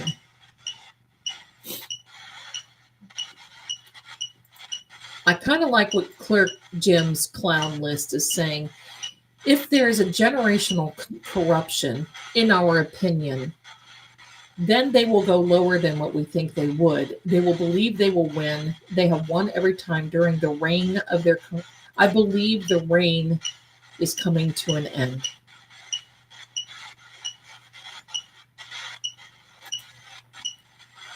Thank you so much, Portraits of Your Mind. Zelda is on a rock star stage and shredding the solos for sure.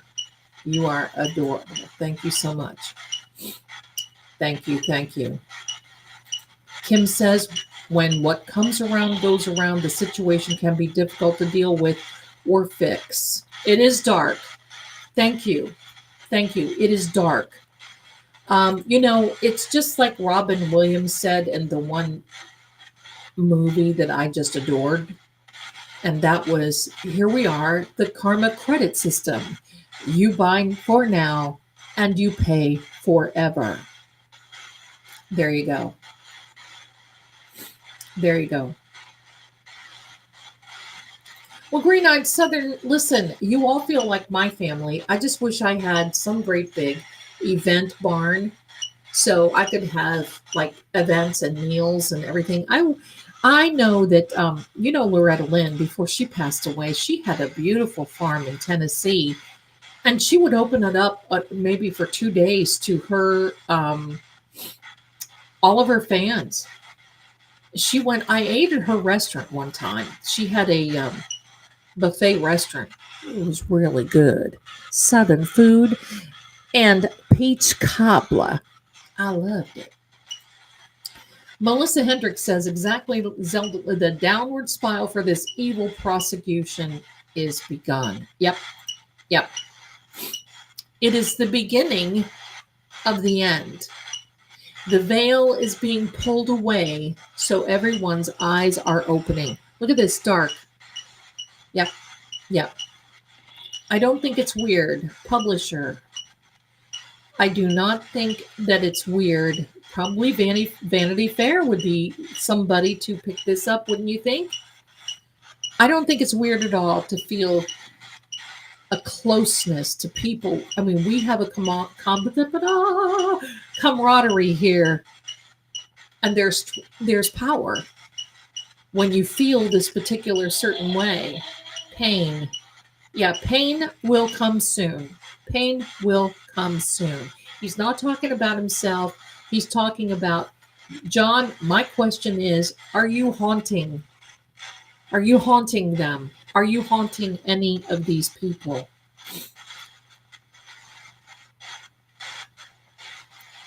I'm reading your chat. Some things I can't really put on the screen, but I agree with you wholeheartedly. I certainly do. It is dark. We are trying to bring it to the light, baby. That's right. Oh, did you, Green-Eyed? Zelda, holy smoke, I went there. Yeah. There used to be a place by the interstate in Tennessee on Interstate 40 that was called the Bean Pot. And they served like navy white beans and cornbread with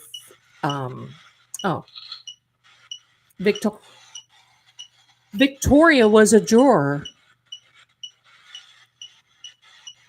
Look at this, everyone. Victoria was a juror. Amazing.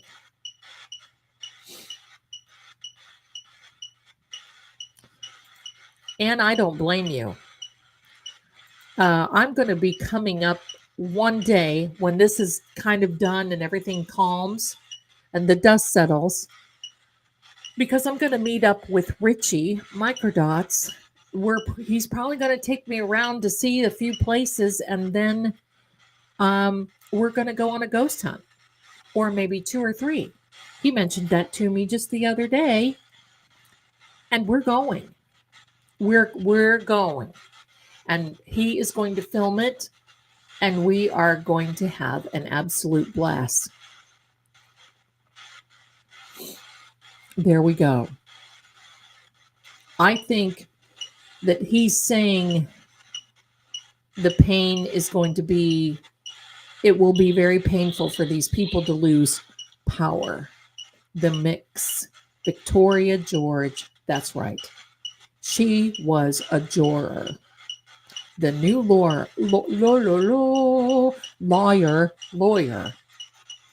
Victoria's my mom's name too. How sweet. Interfere. See? He gets it. He gets it. He gets it. There you go, Kelly. I don't know. I'll let y'all know. Listen, if somebody, if somebody shows up in the courthouse with a red balloon, we'll know exactly, right? That's a joke. That's a joke. Richie is Microdots. Richie is Microdots.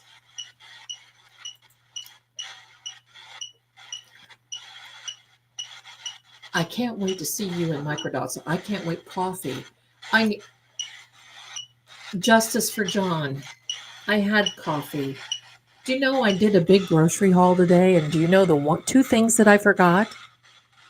Coffee and sugar-free creamer. I got everything else. There we go. Oh, let me see. Green-eyed Southern girl, I love you. Zelda, I have blackberry cobbler at the Loretta Lynn Ranch. It's incredible. Oh, yeah. My favorite is peach, because I don't like I love blackberries, but I don't like the seeds. And a lot of people put the seeds and everything in, and I can't do it. Can't do it. I drink, because I'm the only drinker of coffee, I drink the Nescafe Columbia instant coffee. And the way that I fix it, you would never know. I think it's better than being brewed in the pot. Yeah. I'm not going to put her name up here, but I'm going to say Cloak and Dagger is what I call that person from X. Well, if they can get something together, she's probably going to try to smooth it over somehow.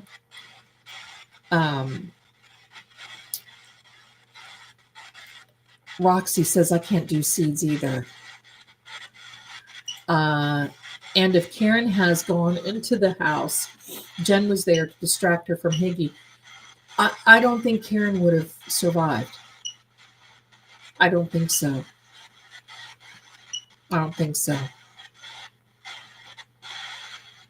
Yeah, I saw on X a comment about Turtle Boy taking the 5th. Coffin Doofus. Cloak and Dagger. Yeah. Quack and Doofer. Yeah. You want my coffee? I'll tell you what I do. 1 teaspoon, I've got it down pat. 1 teaspoon of instant coffee. I love Nescafe is the best for me. I love that. To 6 ounces high. Rocky Mountain High. 1 teaspoon in 6 But what you do, here's the secret, so it doesn't taste bitter. You put just a splash of water in the bottom of your cup and you mix it around so your grounds mix.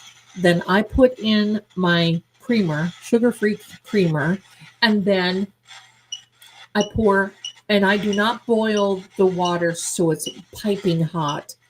You only make it until it is like above warm and less than boiling, if that makes sense.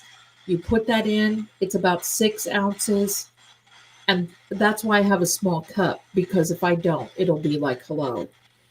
And because if not, if you don't stir your grounds, and if you make the water too hot, your coffee will taste bitter. And this is just like, it almost tastes like chocolate. It is that good. Nescafe is my favorite, but I have to be careful. I don't like to drink too much.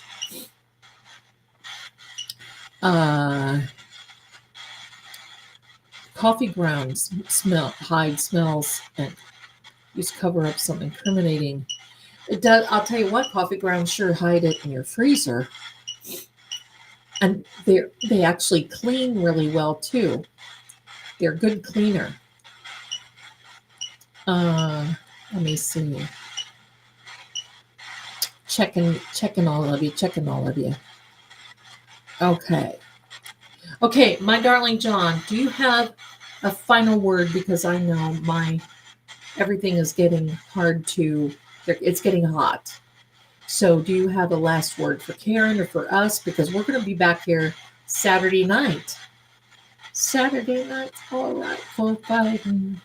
Coffee grounds in gardens, I heard, absolutely, as well as eggshells, right?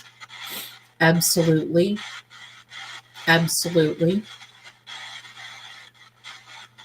And I just want you to, I'm going to tell you, I'm not cooking a big dinner. I've been there, done that for this weekend.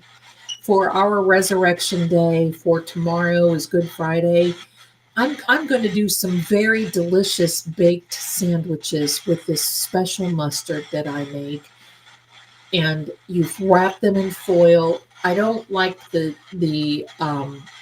love Hawaiian, but the Hawaiian sandwiches, the buns, but I don't like them how the recipe is because they're too greasy. I can't eat real buttery, greasy foods anymore. So I do this other type of sandwiches, and I'm going to make probably a Cracker Barrel hash brown casserole, a couple of other things. There we go. It does attract the worms, and night crawlers are very good for your garden. Very, very good for your garden. Absolutely. I think the song "You're So Vain" said "Clowns in My Coffee." It scared me. Ben was,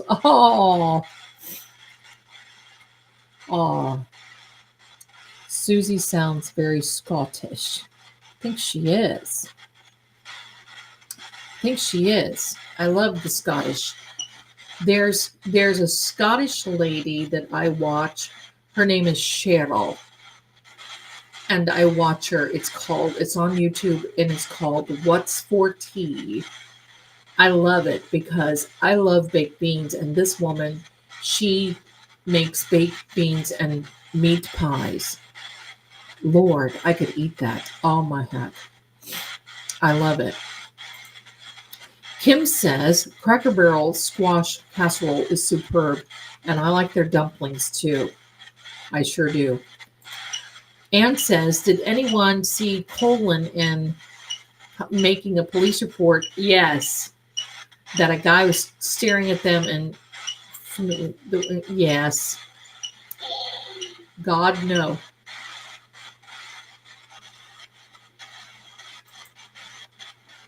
Wow. I've never seen that.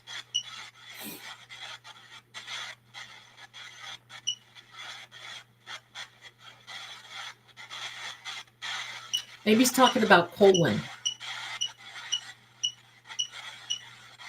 My dad used to sing to me Buddy Holly every day when I was young. Every day, I'm a little closer. I don't know the words. How a little closer, love like me.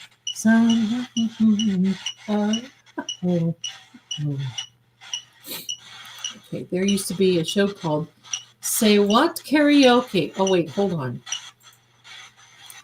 There used to be a show called Say What Karaoke. I love seeing the funny one. I love that. I'm going to tell you there was a game. Is OJ haunting Colin? Or is John haunting Colin? Ramsey got nothing on Chef Zelda. Food was made for eating, and that's just what we're doing. Listen, I'm working on writing down my recipes, and I'm putting them together of what my mom had and how I make mac and cheese and meatloaf. And believe me, nothing is skinny, nothing is heart healthy. If you want to be skinny and heart healthy, then to me, just don't eat. Right? And that's a little extreme. But maybe, I've got a pretzel dough recipe that is phenomenal, where you can just make little pretzel bites that is just, and you can make them bigger if you want to use them for a sandwich. Let me see.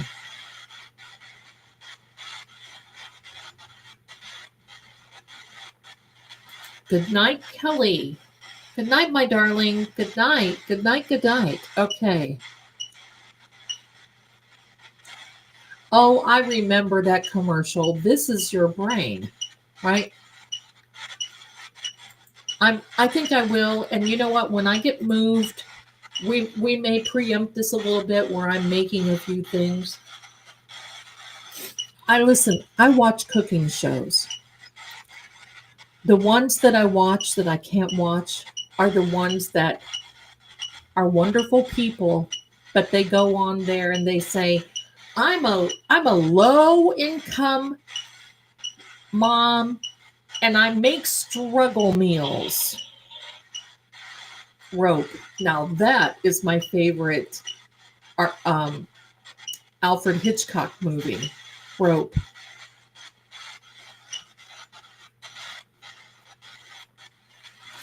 What's your favorite food, John?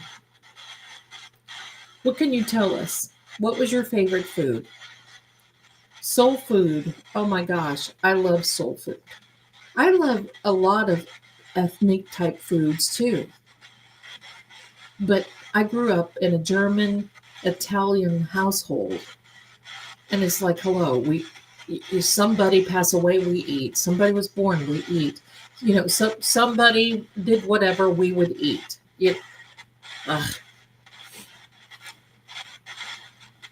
I used to watch Paula Deen until she got where she would fake her accent. And that kind of got to me. I don't like that kind of thing. We all know she's Southern. And she went on that trip to Paris. And to me, she really almost acted dumb. And she's not. But she did it because she thought, I don't know what she thought. The Coke commercial. I'd like to teach the world to sing in perfect harmony. I'd like to buy the world a Coke and keep it company. It's the song I sing. I can hear that other part. You know what I watched last night? Jesus Christ Superstar. I used to sing that to my granddaughter. I just thought of that. Try not to be worried. Try not to hold on to problems that upset you. Oh, don't you know everything's all right? Yes, everything's fine. It's cool and the ointment sweet. Put the fire in your head asleep. Close your eyes and relax. Think of nothing tonight. Close your eyes and relax. Close your eyes and relax. Think of nothing tonight. Activate the doctor.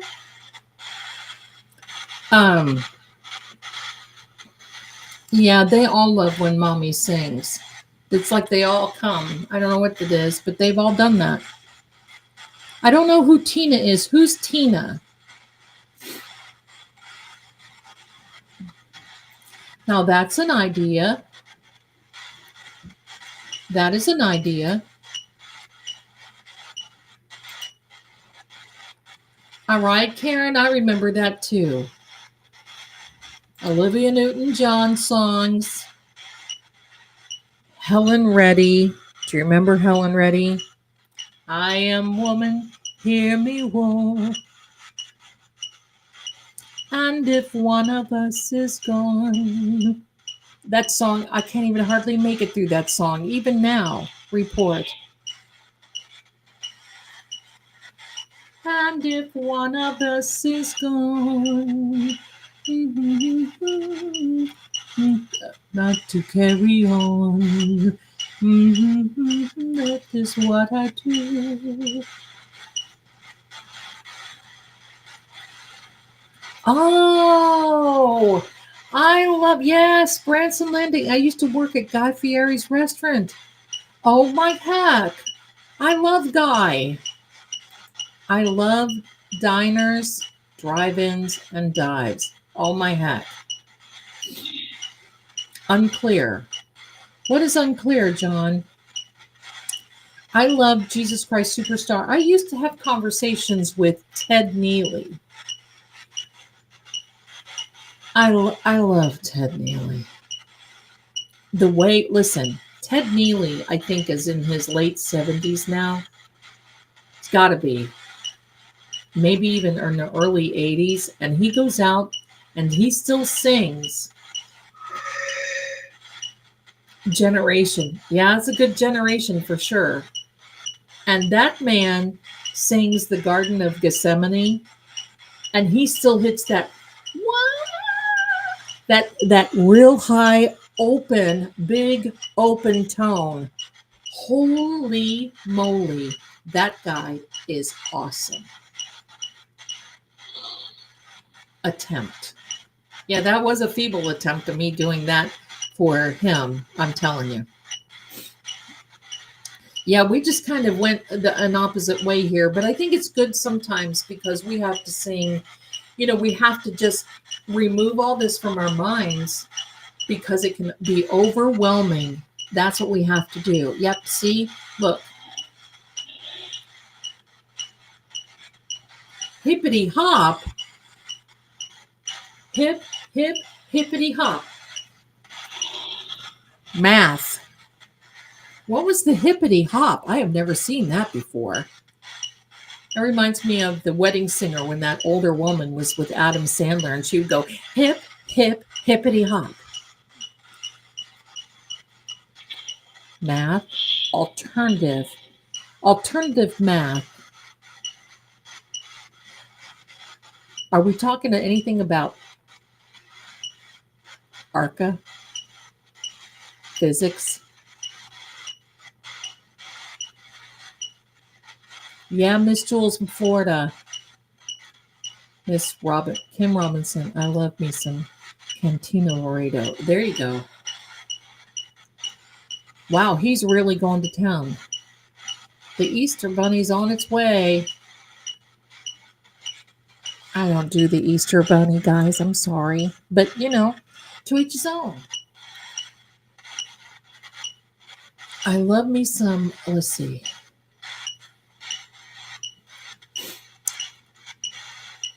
I just love all these.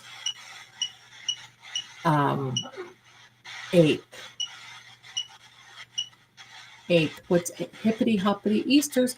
Oh, I thought it was a hip, hip, hippity hop. That hips hop song.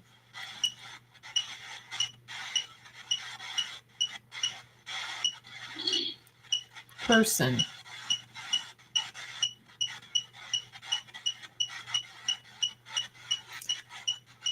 Coming down the bunny trail. Simulate. Wow. This is really coming out with some words. Stimulate, not simulate. Down the bunny trail. Knife. Hippity hoppity, Easter's on its way. I'll be with all the thrills upon it. That's, yeah, rapper select. In the Easter parade. Okay, my guys, I'm going to sing a song and then I'm going to blow off because I got an early morning and I got to keep a schedule. And I love that movie, The Wedding Singer and The Wedding Crashers. And what's the other one?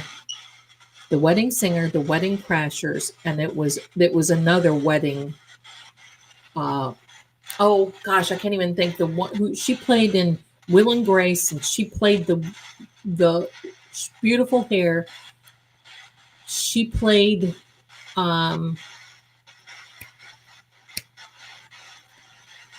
this girl that was going to go to her wedding in the UK, into her friend and her sister's wedding into the UK. Dylan McDermott, I think is his name, was in it too. I can't remember. Good night, Catherine. Somebody's leaving. Aw. Hey, everybody, do me a favor and hit that like button if you haven't, if you're watching it. So, okay, I'm going to sing. What song do we want to hear? Don't pick something too new because I won't know. The Wedding Date. There you go. Thank you so much. So, The Wedding Singer, The Wedding Crashers, and The Wedding Date. One of my all-time favorite movies, other than Gone with the Wind, is Pride and Prejudice. Hello. When Darcy walks through that sunrise, Mr. Darcy, I'm thinking, why can I not be her? May 8th? Possibly. 8th juror? Maybe. Are you sleepy, girl? Mommy, sleepy, girl? That's a good thing.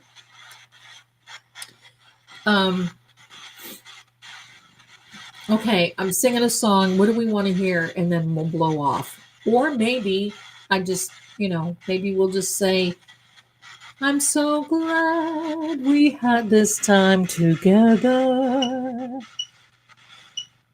Father of the Bride is another one, but I like the original one. I like those old movies.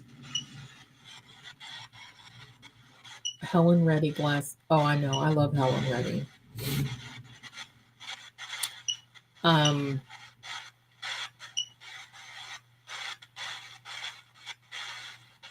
The chat's going kind of fast. I didn't see it. Let's see. Just to have a laugh and sing a song. Seems we just get started.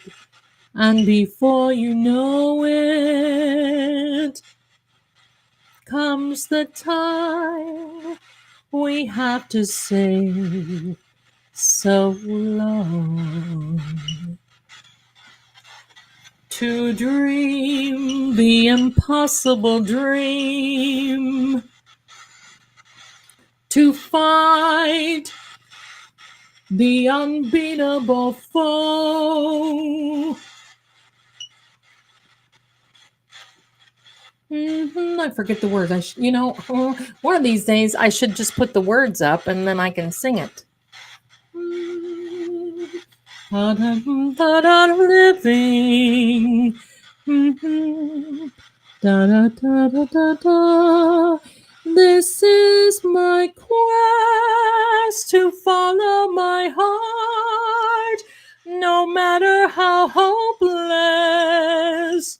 no matter how.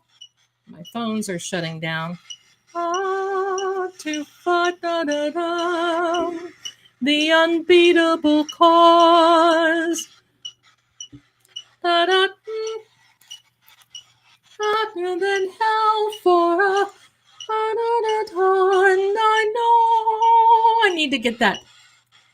To bear with unbearable sorrow. That's right. The thinkable living. I know. I need to get the words, don't I? Instead of sitting here picking. Dynamic. I don't know if this is a song. Thank you, John. How about I just sing what I was going to sing for you? How's that? Porgy and Bess, are you ready? Are you ready? Thank you. Here we go. Porgy and Bess. Zelda, you need to put out a CD for us. Maybe I will. I'll check with my lawyer on the copyright stuff. If I do covers, maybe I can. Good night, lovelies. It's been awesome. Thank you, Robin, for being here, my darling. Thank you. Thank you for everybody. Good night. I'm going to do this and then we'll go because it is getting late and we have been here almost 5 hours. Okay. Ready? I'm going to turn the static off because it kind of gets to me when I'm singing. All right, here we are. You can still see, and he's still talking, so you can still see.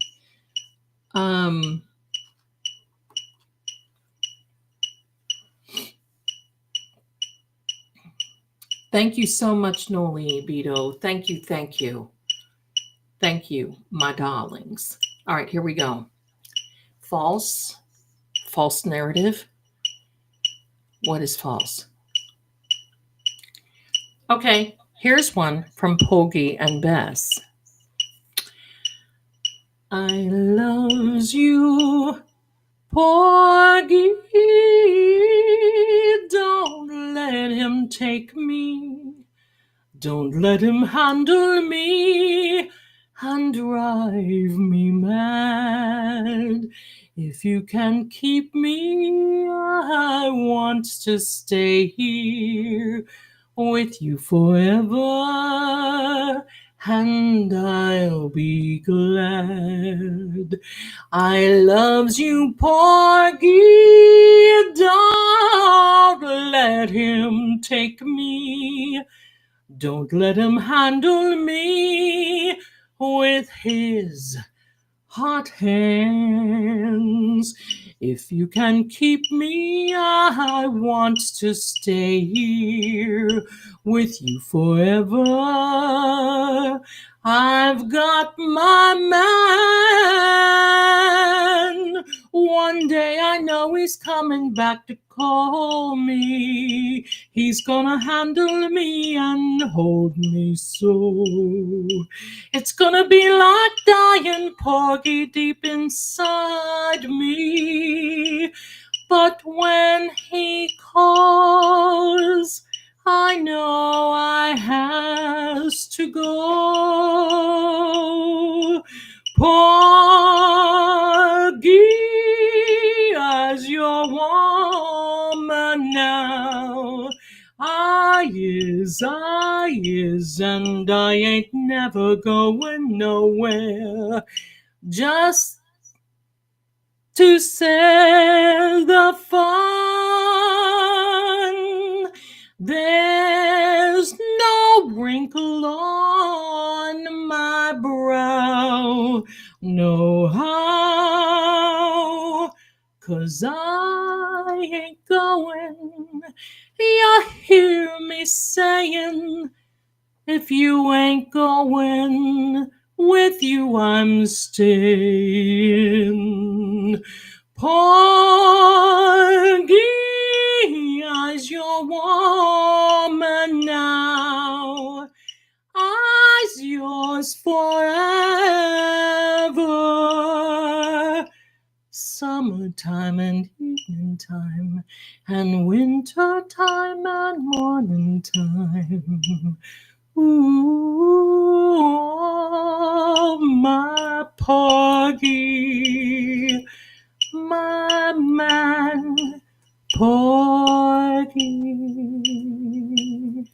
From this moment, I'm telling you, I'll keep this vow. Porgy, as your woman.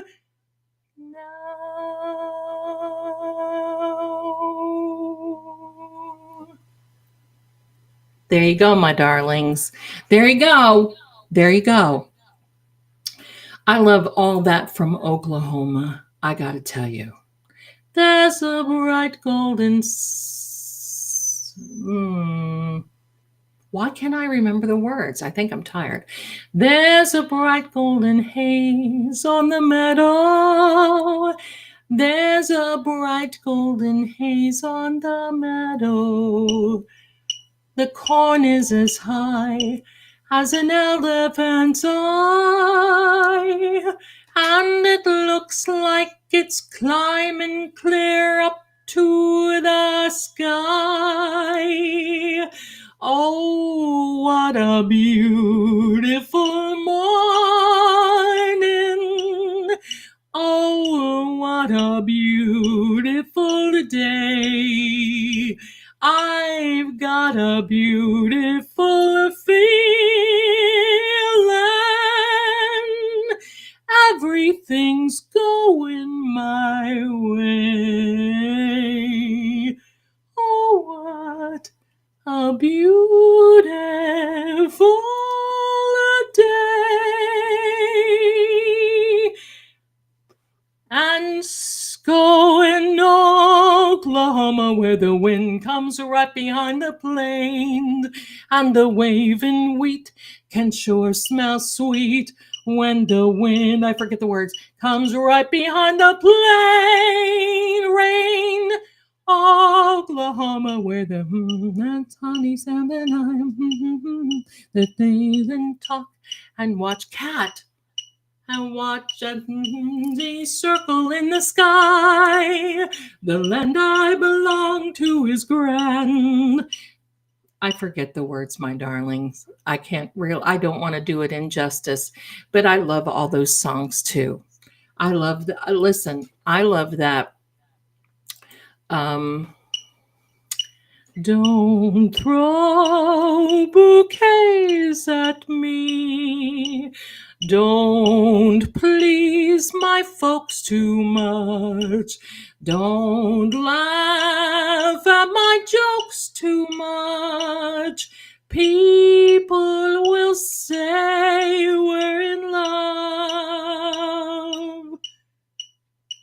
There we go. Hi, Boozy. You just coming in and we might just be going out.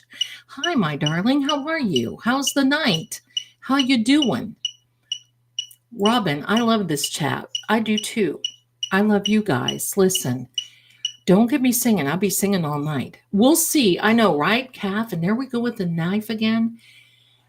I'll see what my lawyer says about making a cover CD and putting some music to it.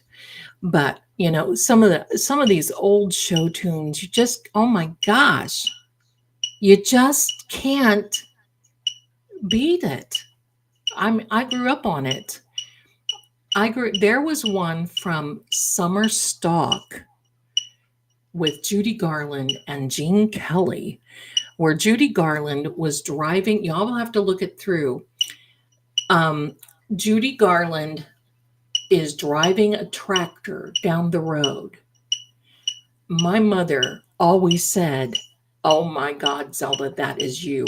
Because I saw that one summer and I sang this song every time I was driving the tractor on the farm, down to the barn, all this.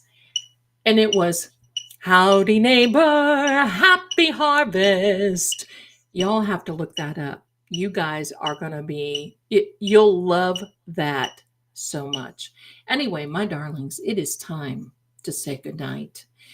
I love you so much. Thank you so much for being here. We're going to be here Saturday night, and then starting Tuesday night, we will be here. I want you to all have a fantastic Good Friday. I want you to have a great Friday. Today was Mom Day Thursday. I want you to have a great Friday.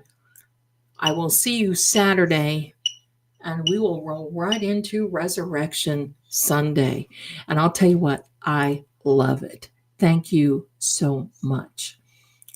This is great. A lot of people will say, there we go. I love people and all things you are, right? Stays under my, right? Oh, that just gives me, meet me in. This is Scooby. She's blind in one eye and can't see out of the other. Sorry, that's the truth. Green eyes, meet me in St. Louis, Louis, meet me at the fair. And then I love that. How do I adore the boy next door? Oh, I love Judy Garland because she always did that. Oh, do. And by the way, I don't know if any of you know this or not. Remember that song she sings? Have yourself a merry little Christmas. In the movie, the lyrics to that were so horrific. They were like a funeral song. And Judy said, I'm not singing that. So Judy went and fixed the lyrics to Have Yourself a Merry Little Christmas. And she did that on one take. One take. That was it. And I always loved her. Anything Judy Garland and Liza Minnelli, loved it, loved it, loved it. And I loved pattern. My voice coach would always say, please sing like yourself, because you listen to these songs, you sing like Barbra Streisand, you sing like Helen Reddy, you sing like Judy Garland. And I'm like, so? But you're supposed to have your own voice. But anyway, that I always loved that about Judy Garland, because she would always do that. How could I adore the boy next door? Oh, that it was, it's just so, right? So there we are. She is, oh my gosh, the one that got away. The one movie that I can't really take of Judy Garland, and I hate to admit this, and it is A Star is Born with James Mason. I don't know. I like some of the music, but that one gig that she was dancing around their home, and it was so orchestrated and choreographed, and she's marvelous in anything she ever did. But now I'm going to tell you something. In the 1980s, Liza Minnelli made a CD with the Pet Shop Boys, I think. It was fantastic. I mean, you have Broadway, because Liza was real Broadway. So it was that.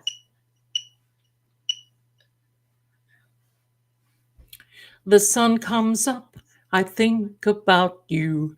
A coffee cup, I think about you. It's so bad. I mean, Liza was terrific in that. If you guys, you should, if you ever want to hear, look up, because it's all over on YouTube. You can see it. It is fantastic. Liza Minnelli, Pet Shop Boys.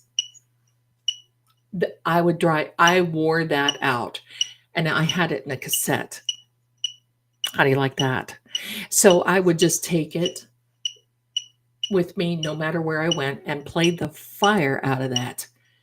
Anyway, my darlings, why is it so hard for me to say goodbye? But it is. And I want to thank you so much for being here. And I'm going to say goodnight here to John. Let's say goodnight, John. Good night, John. There we are. Let's say goodnight. We'll be working with all these EVPs. We'll be doing all this come next trial. Be prepared. Saturday night, we're going to be prepared. Saturday night is right for fighting, because believe me, we're going to be looking over some. Believe me, I think that this thing that was dropped about the jury, and then tomorrow, I don't know. I don't know. But we're here. Thank you so much. I want all of you to get some rest, drink some Wawi, get some rest, relax, do a little exercise, eat well. And you know what? Me and Scooby and the rest of the gang wish each and every one of you a very wonderful evening, a blessed Good Friday, and just love you. Oh, wait a minute. Hello. Susie Q had a calamity. Sorry. 4:30 a.m. My dog felt the need to pee on my. Oh, that's always a calamity. I have Bilbo Baggins. His name is Bilbo Bagman when I get mad at him. And he's old. And he decided to pee in a particular place. The only thing that gets that out is hydrogen peroxide, and it is safe for them, it's safe for the carpet, safe. He's finally okay with it. But I get it. And you know what? You can't scold them, because there's reasons, I mean, hey, at any given Sunday, I could pee the bed too. That's the way I look at it, right? I mean, you just don't know. My darlings, much love to you. I'm going to be seeing you around. Watch, we'll be dropping some videos in the next couple of days, and I'll see you Saturday night. Much love. Peace, everybody. And I'll see you